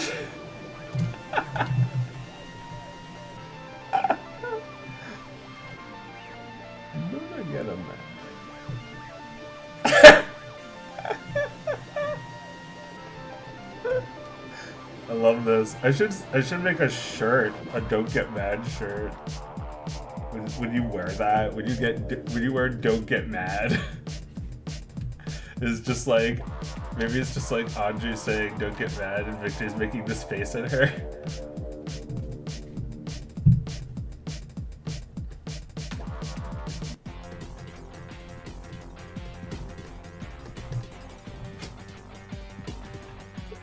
Don't get mad. You're not getting mad. What is he wearing again? He's got like black pants. The fuck are your mother face? The fuck are you up for free? Wearing like one of those like shirts that like has like a stripe, and then he's wearing like I don't remember. I just gave him Eggman's outfit. It's got like, I don't know.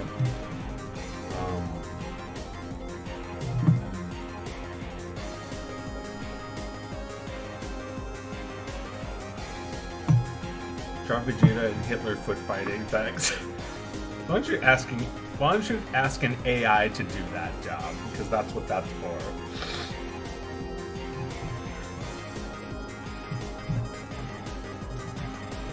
This is how I feel about AI art.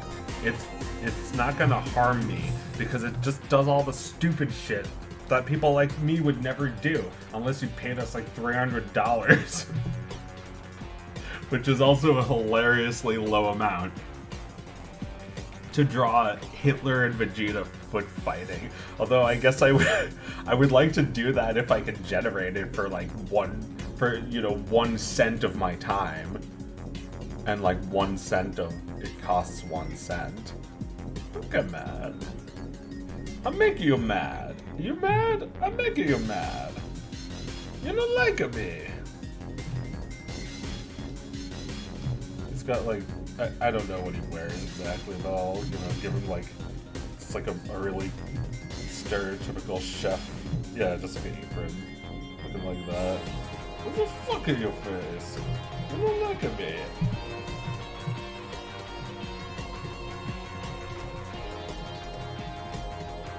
Fuck are your problem?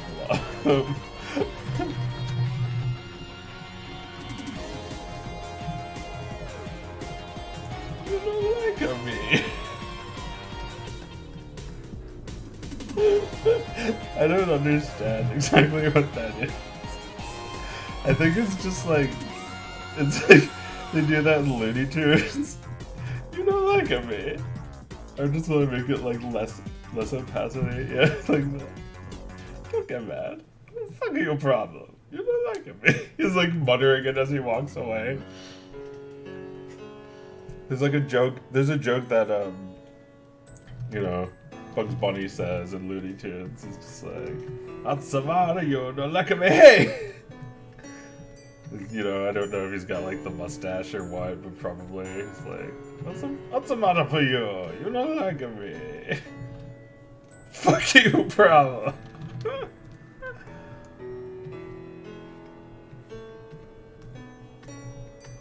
Like let's go back in time for like, a couple of slightly older stereotypes than Peppino of Italians. Fuck your problem.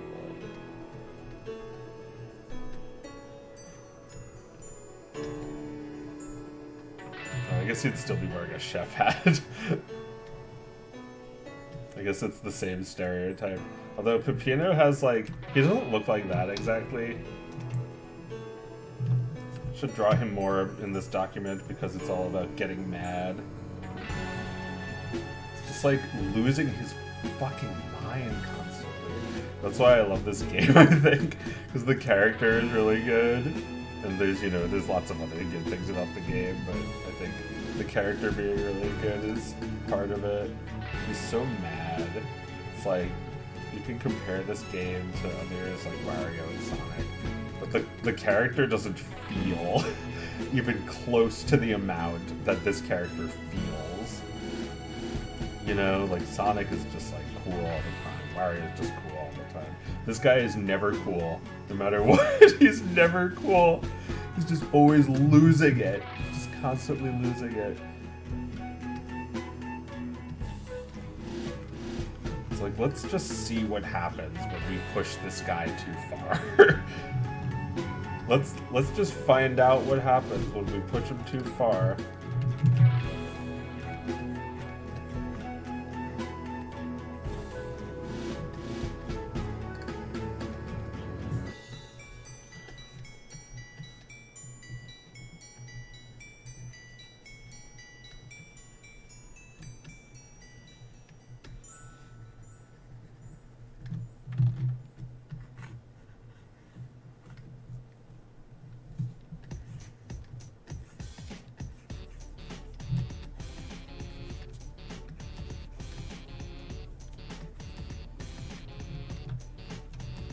Like, what happens?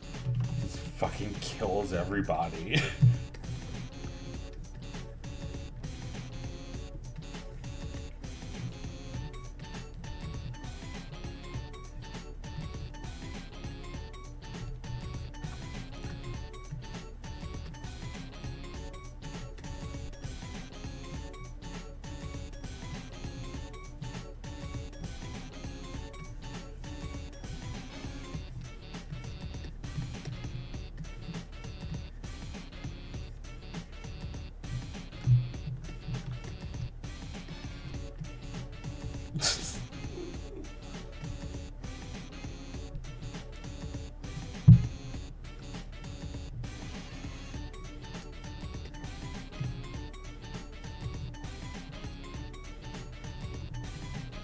Anyway, I should get back to work.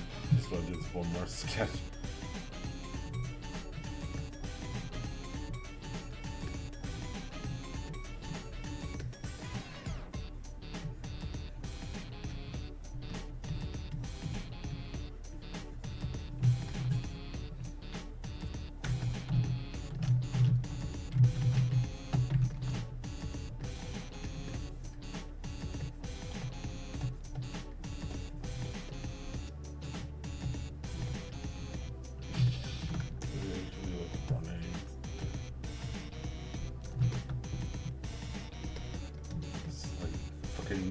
It's like teeth and eyeball, like brain,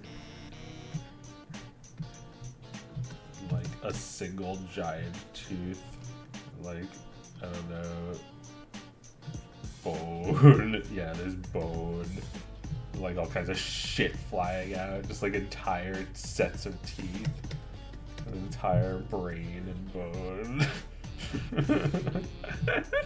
This game is really funny. I love its sense of humor. Hello, Joe. What is your wisdom?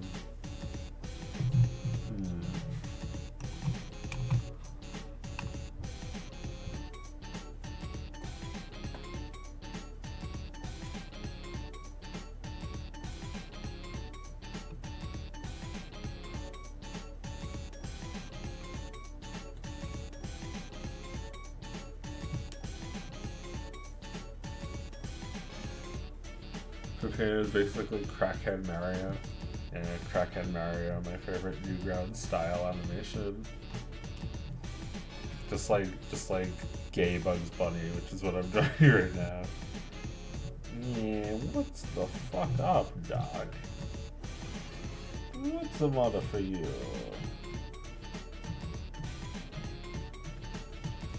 You don't like me? I'll fuck you up, huh?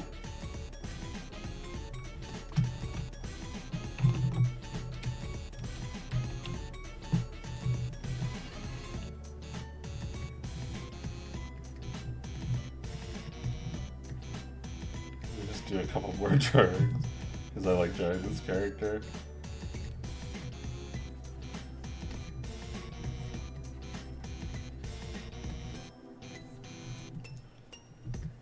I thought this part in the opening was really funny. It's like Here, I'll start over the whole sequence. It's like, you know, first he's just like looking over his shoulder, like,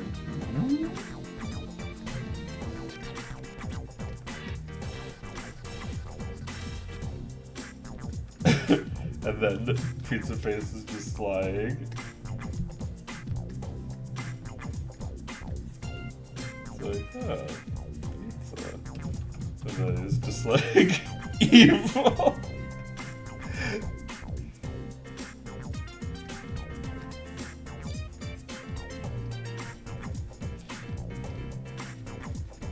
It's like, here, I'll get to it. It's like really, just like, you know, the scariest drawing of him in the game, just like with sharp teeth and everything. And then like it zooms out and he's screaming, but he's just like kind of like not as scary looking from like far away. It's like, aw, uh-oh. And then it's just like, it's not even like that menacing from far away. But that's the one he's screaming at.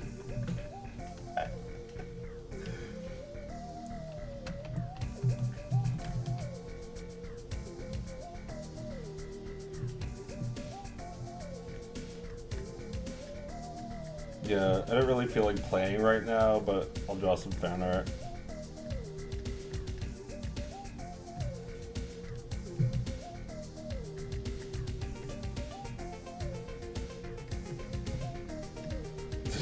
I like this animation of him like huffing, like while holding something over his head.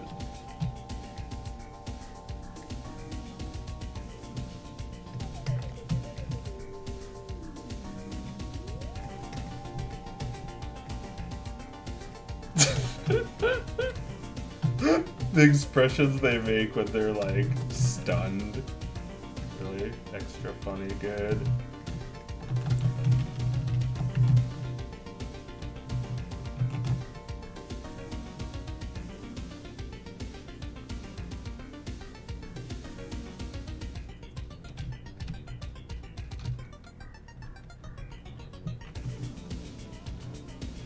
Yeah.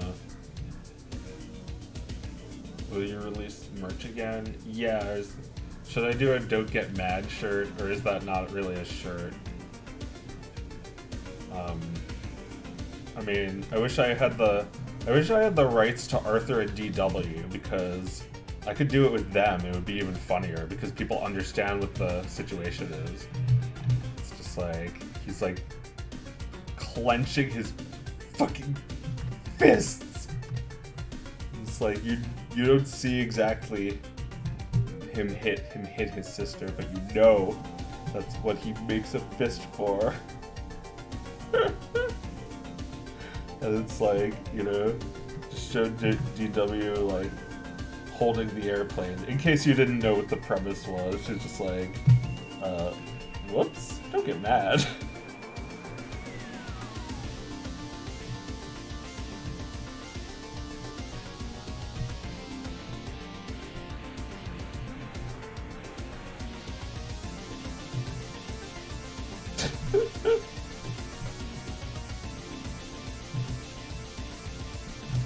I should make that into a parody. Don't get mad. There should be an episode where like, oh wait, why did I give her ear like down there? Should be an episode where like she says don't get mad, and it's like exactly like on TV. this Arthur episode where this exact same thing happens, except instead of Victor punching her, he like kills her. And she actually like dies. Don't get mad. Punches her, and it's like Dragon Ball Z sound effect.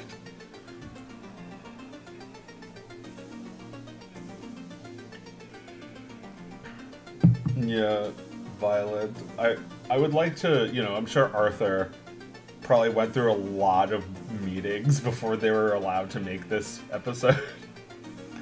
So I would want my cartoon about violence, about hitting your sister, to be this sad. You know, I want it to be this regrettable that he did this. And it's like, now the whole world knows. That's the worst part. Arthur's like 40 now, and the whole world knows that he punched his sister. As if they've never done anything mean to their siblings as kids.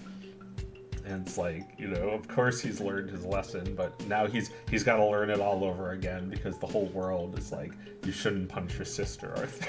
He's like, I know, but it's like, you still haven't learned why it's wrong. It's like, maybe I haven't.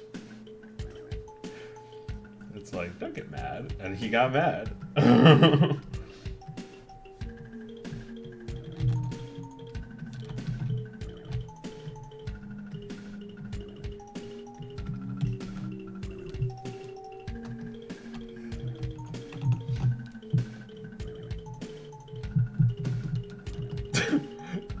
Don't get mad.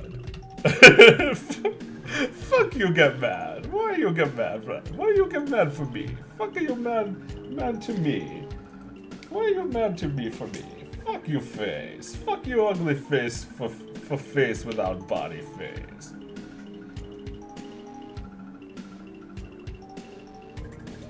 What are you animating? That's a good question. Let me go through my my doodles first, because I like all of them. Don't get mad. It's not that bad. Don't get mad. Mario in Bitch's world. He gets ass. And you know, yeah, he's attracted to women. Ass. Happy happens. Etc. It's okay to receive a hug. Me, but more aggressive. Or perhaps less aggressive. Me, but bald. Which is not but. Just me and bald. Don't get mad. It's like, I'll kill you. Don't get mad.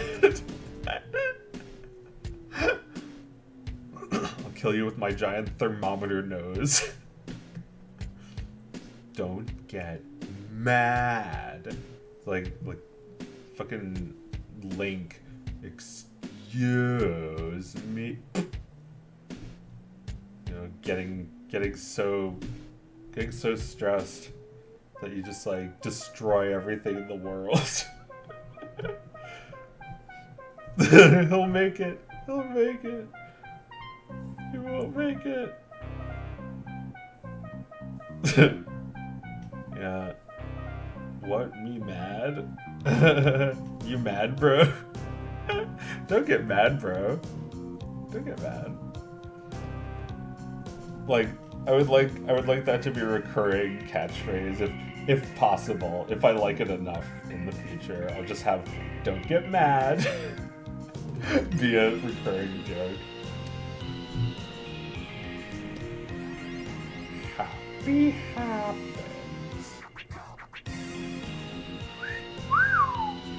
Oh!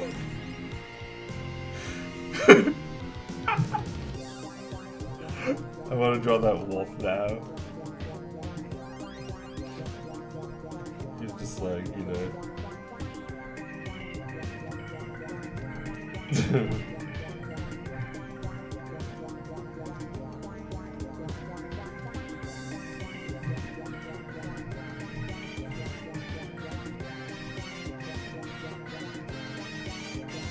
Yeah, that's what it looks like, pretty much.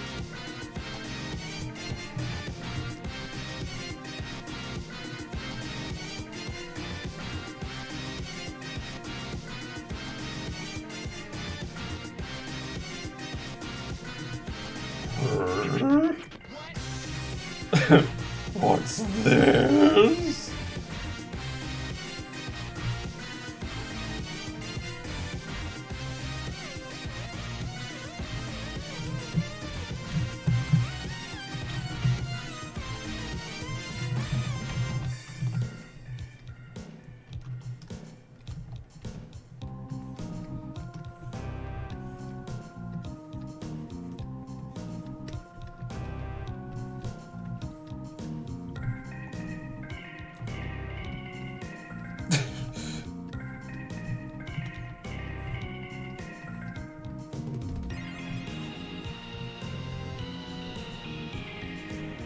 Yeah, I would really like to bring this type of humor back.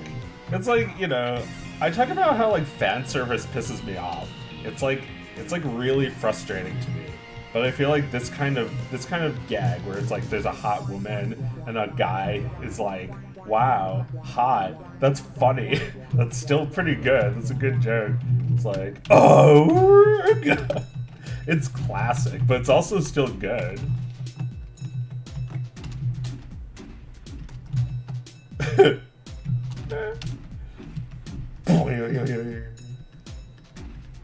It's like the fucking eyes are like bloodshot.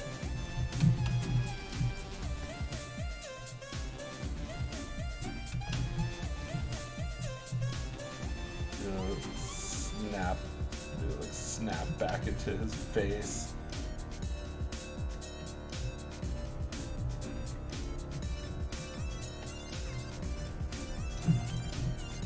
And then he's just like,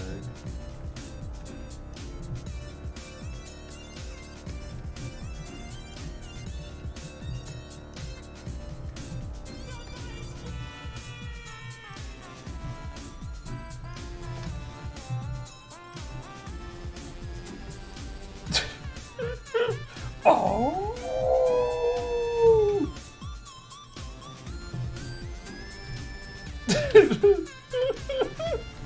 Like, that's still funny, isn't it? Especially if you're the one making it. Oh!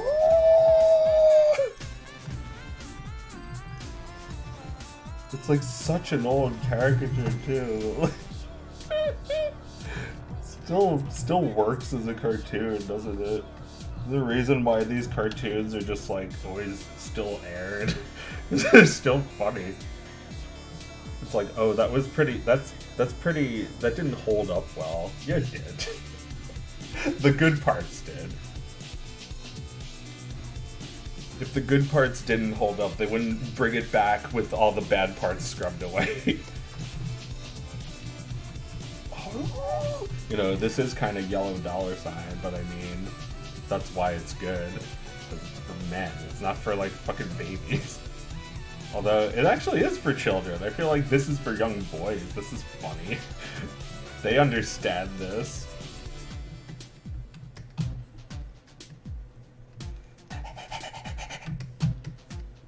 I mean, it's actually funnier to me now than when I was a kid. So, it is kind of for adults, you know? Cartoons don't have to be for kids. This one's definitely not. It makes fun of that concept too.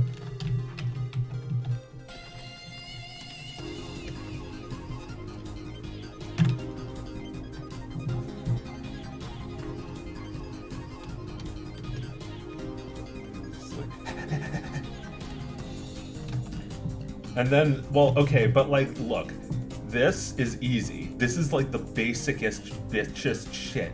Tex Avery would never hire me for this because, like, look at what he, or, you know, whoever fucking storyboard is capable of. That, like, he, like, the wolf, like, invents a machine that, like, applauds for him. Like, I can't even draw that. I don't even know how to draw that. I'm gonna give up and find a picture of it because it's just such a funny drawing.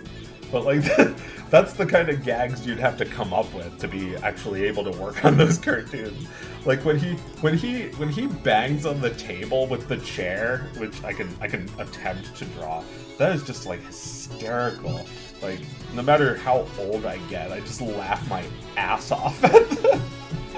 I'm glad that some things like that still hold up, you know, like Baby Bottle and Rattle don't, but like Tex Avery does. Stuff that you were a literal baby the first time you saw, and it's still funny. It still makes you laugh like you were a baby.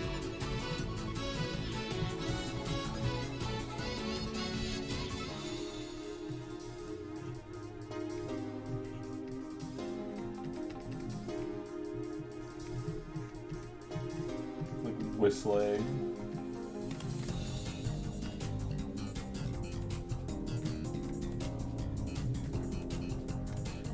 Banging his fucking chair on the table. It's so fucking funny.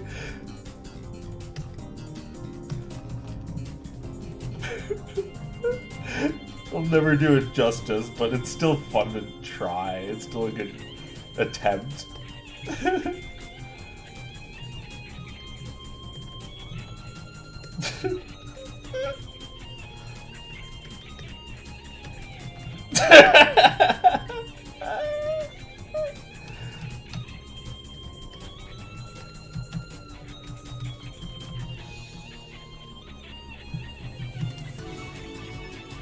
And then, you know, there's also like him leaning on the table, which is also like difficult thing to storyboard. It's just like, you know, like even the table is being affected by this motion of him like, oh, can I might actually be skilled enough to draw this. Like, I'm imagining it in my head as like, he's got like his big wolf tongue hanging out. You know, I guess it's big enough to hit the table.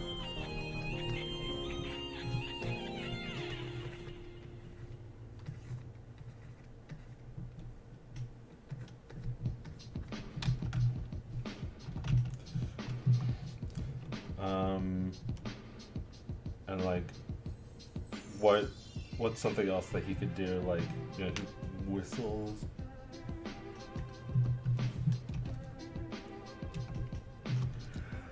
Yeah. Big inhale, like.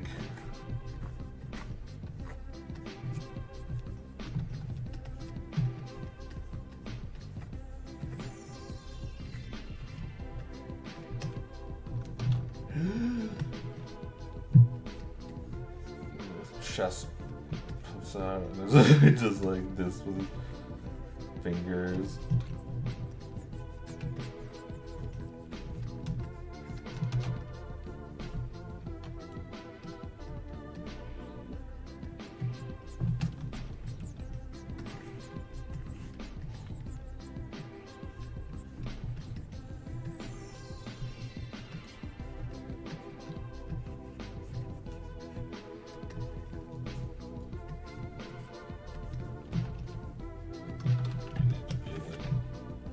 Back.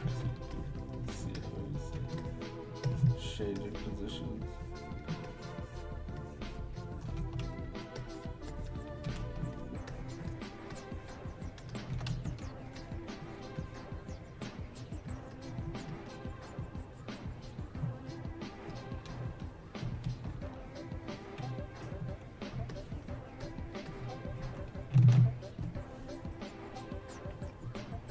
Yeah, like these are basic gags and they're not easy to draw. I can't even whistle like that in real life.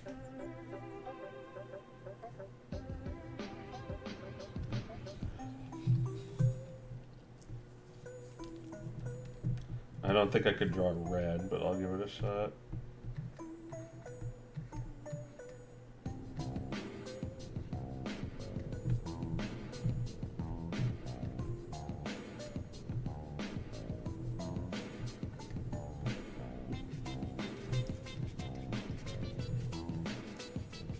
Daddy, you better get the best for me.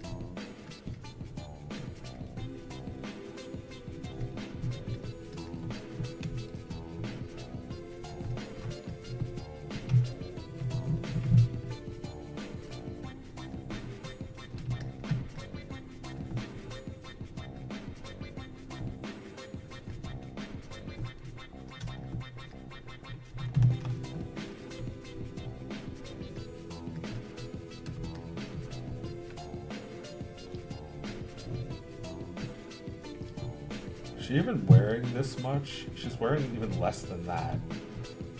She's like this, with like a little thing, like barely covering. It's like, of course he's gonna be like.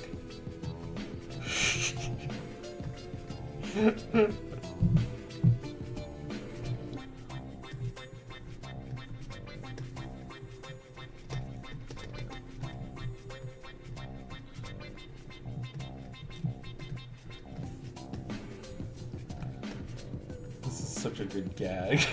I love this. This fucking cartoon is perfect.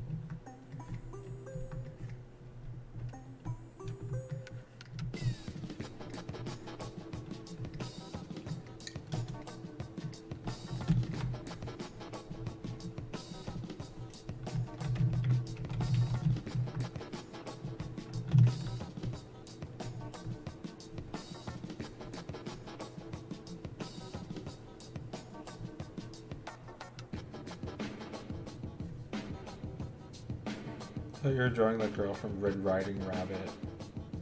Oh. No, but she's pretty hot too. You mean the like to have her? She's like, hey grandma, I got a little bunny rabbit for you to have. What's with them and like making her hot? Well, I guess they addressed that in this cartoon where it's like, I heard this story already. Make it better, so they make her hot. Like,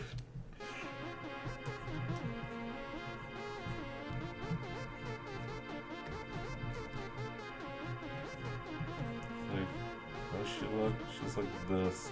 She's got like big glasses. To have.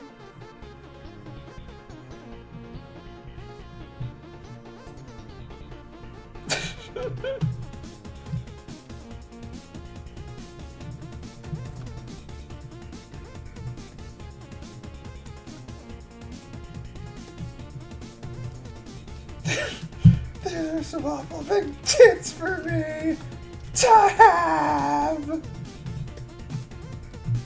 These are some awful sexy legs for me to have.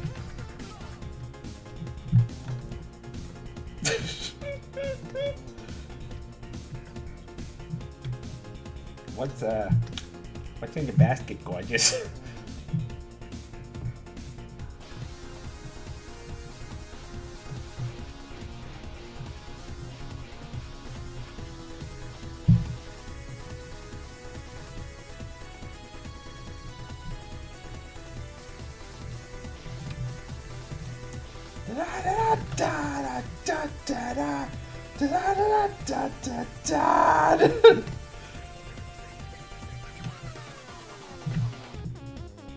What do their shoes look like? I never look at anyone's feet.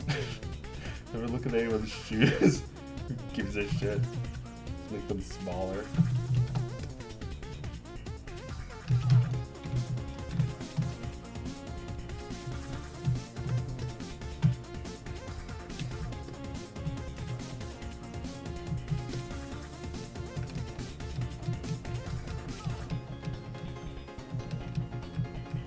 Yeah, like, start with this, and then show her, like...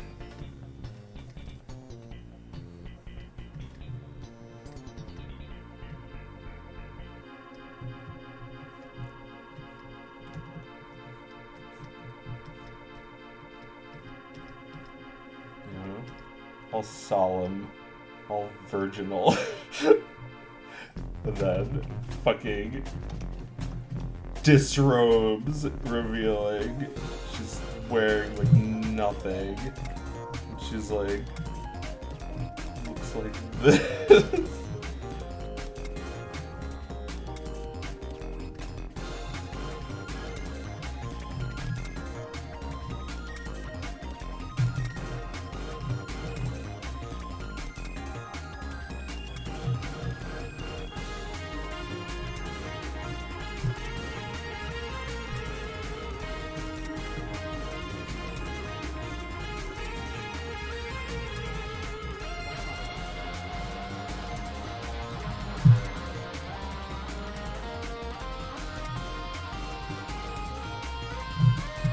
So let's play the whole thing. It's like, just enjoying the Long Island iced tea. When suddenly... What the fuck? Oh! Oh yeah, I know. He just like takes like a hammer and bangs himself on the head with it.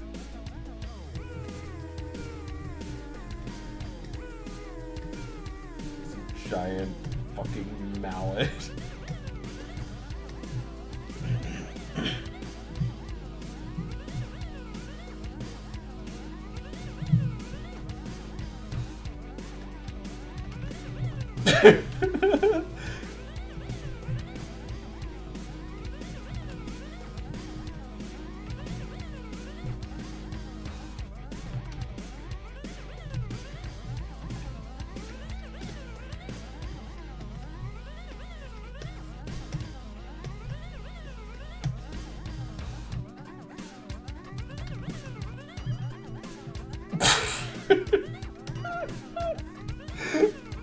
Smash.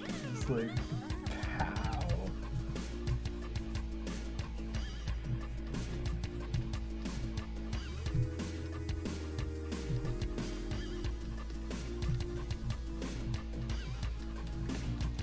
You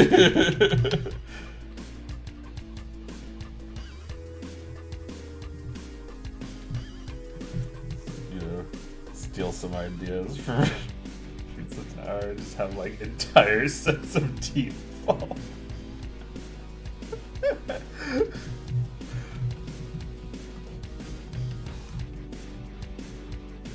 Yep, this is almost a whole cartoon now. Flash 8 is the best in my opinion. Super clean. I feel the modern and super clean vibe, and Anime 22 is uncomfortable. Well, I admittedly have not used it in like 10 years, so I don't know if it's gotten better or worse. But yeah, I feel like I'm comfortable with this version. The only thing I don't like about it is that it's not like, it doesn't have like a dark version. Like every modern software has dark version, this doesn't. I could probably get a new theme for it somehow though, or customize this one. You know, I can figure that out sometime in the next 20 years. Da da da da da da da da da da da da da. And then it's like, you know, this isn't even the horniest part of the cartoon. It's like, remember this?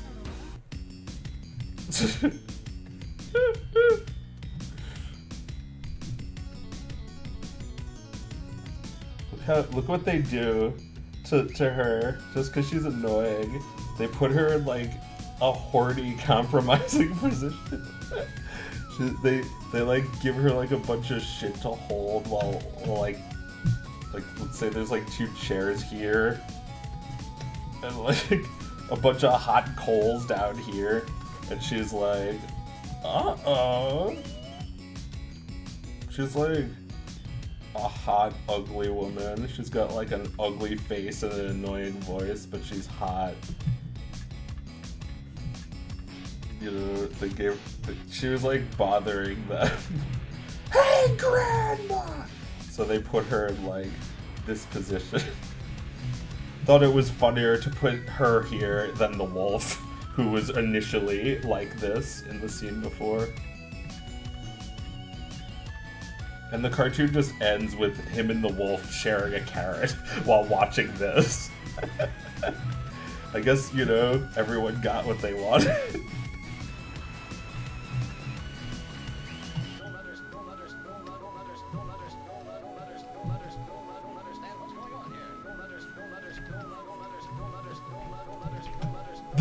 The legs. Yeah, like, they just had to. They just had to do that to poor Little Red Riding Hood. They just had to make her so hot. Like, they made her, like, ugly but still hot. They made her legs, like she's like a Robert Crumb drawing. They made her legs, like, really sexy, but her face is, like, the same as, like, Elmer Fudd's face.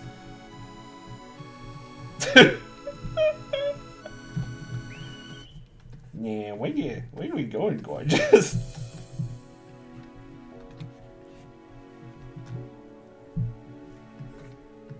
Well, also, like, they kind of give the impression that, like, this is also what Red wants, is to be grown up. So, like, everyone gets what they want. Except Grandma, who dies.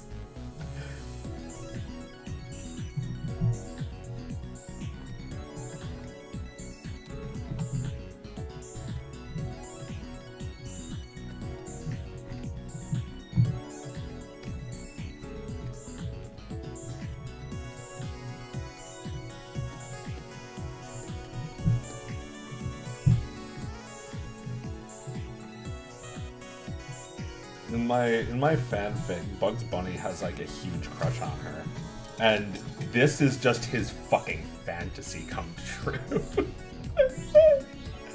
He calls her gorgeous. He doesn't call her by that. He likes her, and he's mostly into guys too. So this is something. Yeah, I'd hit that. Oh yeah, she's a high 7, maybe a low 8.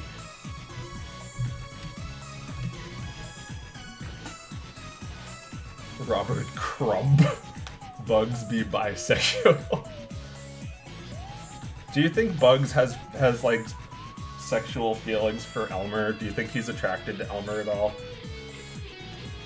I wouldn't think so, but maybe. Ow.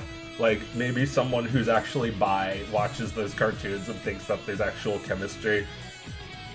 You know, I don't think that, but that's just not my interpretation.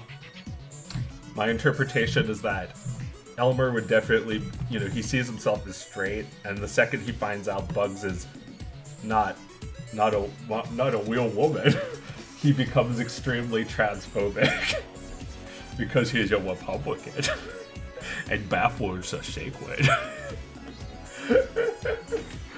And vaccines are created by Bill Gates. I could go on for hours about Fudd and Bugs' relationship, honestly. Alright, let's see if I can think of a good question. There is a gag where Bugs like proposes to Elmer, and Elmer is like, and he gets in a wedding gown immediately. Like, he doesn't even say yes, he just says, yeah, let's get married right here and now. What is that about? Do you think he was just, I was just waiting for the rabbit to ask? Like, what's that about? If he actually, you know, doesn't even have to think about it. I actually should know this, like what your perspective is, because I was gonna make a joke cartoon with Elmer Fudd being like, "Dat rabbit, no," because he's like sexually attracted to Bugs even when he's not dressed up as a woman. Oh, maybe that should be the gag. He like initially he's attracted, but then he's a rabbit and he's still attracted. Oh, it was a rabbit. It wasn't a real woman. I'll blast you. That rabbit, though. And, you know, he's still attracted to the rabbit. Rabbit, male, female. It's all rabbit.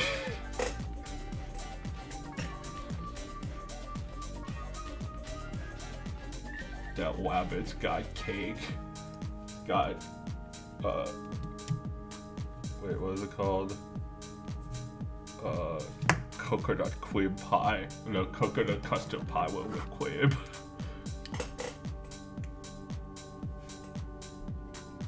Pick up pie.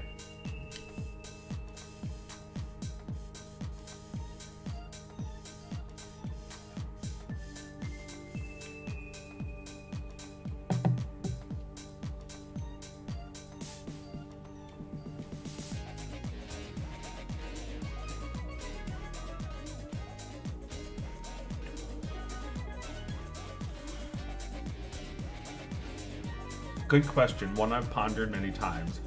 Fudd, while subconsciously attracted to Bugs' male form, would not agree to something his son is a wedding. However, if something slower were... Okay, I guess we're gonna wait for the second part of that. You think he's interested in pursuing a relationship, but wouldn't actually just like get married? Well, cause like that's a funny gag, and I realize how funny that is because I wasn't even paying attention. That this is one of those times where Elmer isn't actually, he's not actually being twigged. He's just like, it's not even like Bugs dressed as a woman, because he dresses as a bride for this.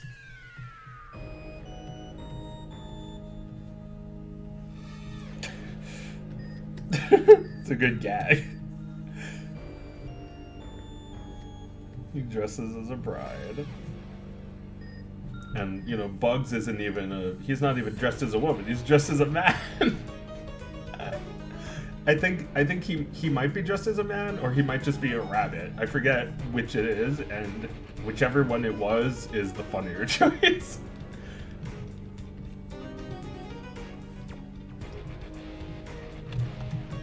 too much anthro. Yeah, just give it a little bit more room for this gag.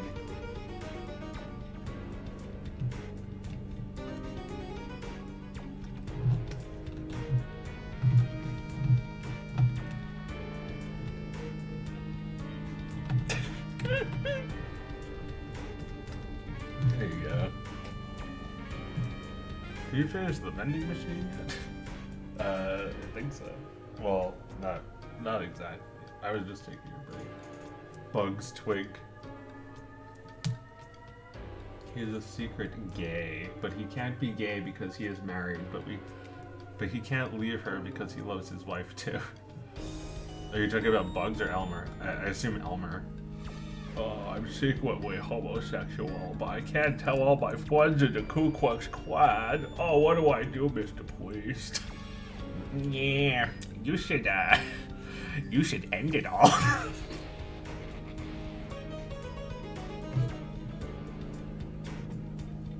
There's no helping you, Doc. Do yourself a favor. God would be very proud of you if you did the right thing. Bugs encourages Elmer to do the right thing by jumping off a bridge.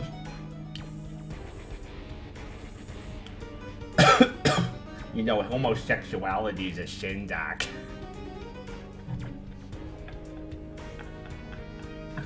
Fucking hell. I have to stop with this bit right now.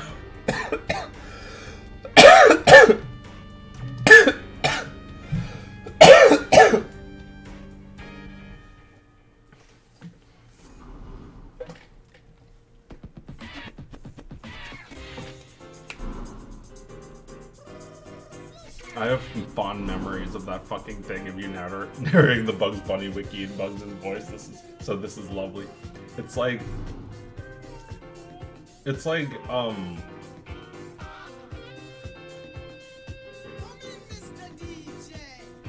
don't want to say what that guy's talking about. Although I don't know. I don't want to open that can of worms. I've never seen that show, so I don't care. Why do you have cancer? I'm just vaping. I did it in front of you. That Bugs Bunny, that Bugs Bunny thing was based on, like, it was taken from the Space Jam website, I think. Why'd they do it? Why'd they make her so hot?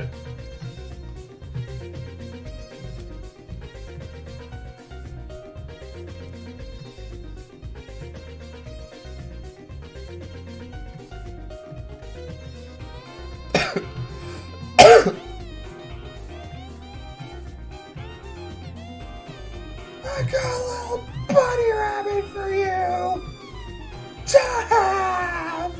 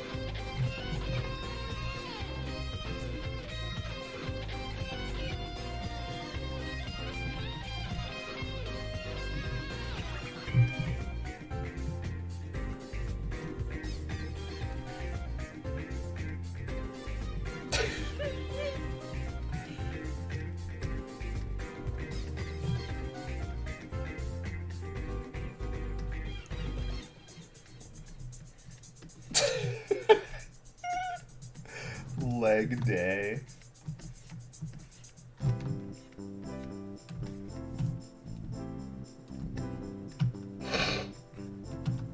Nerdy and legged, the ultimate GM. nerdy-legged, annoying bitch. It's perfect.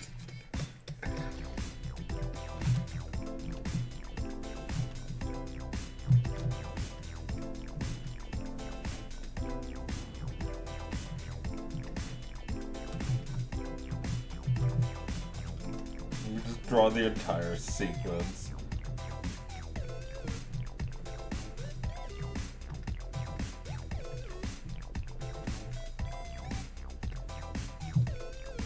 Like, she just like bursts into the room, right? Hey, Grandma! Oh my god, fuck you! I hate you! Yeah, like, I'll go through the entire bit. She like thinks. She like spends time thinking. She like interrupted you and doesn't even know what she's gonna say. And you can't do anything about it because she's hot.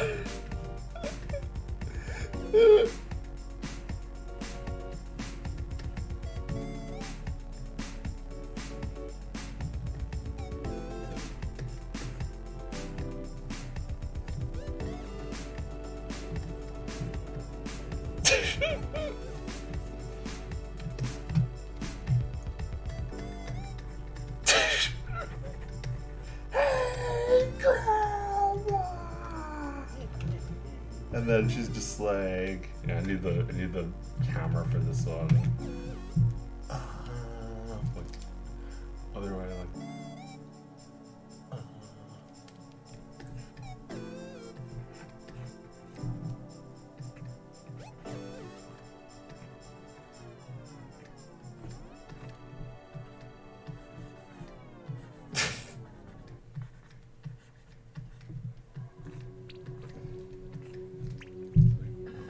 Draw that angle.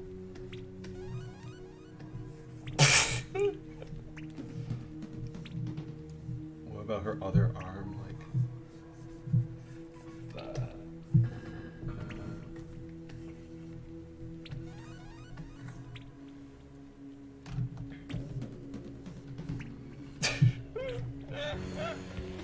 Just like bursting out of her clothing. Hey, Grandma!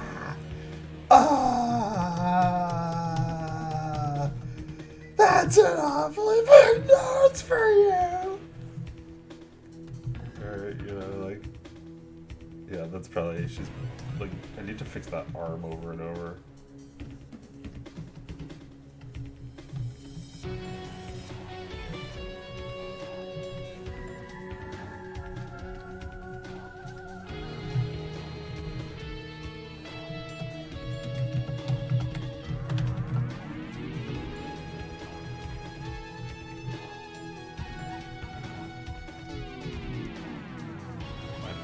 It looks fine.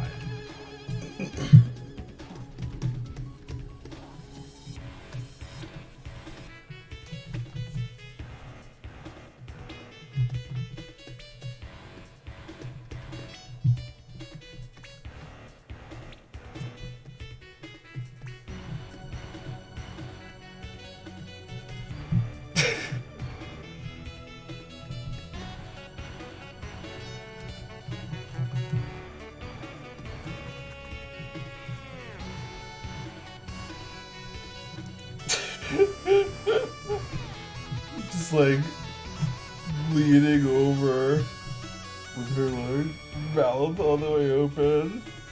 It's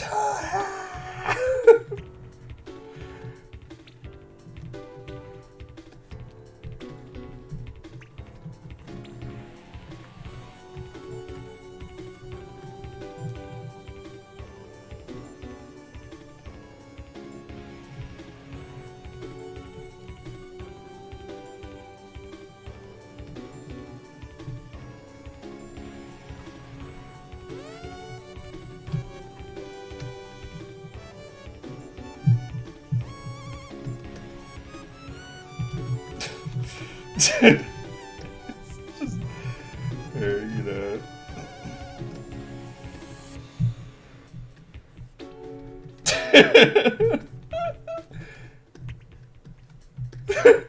That's That's it. That's all you need.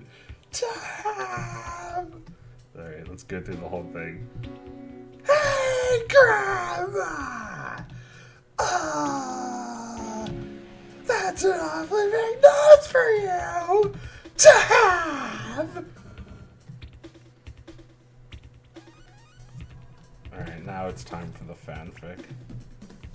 It's time for Bugs' fanfic.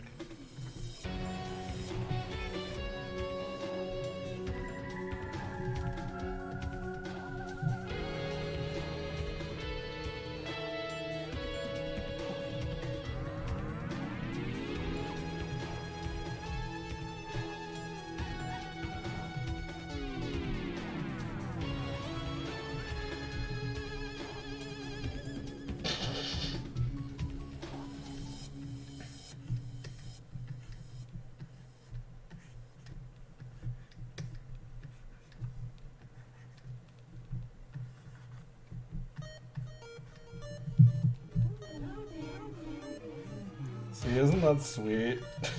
Isn't that just adorable?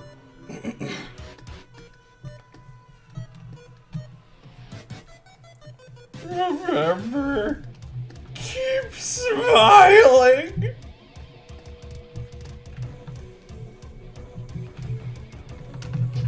Boob. Just like big boob.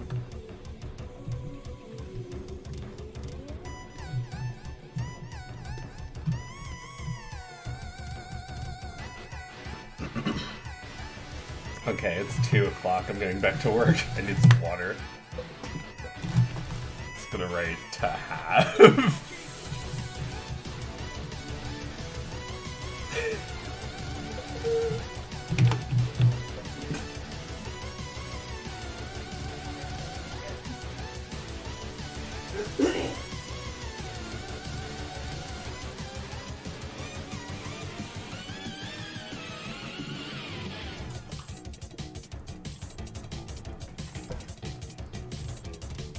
And they lived happily ever after. Wish that was true in real life. I think they do, except Bugs needs her to understand his really specific needs. Yeah, I need you to wear the outfit. Not really a costume, it's kinda your work uniform. I need you to, well, can you be really fucking annoying? And I also there's also a little bit of sadomasochism involved. So Bugs' very specific needs are met by this woman.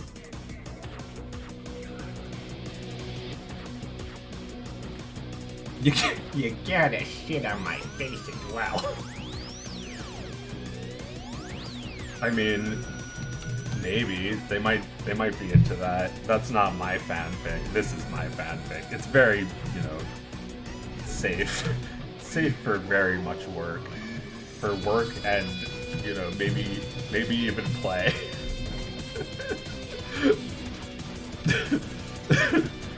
To have.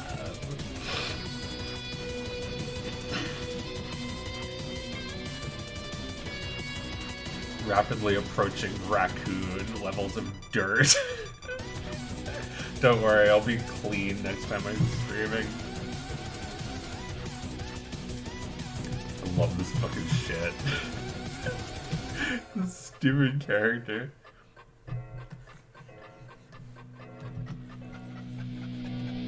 It's just like, yeah, like even if like they did it better, that doesn't mean I can't have fun with it.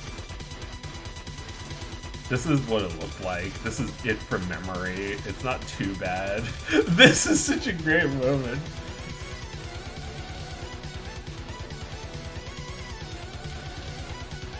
Like, I don't know, like cartoons being all like, hey, let's like give a bunch of people fetishes. Let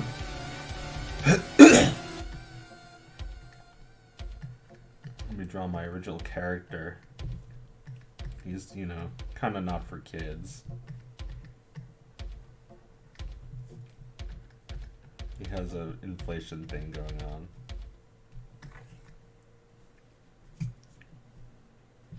it's like, even though I made fun of that, I do find it very fascinating.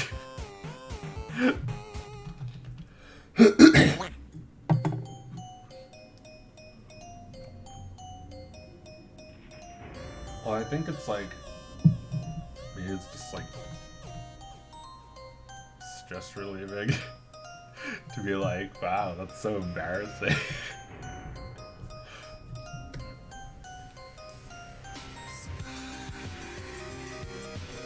Don't get mad. I like, don't get mad.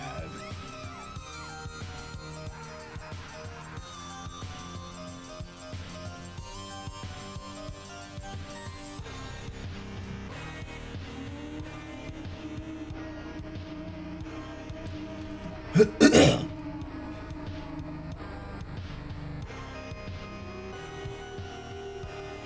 the pepper? Oh yeah, this one I like. Fuck your face.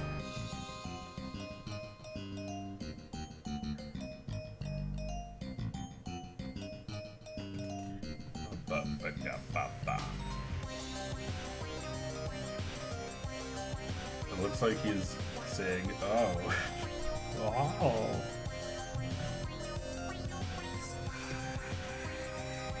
Don't get mad. It's not that bad. Don't get mad. It's not that bad. Wahoo!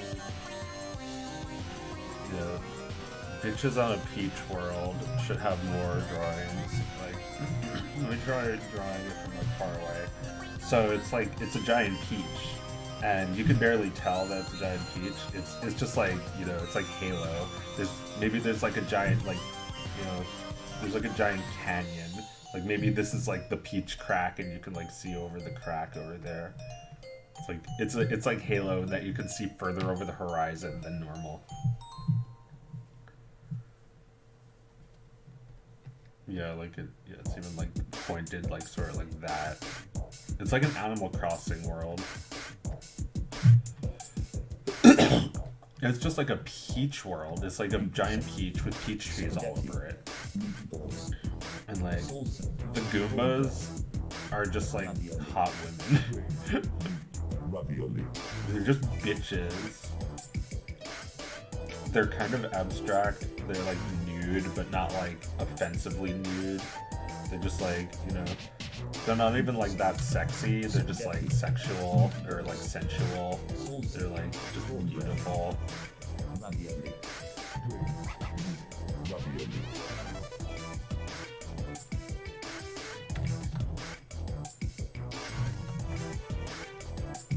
It's like they're suddenly like, I don't know, like what's it like, what's it all mean?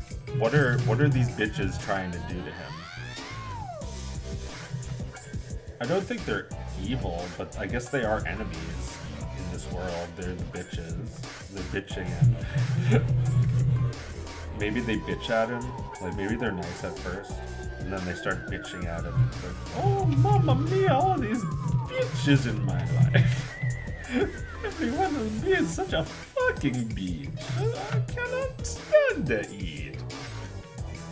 But I'm so tired of this world. Holy fuck shit.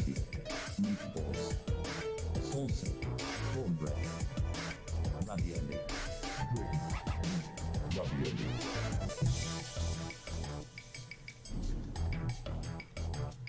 It's like, oh my lord, are we a beach? An actual beach? On a beach? But like, I feel like bitches on a peach. Well, you know, the painting exists. I have the painting in my house. But like, the idea of going into it is inspired by Mario, because he does that. But there's also some connection between him and peaches because of Peach. So like, I feel like there would have to be like, maybe like gigantic peaches fall on him or something. Or, I know, peaches more like that.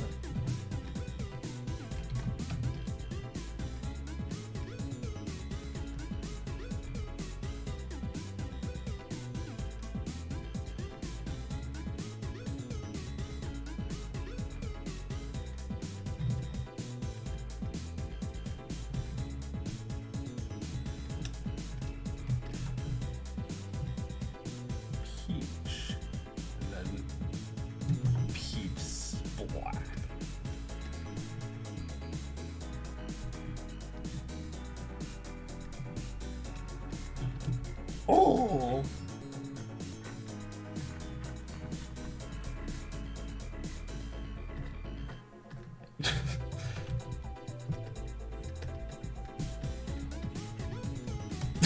Oh.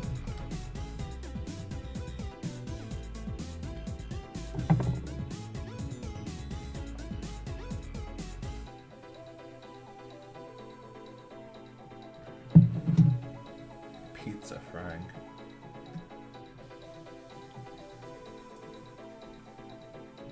Pizza Frank. So I think, you know, what if Peach was like maybe not the antagonist, well maybe not the bad guy, but like the antagonist in this world.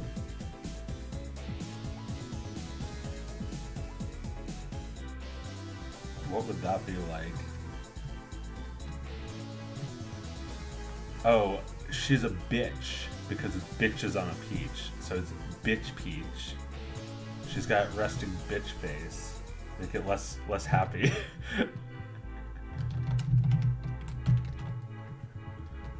And you know, she's the same, but she's just like in a bitchy mood pretty much all the time now in this world.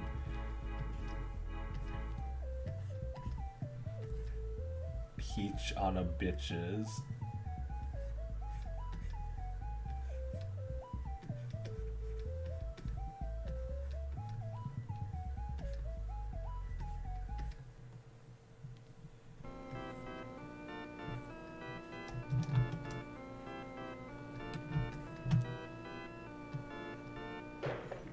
Move it, boy.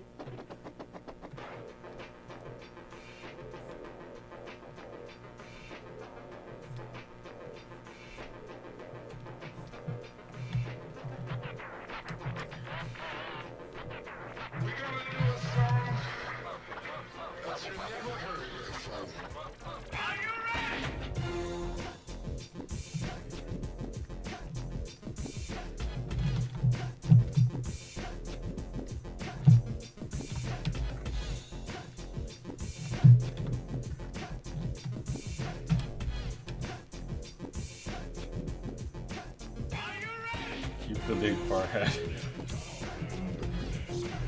And Mario's just like, what? What I do? What the fuck I do to you? What did I fucking do, Nani? You fucking look at me with that fucking bitch of face.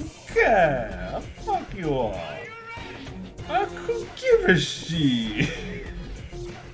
I'm a bitches on the beach.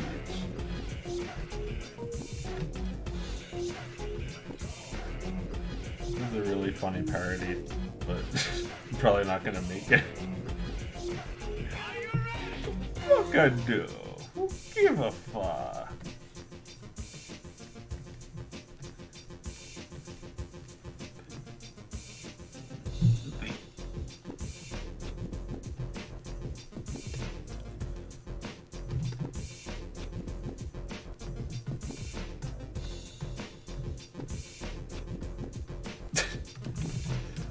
Fuck I do? Why you look at me?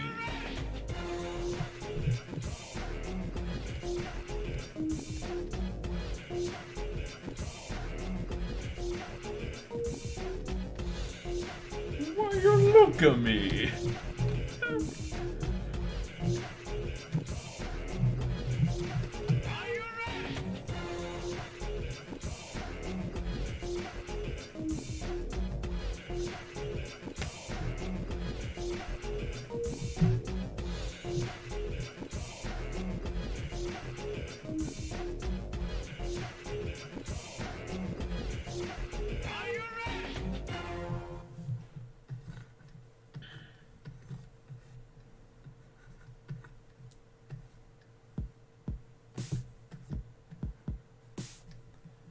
I got 99 peaches.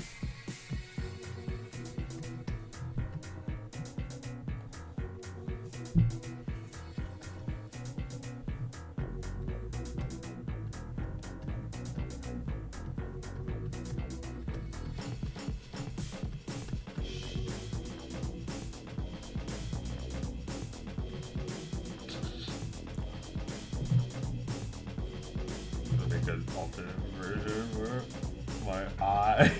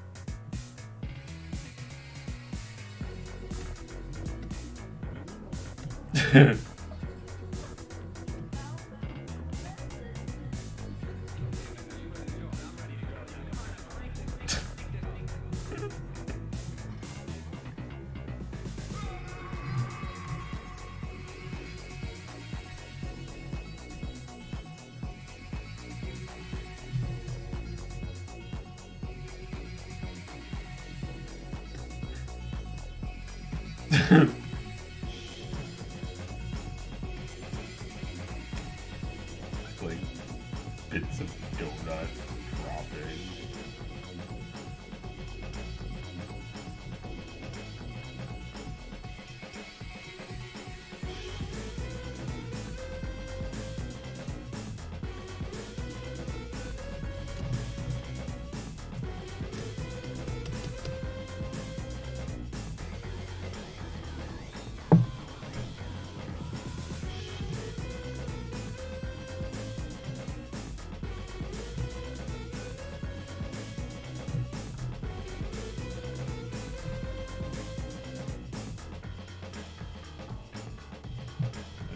Beard.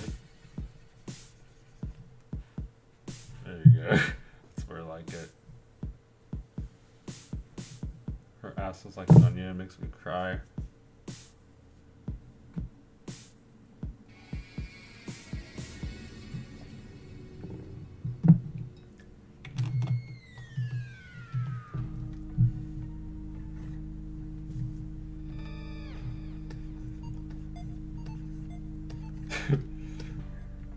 Here's me showing down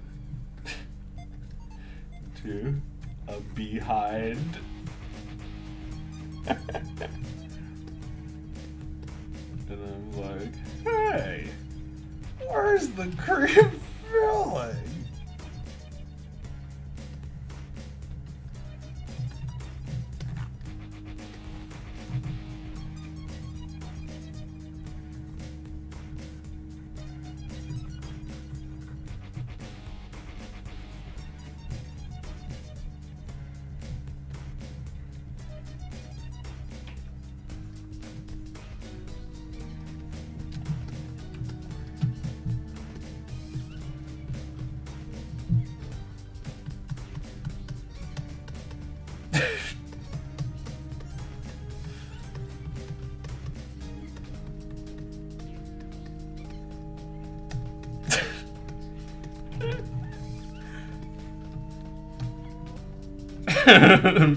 I put my donut up and I was like, I can't tell the difference between my donut and the ass.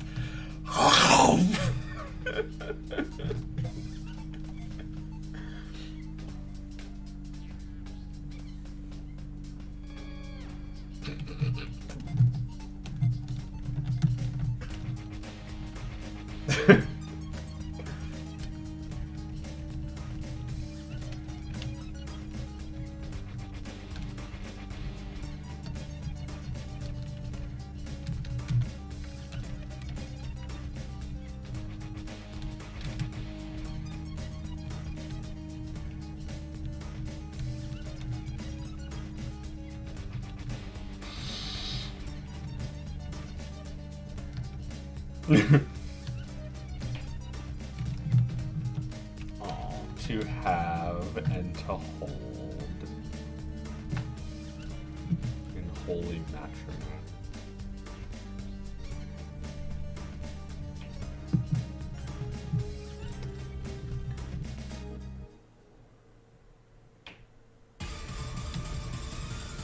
Look at me.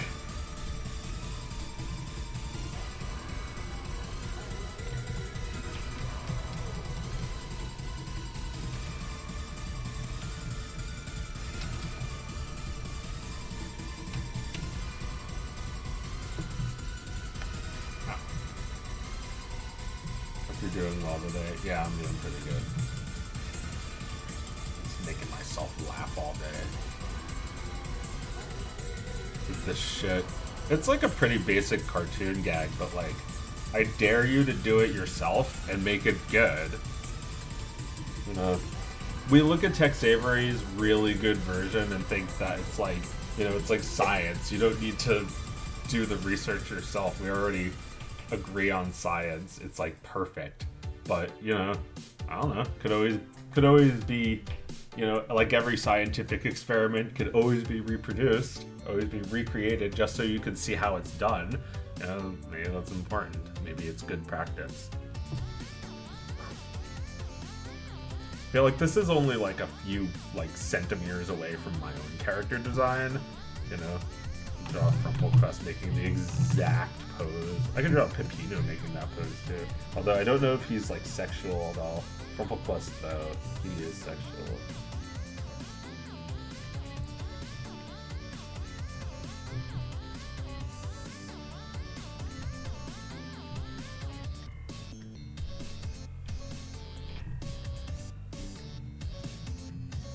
Just tracing my own drawing like Walt Disney. I mean, like Bruce Reitherman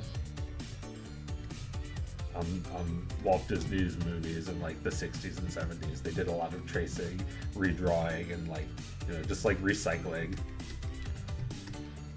You know, like they like would like redraw a bunch of like, there'd be like a bunch of like Dalmatians. It's like, let's just like, you know, just like take dogs and just like, you know, just like trace right over them and make them wolves and like, you know, repurpose the animation for the Jungle Book from Dalmatians. You know, just make their tail a little bit wolfier and there you go, you have a wolf. It's like, you know, good idea. It's your right as a person who owns the drawings and probably made them yourself. You could just recycle designs like that. But yeah, I feel like it definitely, it's not great to cut that many corners. Jungle Book is a masterpiece though, even though there's a lot of reused animation in it. You know, it's just smart sometimes. It looks good, and I didn't even notice they were doing it until like the third or fourth time I watched the movie. And they do it so often. It's like every 5 seconds they reuse something.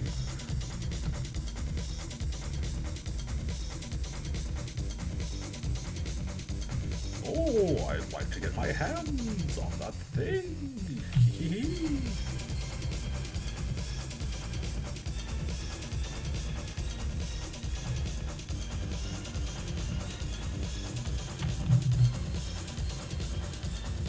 I don't know if reused animation is bad, if the viewer can really tell. Probably not. I plan on reusing more stuff in the future. I like to draw though, so, you know, whatever feels like a challenge, I'm not like afraid of doing that. I mean, this is a challenge, although sometimes since it's, you know, based on a better version of it, it might feel like kind of meaningless and unnecessary, but I don't know. I'm glad just to like be able to do this concept, just be able to like draw it. Hell, you know, I'll draw it even better.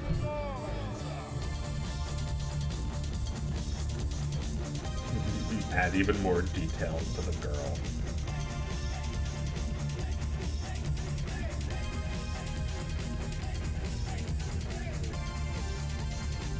Daddy, you better get the best for me.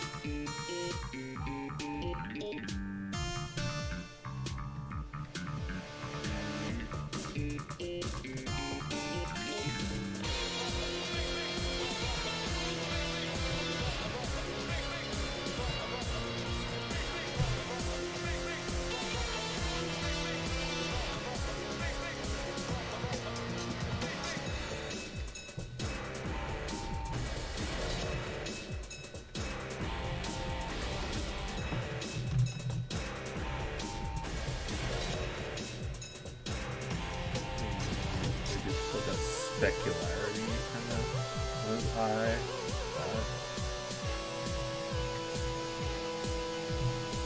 Yeah, really like.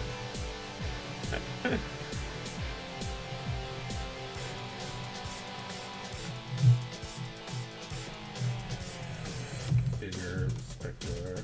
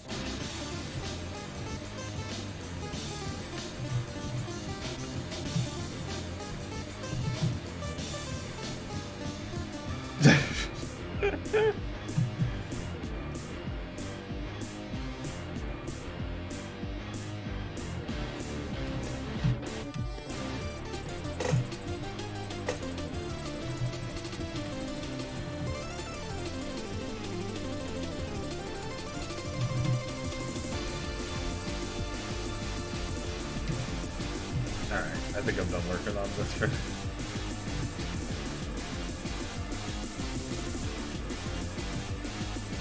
Come on.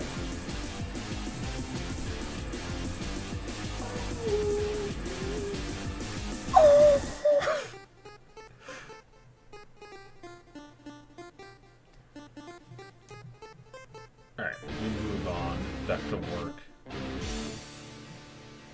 Keep that open for looking at purposes. Which scene was I gonna work on?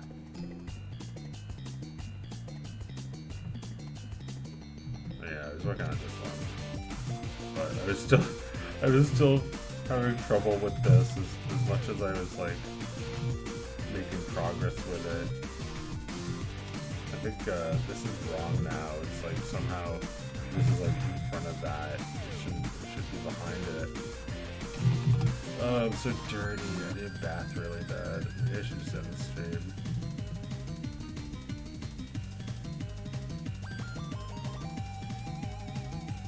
Yeah, I mean, it's a nice day. We could all enjoy the nice weather. Ugh. Yeah, look how dirty I am already. Well, I showered and then I went on a walk and I haven't showered since then. Ugh. I'll get to a point enough in this shit.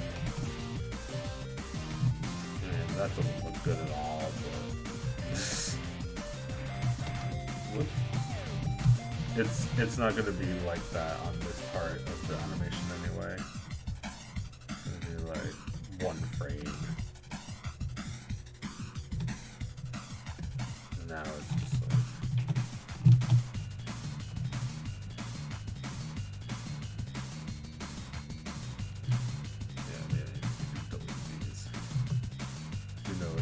supposed to look like.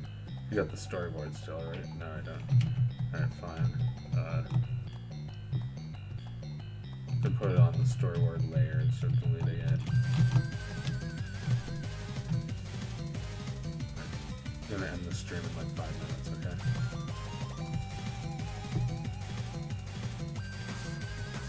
Why is the shape tween so good for humor? I don't know. This is kind of funny. I liked using it when Leopard Seal was really angry, like implying that like he gets so angry that he turns into a shape tween.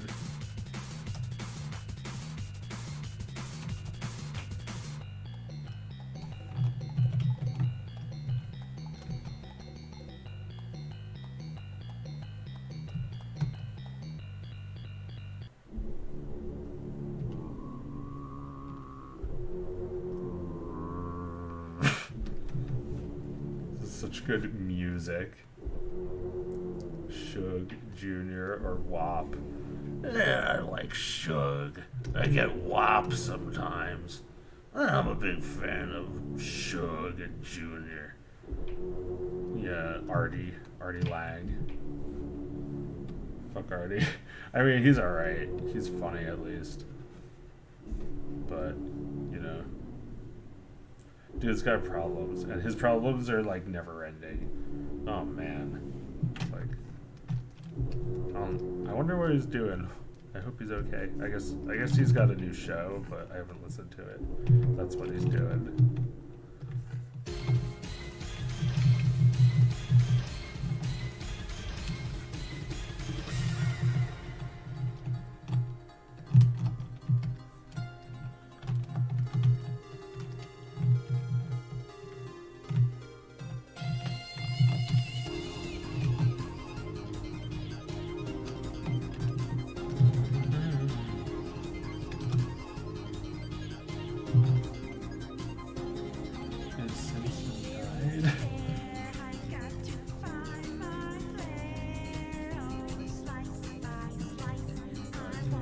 Take a bath.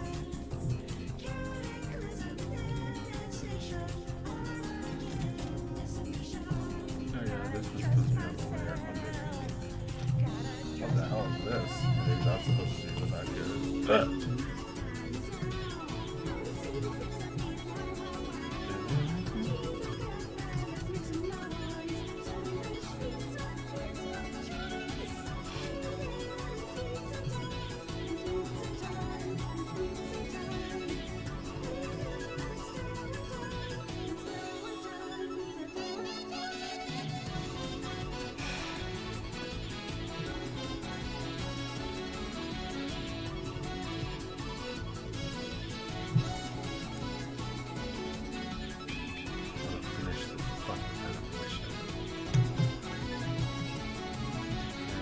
Still not emotionally ready to deal with that. Well, I guess what I have to do is just like sketch it. Yeah, let's just hide all this for now.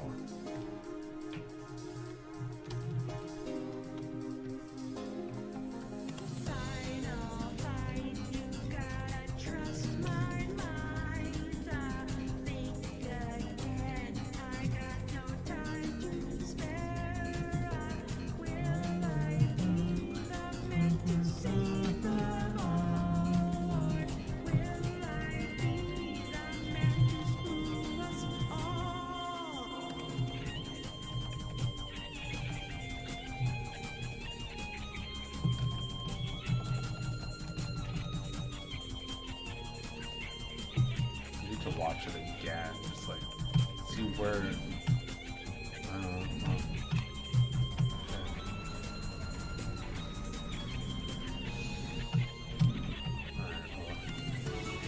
It stops. You stop seeing it here.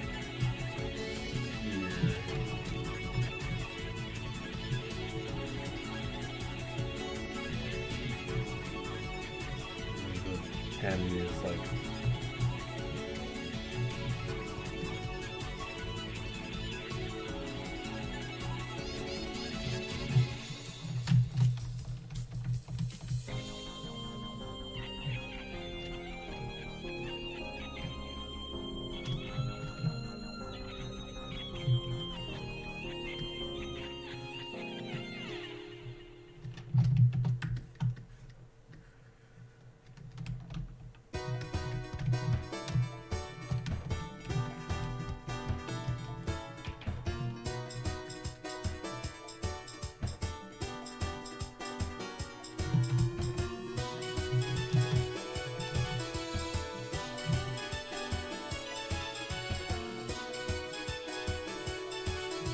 It's gotta just like,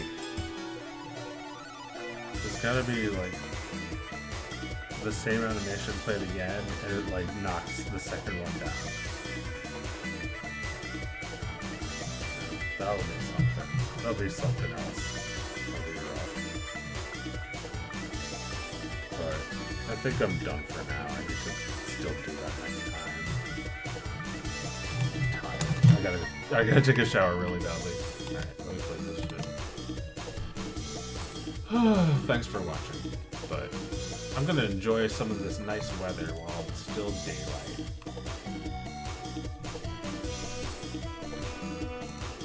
I also need lunch. Wait, I already had lunch. I did lunch too.